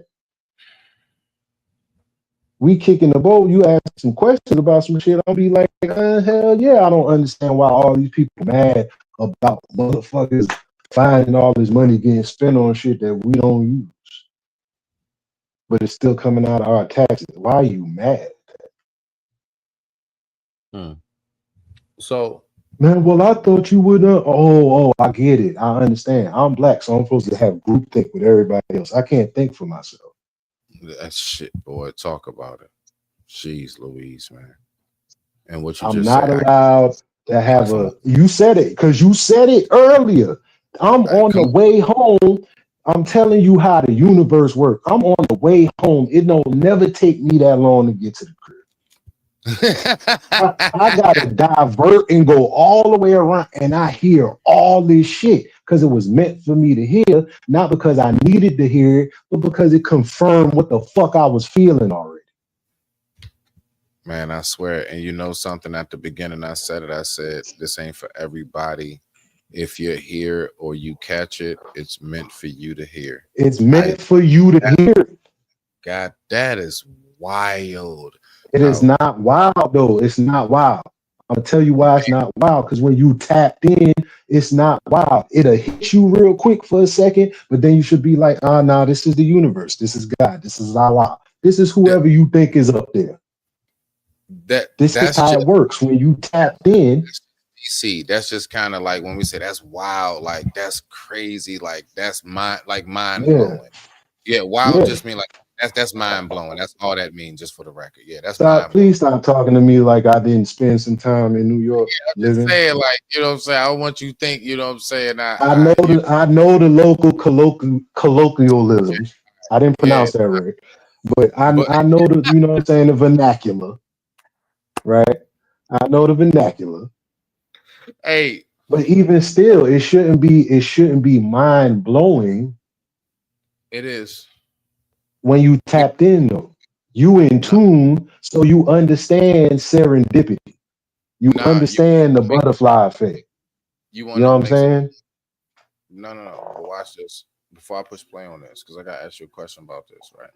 What makes it mind blowing is the fact that when you envision something like, bruh, I will never forget the day that I remember. Like, so my first album is called 15 to 23. That has nothing to do with jail or prison. No, I started art. Like, I started really writing and putting down poetry, spoken word, rhymes, everything at 15. At the age of 23 was the first time I finally heard myself on professional wax, mixed down, effects added to it, and it was mind-blowing. I always envisioned it. I always knew I could do that shit. And when I finally heard Lone Star, Wheezy White, County Kings, and all of that for the first time. Well, we start off as County Boys, and then we, you know what I'm saying, got older, like Lower Bow Wow, Bow Wow. Like we, you know what I'm saying? So when I first heard that, bruh, that shit blew my mind, bro. And so that's what I mean by that in my own, like, you could always know something can be. But when it finally comes to fruition, like, bro, let's say your marriage, let's say your life, let's say you getting out of prison, what you envision yourself being today and everything. I know it's days you wake up and you just look around. I'm talking about you smell breakfast, cooking, whatever it is. And you like, bro, I always knew I could be at this place in life. And you finally get there, bro. You know what that's what I mean, my G. Listen what I'm saying. I'm gonna tell you something real quick story. Go ahead, bro. So during the time while you know what I'm saying, while I was incarcerated, I read a lot. And I got real heavy into doing not just regular working out, but I was doing yoga. But this was dolo. They wasn't doing no classes and nothing like that. That's wild. Very wild. Pause. But it'd be dolo, you know what I'm saying? I asked my bunkie, like, you know, give me a few minutes, I'm gonna slide, you know what I'm saying, lay the shirt down, hit a couple poses and whatnot, and then sit on the bunk and meditate, right? And you know, the whole joint, cross leg, all that, right? Pause. And it was one time while I was meditating, I just saw myself sitting outside in the backyard, feet up, you know what I'm saying, on a chair. Got the little table right there, ashtray right there, got the blunt right there. Just grab some coffee out the Keurig, and I'm just, you know what I'm saying, the grass is cut. I'm looking at, you know what I'm saying, the land. I'm like, man, oh, this is dope, right? Fast forward, I'm out. We done bought the crib and whatnot. Me and my wife at Walmart, we go to the aisle, you know what I'm saying, the little discount aisle, see what's in there, and she see a dented up Keurig box. But they got the, you know what I'm saying, they got the one with it's the joint with the coffee pot and the K-cup joint. It's like $125 brand new. You know what I'm saying? But because the box was dented up, they had it up there for $70. So we snatched the shit. Put the shit in, you know, it's in the crib. Ain't thinking nothing of it. Done used it a million times. It's one random Saturday. I don't know what month it is, but I wake up. You know what I'm saying? The kids is at my mother's and my father's crib for the weekend. So I make the coffee. I twist up, go outside, sit the blunt down in the ashtray, kick my feet up, grab the coffee, and I'm about to light this blunt, and I just start crying, bro. Because all that shit that all these people be talking about with that manifestation shit ain't real. It is when you put action behind it. It's the same shit that in the Bible says, faith without works is dead. So all the shit that's in The Secret and all the books in the Prosperity Bible written by Napoleon Hill and all those other authors, that shit is real when you put action behind it. It wasn't just me envisioning putting my feet up. I worked toward getting shit so I could buy this house. So this is the fruits of my labor. I seen what I was doing. You ain't what you saying ain't that's why I'm saying it ain't mom. It hit me then, and it was mind blowing to me because I realized how much I knew and didn't believe it.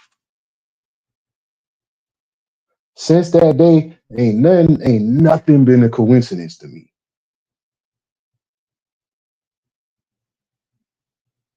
The same dude I spoke of earlier, General Tito, I had made a list. This is when I had a whole bunch of time to do shit. You know what I'm saying? I made a list and I highlighted a bunch of people's names in the community tab for who inspired me and shit like that. You know, I put AM's name, I put Auntie's name, I put Corey Love's name. Bunch of people, you know what I'm saying, who had shows at the time that I watched and was inspired by. And I named General Tito, you know what I'm saying, for forget what I said. But he responded back to me. And this nigga don't know me from a can of paint. And this is before his channel got taken down. He was like closing in on like 9,000 subscribers or something like that. And he hit me and said, man, just keep going. Even when you don't feel like doing this shit, just keep it moving. And that little bit of shit mixed with me seeing how hard AM works, no Diddy, it just led me to be consistent and try different shit. And when I felt like I was getting shadow banned on YouTube, I branched out and went to TikTok. And when I felt like it was being too sensitive over there, my wife, the one said, well, why don't you just try putting it on Instagram? I put a couple things on there, you know, made one, put a couple things on there, shit went to moving, and then I just randomly put the shit up with Orlando Brown. And I watched that shit, bro. Like I watched that shit go from 800,000 to 1 million. Like I'm looking at it. That shit sitting at like 9 million right now. Are you serious? And it was, I got like, what? I didn't know. I got 3 videos. I got 3 videos on my on the gram that's over 1 million. It don't count for nothing. I'm just saying that shit. It don't count for shit because I ain't getting paid. No. It counts for everything for personal accomplishment. F everybody else. I mean, yeah, in that aspect, yes. You did. That's something you did, bro. True. But this ain't 23-year-old troll. You know what I'm saying? This ain't. I know you humble. This ain't me thinking that social. No, it ain't just humble. Really, this is the most unhumble thing I'm finna say. Cause I know all the work it takes for me to put all them little ass clips together. Cause I gotta find all these edits. Then I gotta put the edits in there. Then I gotta strip the sound down to match it up sometimes. Then I gotta blurt out certain words. Then I gotta put the captions in it. And I gotta find the right music. And then I had to do that between 2 different apps when TikTok got banned because CapCut is a part of TikTok. So I had to go to another app and switch up all this shit. It's a whole lot of work involved in some shit that I do as a hobby. If it's garnering that much visibility, I think there needs to be a $ attached to that shit. Because it's not a fluke. The first time might have been a fluke. The second time, the third time, a nigga go from 300, you know what I'm saying, people that fuck with me, I hate saying followers, 300 people that fuck with my content to 17,000, bro. Folks that rock with us, that's what I say. People that rock with me. I know I hate people that. Rock, yeah, I hate followers. I hate that. But and it's all like I ain't do no ads or boost, none of that shit. The shit was organic. No buying subscribers. I don't know how. I don't want to know how to do that. And I know through doing research of my own and from listening to AM, if you buy subscribers, nobody who's bought subscribers has got a play button. Because YouTube audits that after you get 100,000 subscribers. They do their own audit. Everybody that got a play button really got a play button. I get my analytics every week. I get my weekly analytics, bro. I know how real this is. They do pay attention to everything. They pay attention to everything. And see, folks who just be in the chat with it, they don't be like, no. Those of us, we don't have to be all super huge. If you do this, if you got streamed out, oh no, you know, you hip. Oh, you get your little notification. Yeah. Oh yeah, I'm hip. But it's like, I know it's an accomplishment, and I'm not saying that I shouldn't be grateful or thankful, because it's dope. Really is dope. Because I swear I'm just talking shit. It's dope to see people not just agree, but they laugh, and they might have a difference of opinion. As long as you ain't coming with some type of ridiculousness, I'll go back and forth with you respectfully all day long. And I have. Yeah. All that pull up and slide shit, all of that like your kids and your mama. But see, and here's that's the shit. That whole pull up, but that whole pull up and slide shit, bro, that shit don't work on me. The last time a nigga told me that shit in the comments, I replied back, you do know I'm wearing a mask, right? So if you drop your location, I know where you live and know what you look like, but you don't know who I am. Please rethink this, because you are too stupid to breathe. It just makes sense. I can't get offended because I am a troll. You get what I'm saying? In the midst of this whole Kendrick and Drake beef shit, I put out videos explaining why I wasn't fucking with Kendrick. And it was logical reasons, because the shit didn't make sense for him to call a motherfucker or say that they not black because they mixed, but you got a mixed wife and mixed kids. That shit, you know what I'm saying? All that goofiness from ignorant people and their children leaked over to my son.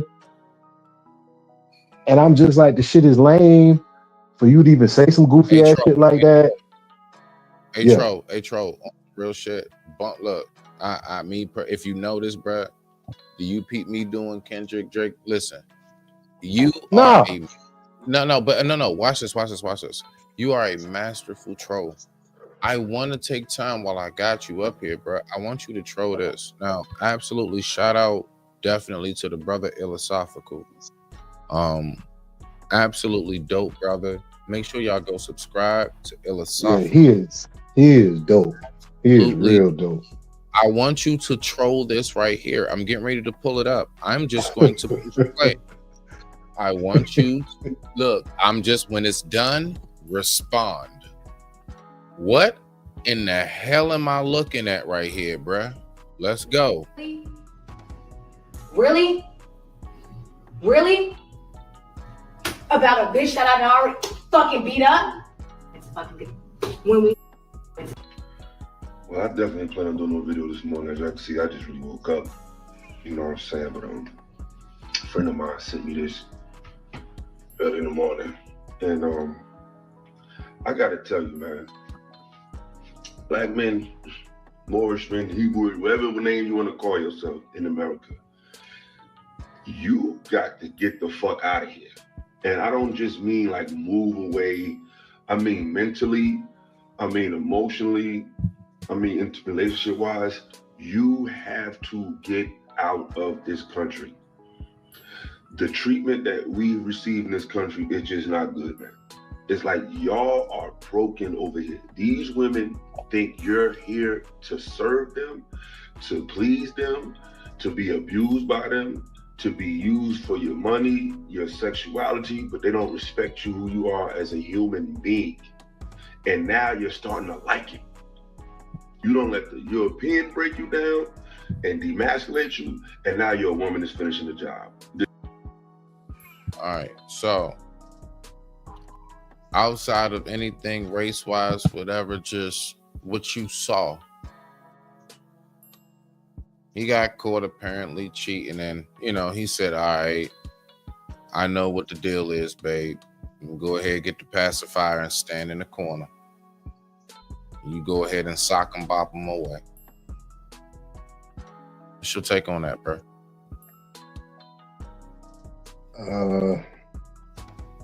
Oh shit.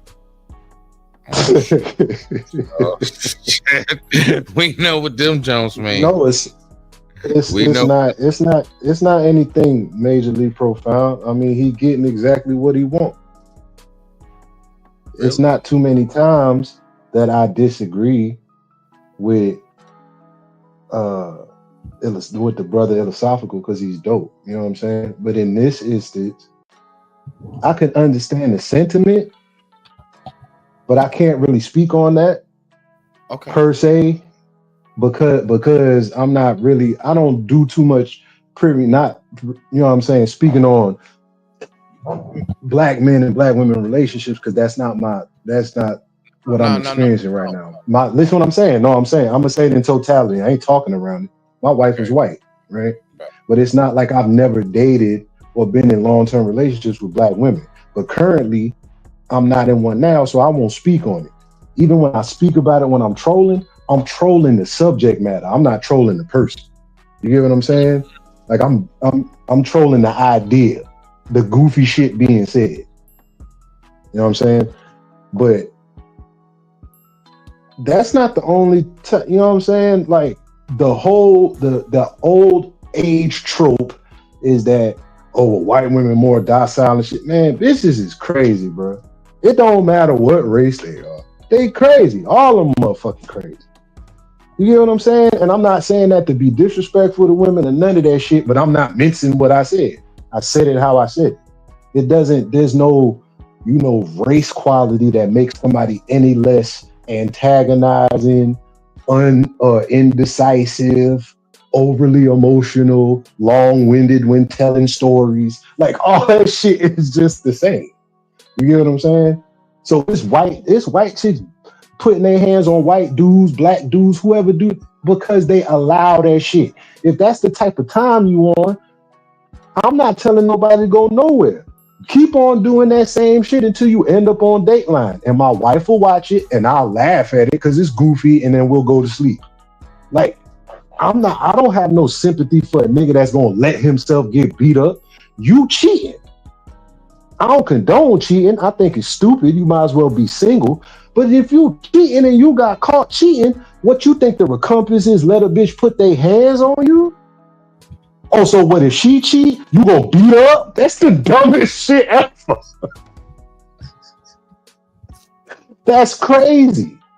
And instead of trying to understand crazy, I either make fun of it or be like, that's what they want. Okay. So let me ask that you nigga. That nigga wanted to get hit in his mouth hard as fuck on camera to go viral. Now you known as that nigga that got punched in the face by a chick in a bonnet with no ass. Okay.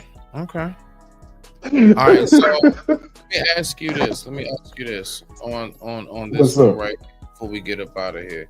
Did you happen to see the Super Bowl performance?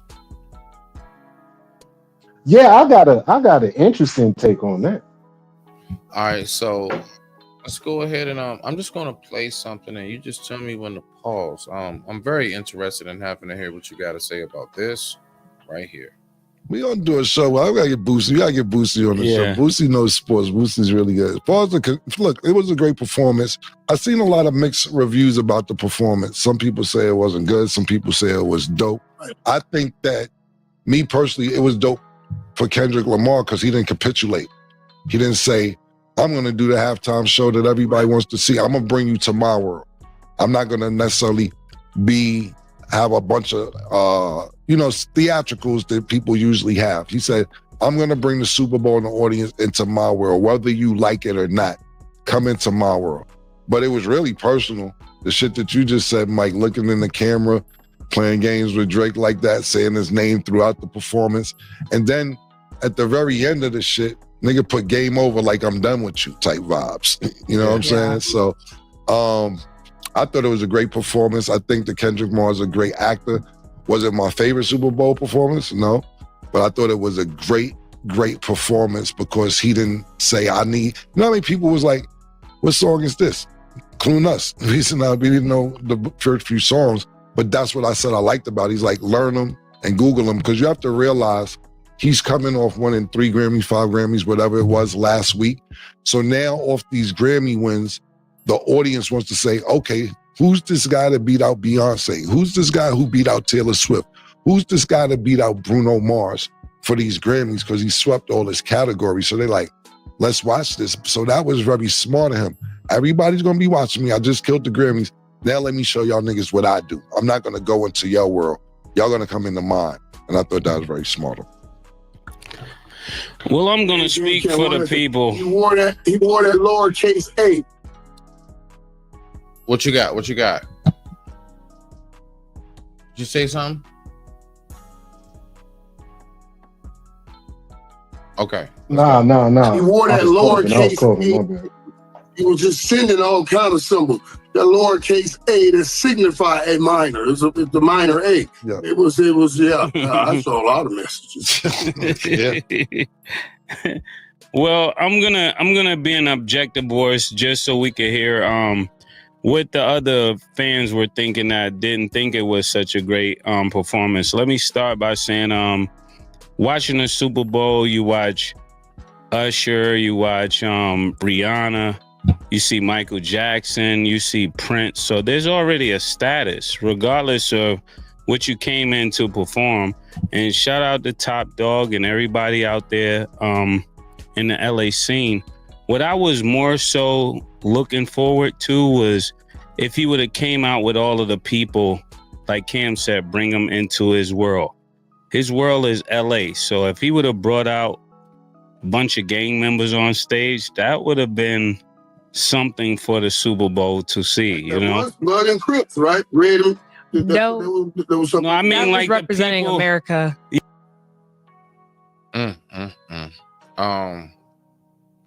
Look, I got a lot to say when this is done. Look, all right, so we almost done because I'm only gonna play this one second. You could end it there because I didn't see it all. Bad. Yeah, I watched. Shout out to. It is what it is. Cam and Mace, niggas is dope and inspiring. Shout out to them. If my stance on it, not glorifying or deifying any of these niggas. Right. As far as being a fan of the music, I've been a fan of Kendrick for shit. Since he was on, there was a track on the Black Wall Street mixtape. It was a cipher, and that's when he was going by K-Dot. And the way that nigga was putting these words together, I'm like, man, this nigga gonna be nice. And then I heard a joint called The Recipe with him and Dr. Dre.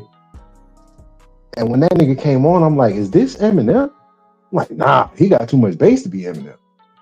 Right. I'm like, man, this nigga nice. And then Swimming Pools came out. And I'm like, oh, this nigga nice.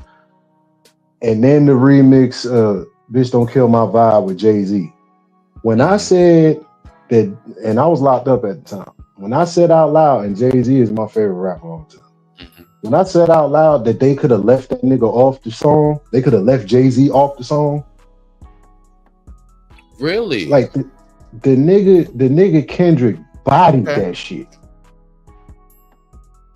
Like, and it was because I'm a student of rap, because the reason why I know you can rap is because I've done it.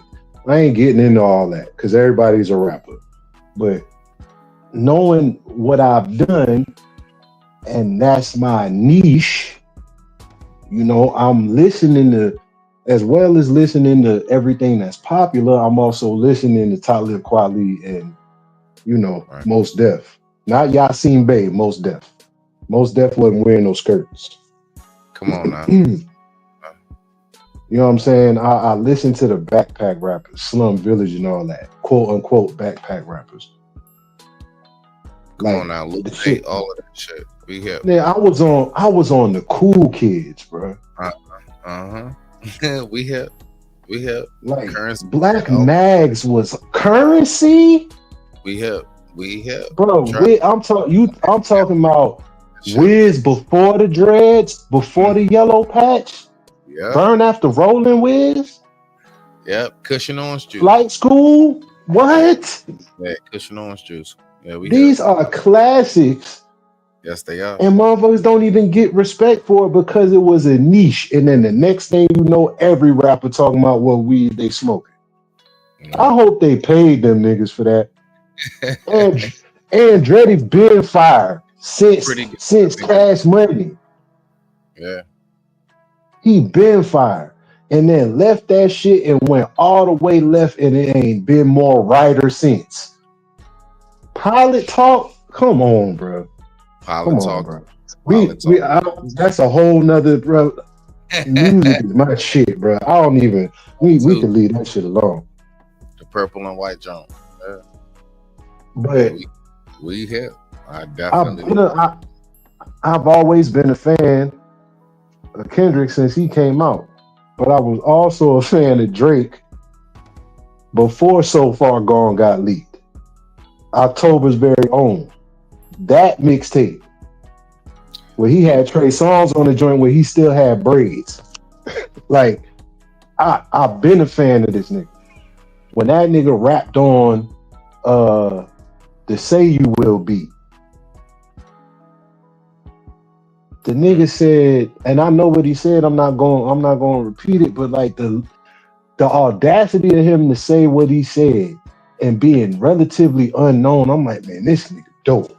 And he ain't with a blunder here and there, in my opinion, because Hotline Bling was trash. That shit was trash. It was.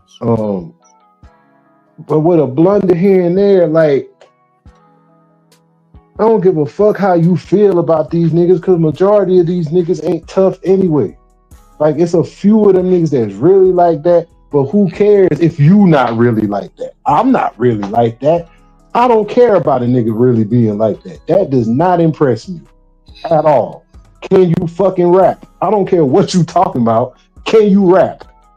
Bruh, you know something? You know what's so wild? You sound like, man, you would click back in the day on that. Like, I remember the whole, like, we all had them homies were like, I don't listen to such and such because they ain't real.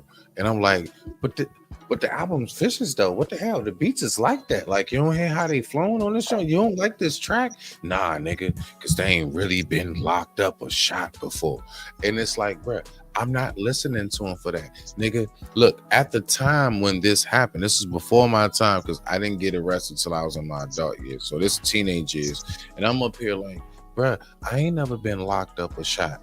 So I shouldn't like it? I don't understand. So I get what you saying, bruh. Like, it's crazy. It's like, yo, like, I don't want to hear nothing about how, you know, they got robbed or whatever. Like, this rapper right here, this artist right here, honestly, has been robbed multiple times. I dare somebody ever try to talk any slander on this name here. Thank you.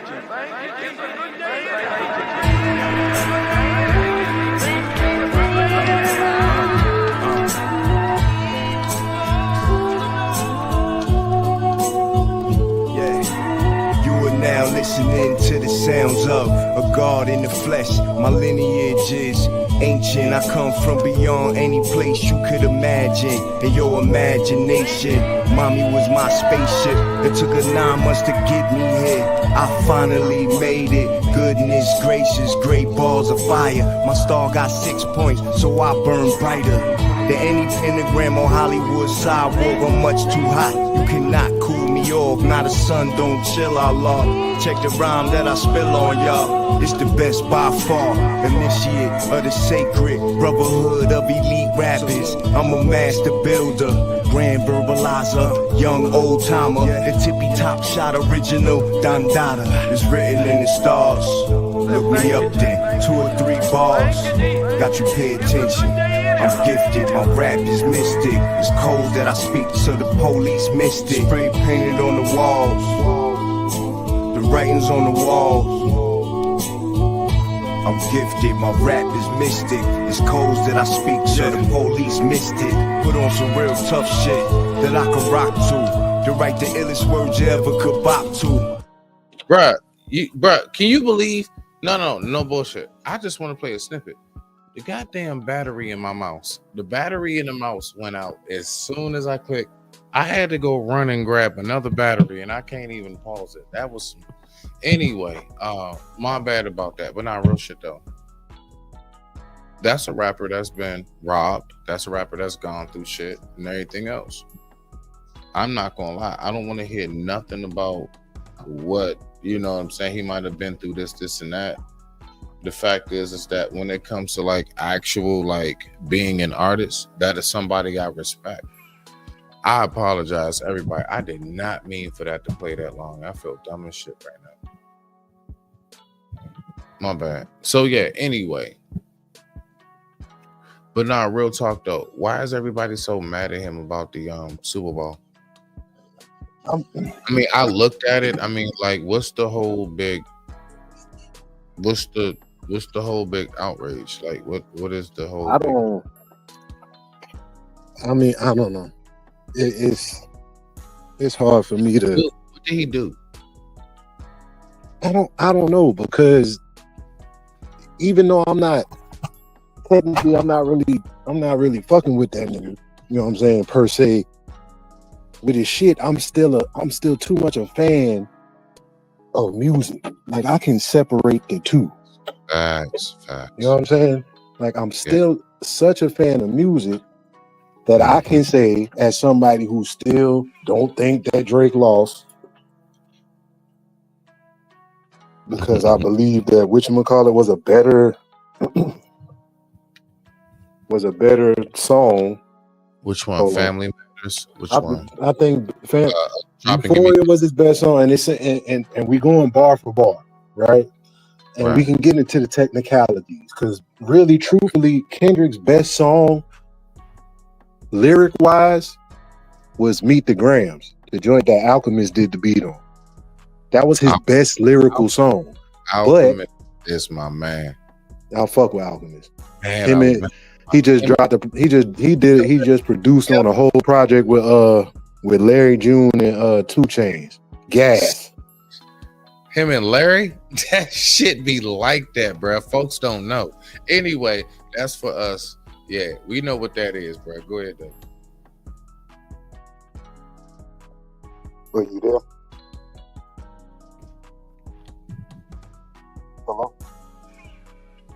I don't know. If you're talking to me, your mic went down. So just so you know. Nah, but oh, there you go. Okay, my bad. I like the performance. You know what I'm saying? I still don't like Not Like Us. I don't like that song. But I don't either, bruh. It's the beat. It's like I didn't like it from Inception. But the joints he did play, like DNA, is always gonna be a banger. And there's some joints off of GNX that I like the GNX album. I think it's fire. I think it's his version of a West Coast classic. It's his Doggy Style. It's his Chronic. Bro, I'm gonna be shit honest. Is gas to me. I'm gonna be honest with you. Go ahead. No, I was just gonna say briefly while you talking. My bad. I apologize. A classic to me definitely is Money Trees, bro. To this day, I love that song. I don't know, like I like that Kendrick. I can't front, bro. Like, look, that whole like Kendrick got into this like super duper poetic shit and dressing like a Pokemon on boot. Like I you know, like, and he just, you know, it's like he turns a beat on and he don't rap to it. He's like, the beat is going and whole T, it's it's basically on a mode kind of like this, right? So like boom, right? So watch this. All right, I got a beat. So this the beat. And then I just start going and I'm like, my verse is this. I'm gonna speak to the people coming back and I see through you. You see, they don't understand how we gonna get through you. But see, this is how we gonna get it. The president doesn't understand. This is how we do the plan. This is the man. But I am going to go ahead and work it, but I'm going to go ahead and work it. I'm going to go ahead and bring it back and I'm going to go ahead and twerk it, but we're not going to twerk it because we're going to go ahead and get it and put it in the dirt. And I'm just like, bro, what is you doing? What is you doing? What is you doing? I'm just not. Listen. I'm sorry, bro. I'm dead ass. It's like the nigga just gets on the verse and starts talking over it. I'm like, hold on, wait a minute.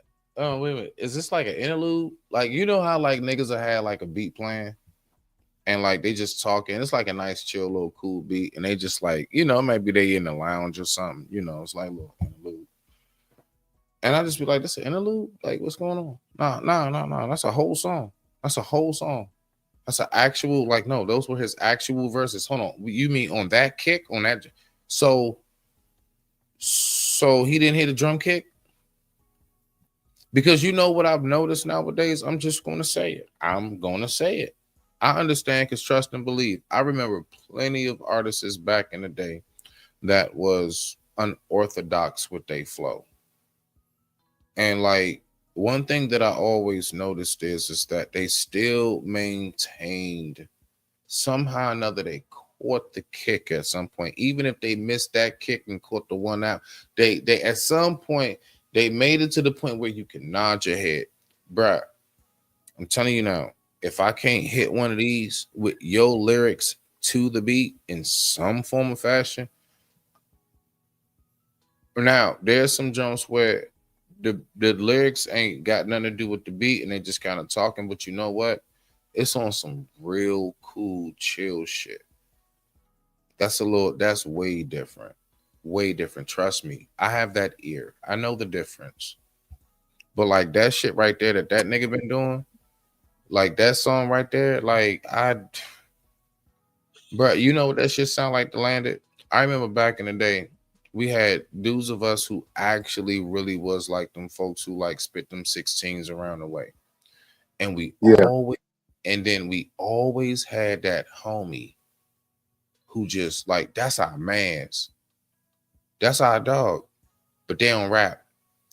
But like we be in the cypher, you know, we passing J's and all right, but yeah, nigga, we tapping, you know what I'm saying? Nigga might beatbox. And then we always got that homie. He don't rap for real, but that's our mans. And it's like the industry allowed our mans that was like the nigga that don't rap for real to actually be the star now.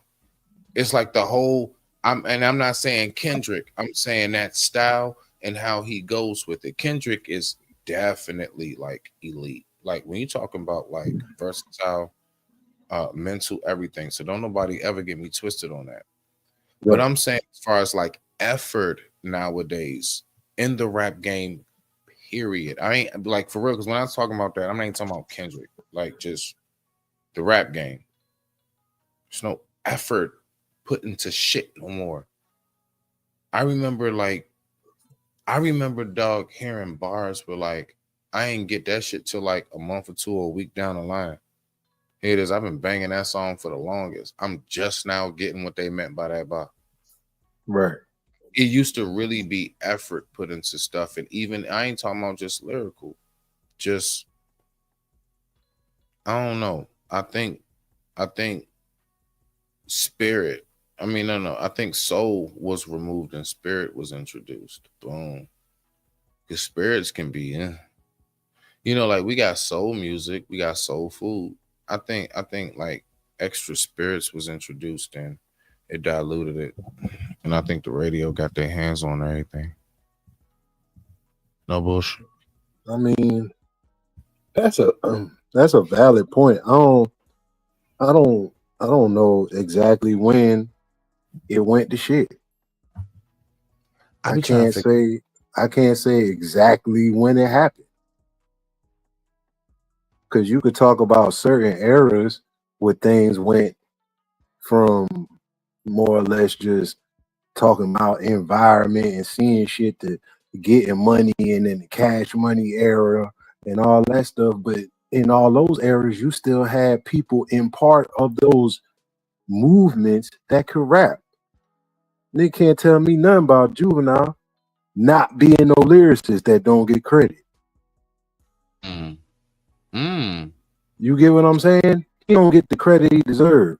Wayne ain't get the credit until he starts studying up under Jay-Z. Good point. Not saying that you know what I'm saying, the Block Is High album wasn't gas, but that shit wasn't none of that shit over there was touching 400 degrees.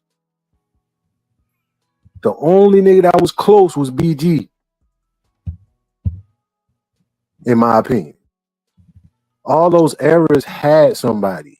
Even when, quote unquote, the South, and when they say the South is really Atlanta. When that shit went to popping, in that time span, you still had T.I. You had Ludacris, then you had T.I.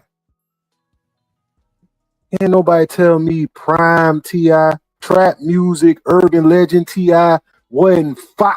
The nigga was fire. Don't get in there thinking that nigga can't rap. He will wrap circles around your ass. Then even further down in the, you know what I'm saying, 06, well, not really 06, 07, say 07, 08 time, whatever. Jeezy go from being somebody who album I listen to only because I like the beats, but that shit was ABC as fuck to me. Because again, I ain't understand it because I don't sell dope. Press 1, 2, accept. You know what I'm saying? But that when the Chopper City. What was you about to say? No, I just said that Chopper City. Oh yeah. Yeah.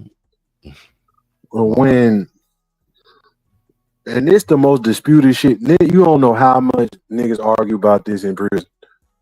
What's that? That there's no Thug Motivation 102.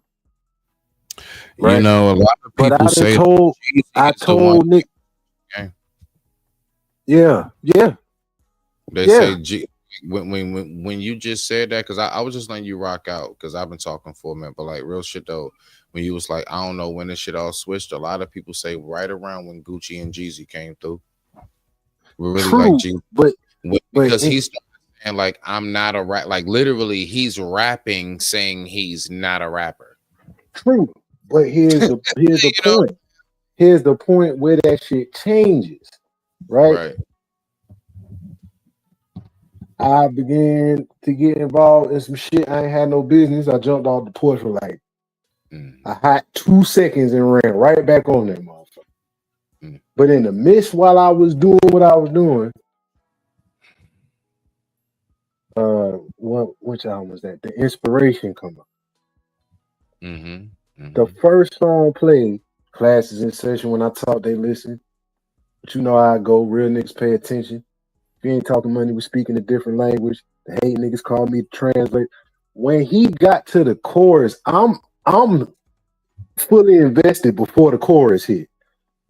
When he said hypnotize, you were hypnotized, now I command you niggas to get money. I'm like, I ain't never heard no shit like this. Oh man. I ain't never heard no shit like this. And then you go further in the album, you figure out, oh, he's starting to figure out how to rap.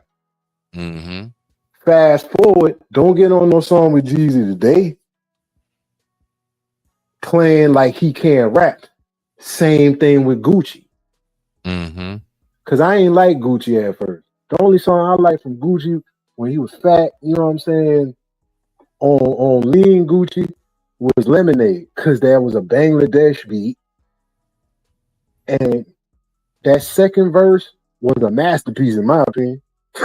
Like he wrote that beat ridiculous. Then he go to prison, get enlightened, get healthy, come out, and this nigga can rap his ass off. in my opinion. Like all these eras had somebody. You know what I'm saying? Even if it was a whole bunch of bullshit going on, in the midst of the bullshit, it was still people that could rap. It's just now it's the same shit. It's just very few and far between. You know what I'm saying? For every Meg Thee Stallion, Sexy Red, you know what I'm saying? Glorilla, you got rap, you got a Rhapsody, you got a Shay Noir. You even got a white girl named Wynn from Portland, Oregon that slide. But all the goofy shit that's on the radio, you got JID, you got Corday, you got a nigga named Kenny Mason that nobody talks about. Nobody give this young nigga credit for nothing. But that nigga JID, he signed to Dreamville. That's a fact, though. That's a fact. But Kenny Mason, them two niggas from Atlanta, I feel like them two niggas, as far as lyrical ability, have the opportunity. Them two niggas and probably Corday. So them two niggas and Corday. So them three niggas can save hip hop. Literally.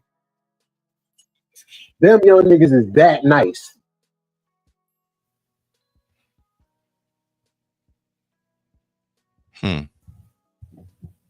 Nah. Good point. Okay.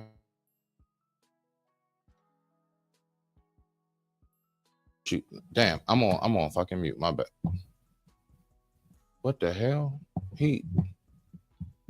Okay, I guess I don't know.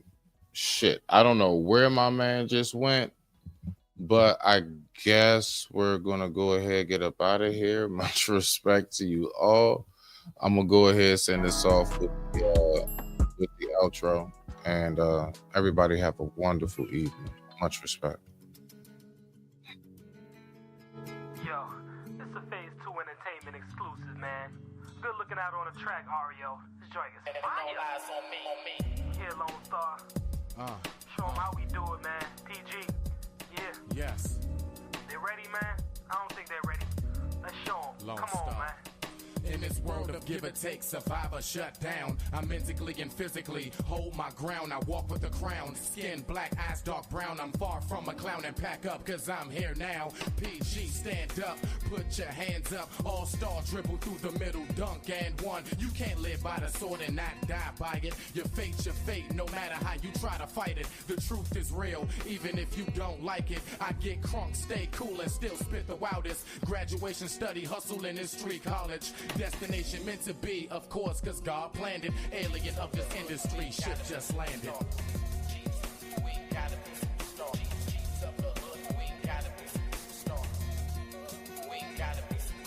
When it comes to the music, me, I'm the maestro. Spit a symphony on stage with a microphone, suited up, ready for the battle. Now the cypher's on. Broke through the cage, I'm an animal in rage. Eyes bloodshot with fists of fury covered in flames. The true knowledge stalker, tidal wave walker, tomahawk swinger, independent rap singer. As my vocab inclines, I design master rhymes. Lyrics placed in time capsules, rewind time. Ignite and take flight, bike burning like Ghost Rider. Left lane on the chopper, $2 on the belt. Haters don't bite words cause it's bad for your health. I'm a scorned man torn between heaven and hell. Feeling good but the bad is where I constantly dwell. Feeling free but these chains keep me locked in jail. I'm a slave slash prophet, I speak on the topic. Face kinda numb cause I'm guzzling the toxic. Brain kinda twisted, got me walking on an angle. Rolling up these demons, keep me exhaling angel. Slipknot got me choking with my soul in a tangle. Scorpio beast master, I think faster. Blink, I move past ya. Holy Ghost rap bastard, you bastards.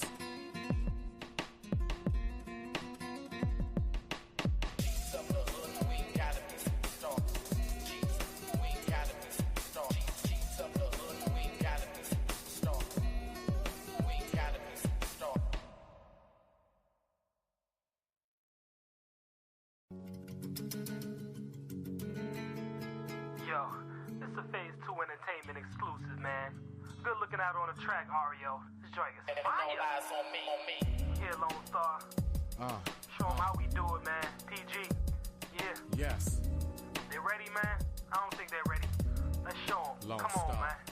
In this world of give or take, survivor shut down. I mentally and physically hold my ground. I walk with a crown, skin black, eyes dark brown. I'm far from a clown and pack up, cause I'm here now. PG, stand up, put your hands up. All-star dribble through the middle, dunk and one. You can't live by the sword and not die by it. Your fate, no matter how you try to fight it. The truth is real, even if you don't like it. I get crunk, stay cool and still spit the wildest. Graduation study, hustle in this street college. Destination meant to be, of course, cause God planned it. Alien of this industry, ship just landed.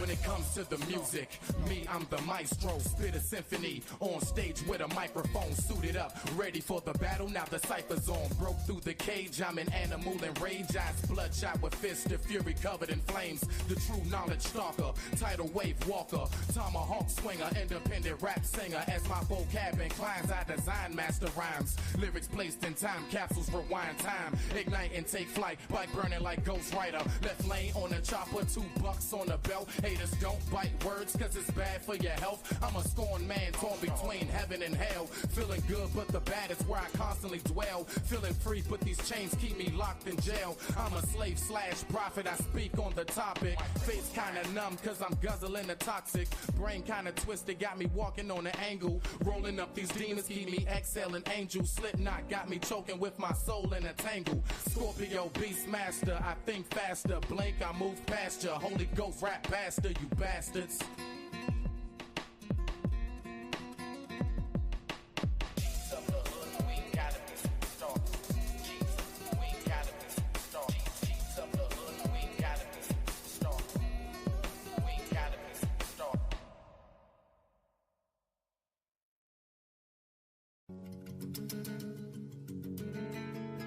Yo, it's a Phase 2 Entertainment exclusive, man. Good looking out on the track, Ario. This joint is fire. Here, Lone Star. Show them how we do it, man. PG. Yeah. Yes. They ready, man? I don't think they're ready. Let's show them. Come on, man. In this world of give or take, survivor shut down. I mentally and physically hold my ground. I walk with a crown, skin black, eyes dark brown. I'm far from a clown and pack up cause I'm here now. PG, stand up, put your hands up. All-star dribble through the middle, dunk and one. You can't live by the sword and not die by it. Your fate, no matter how you try to fight it. The truth is real, even if you don't like it. I get crunk, stay cool and still spit the wildest. Graduation study, hustle in this street college. Destination meant to be, of course, cause God planned it. Alien of this industry, ship just landed.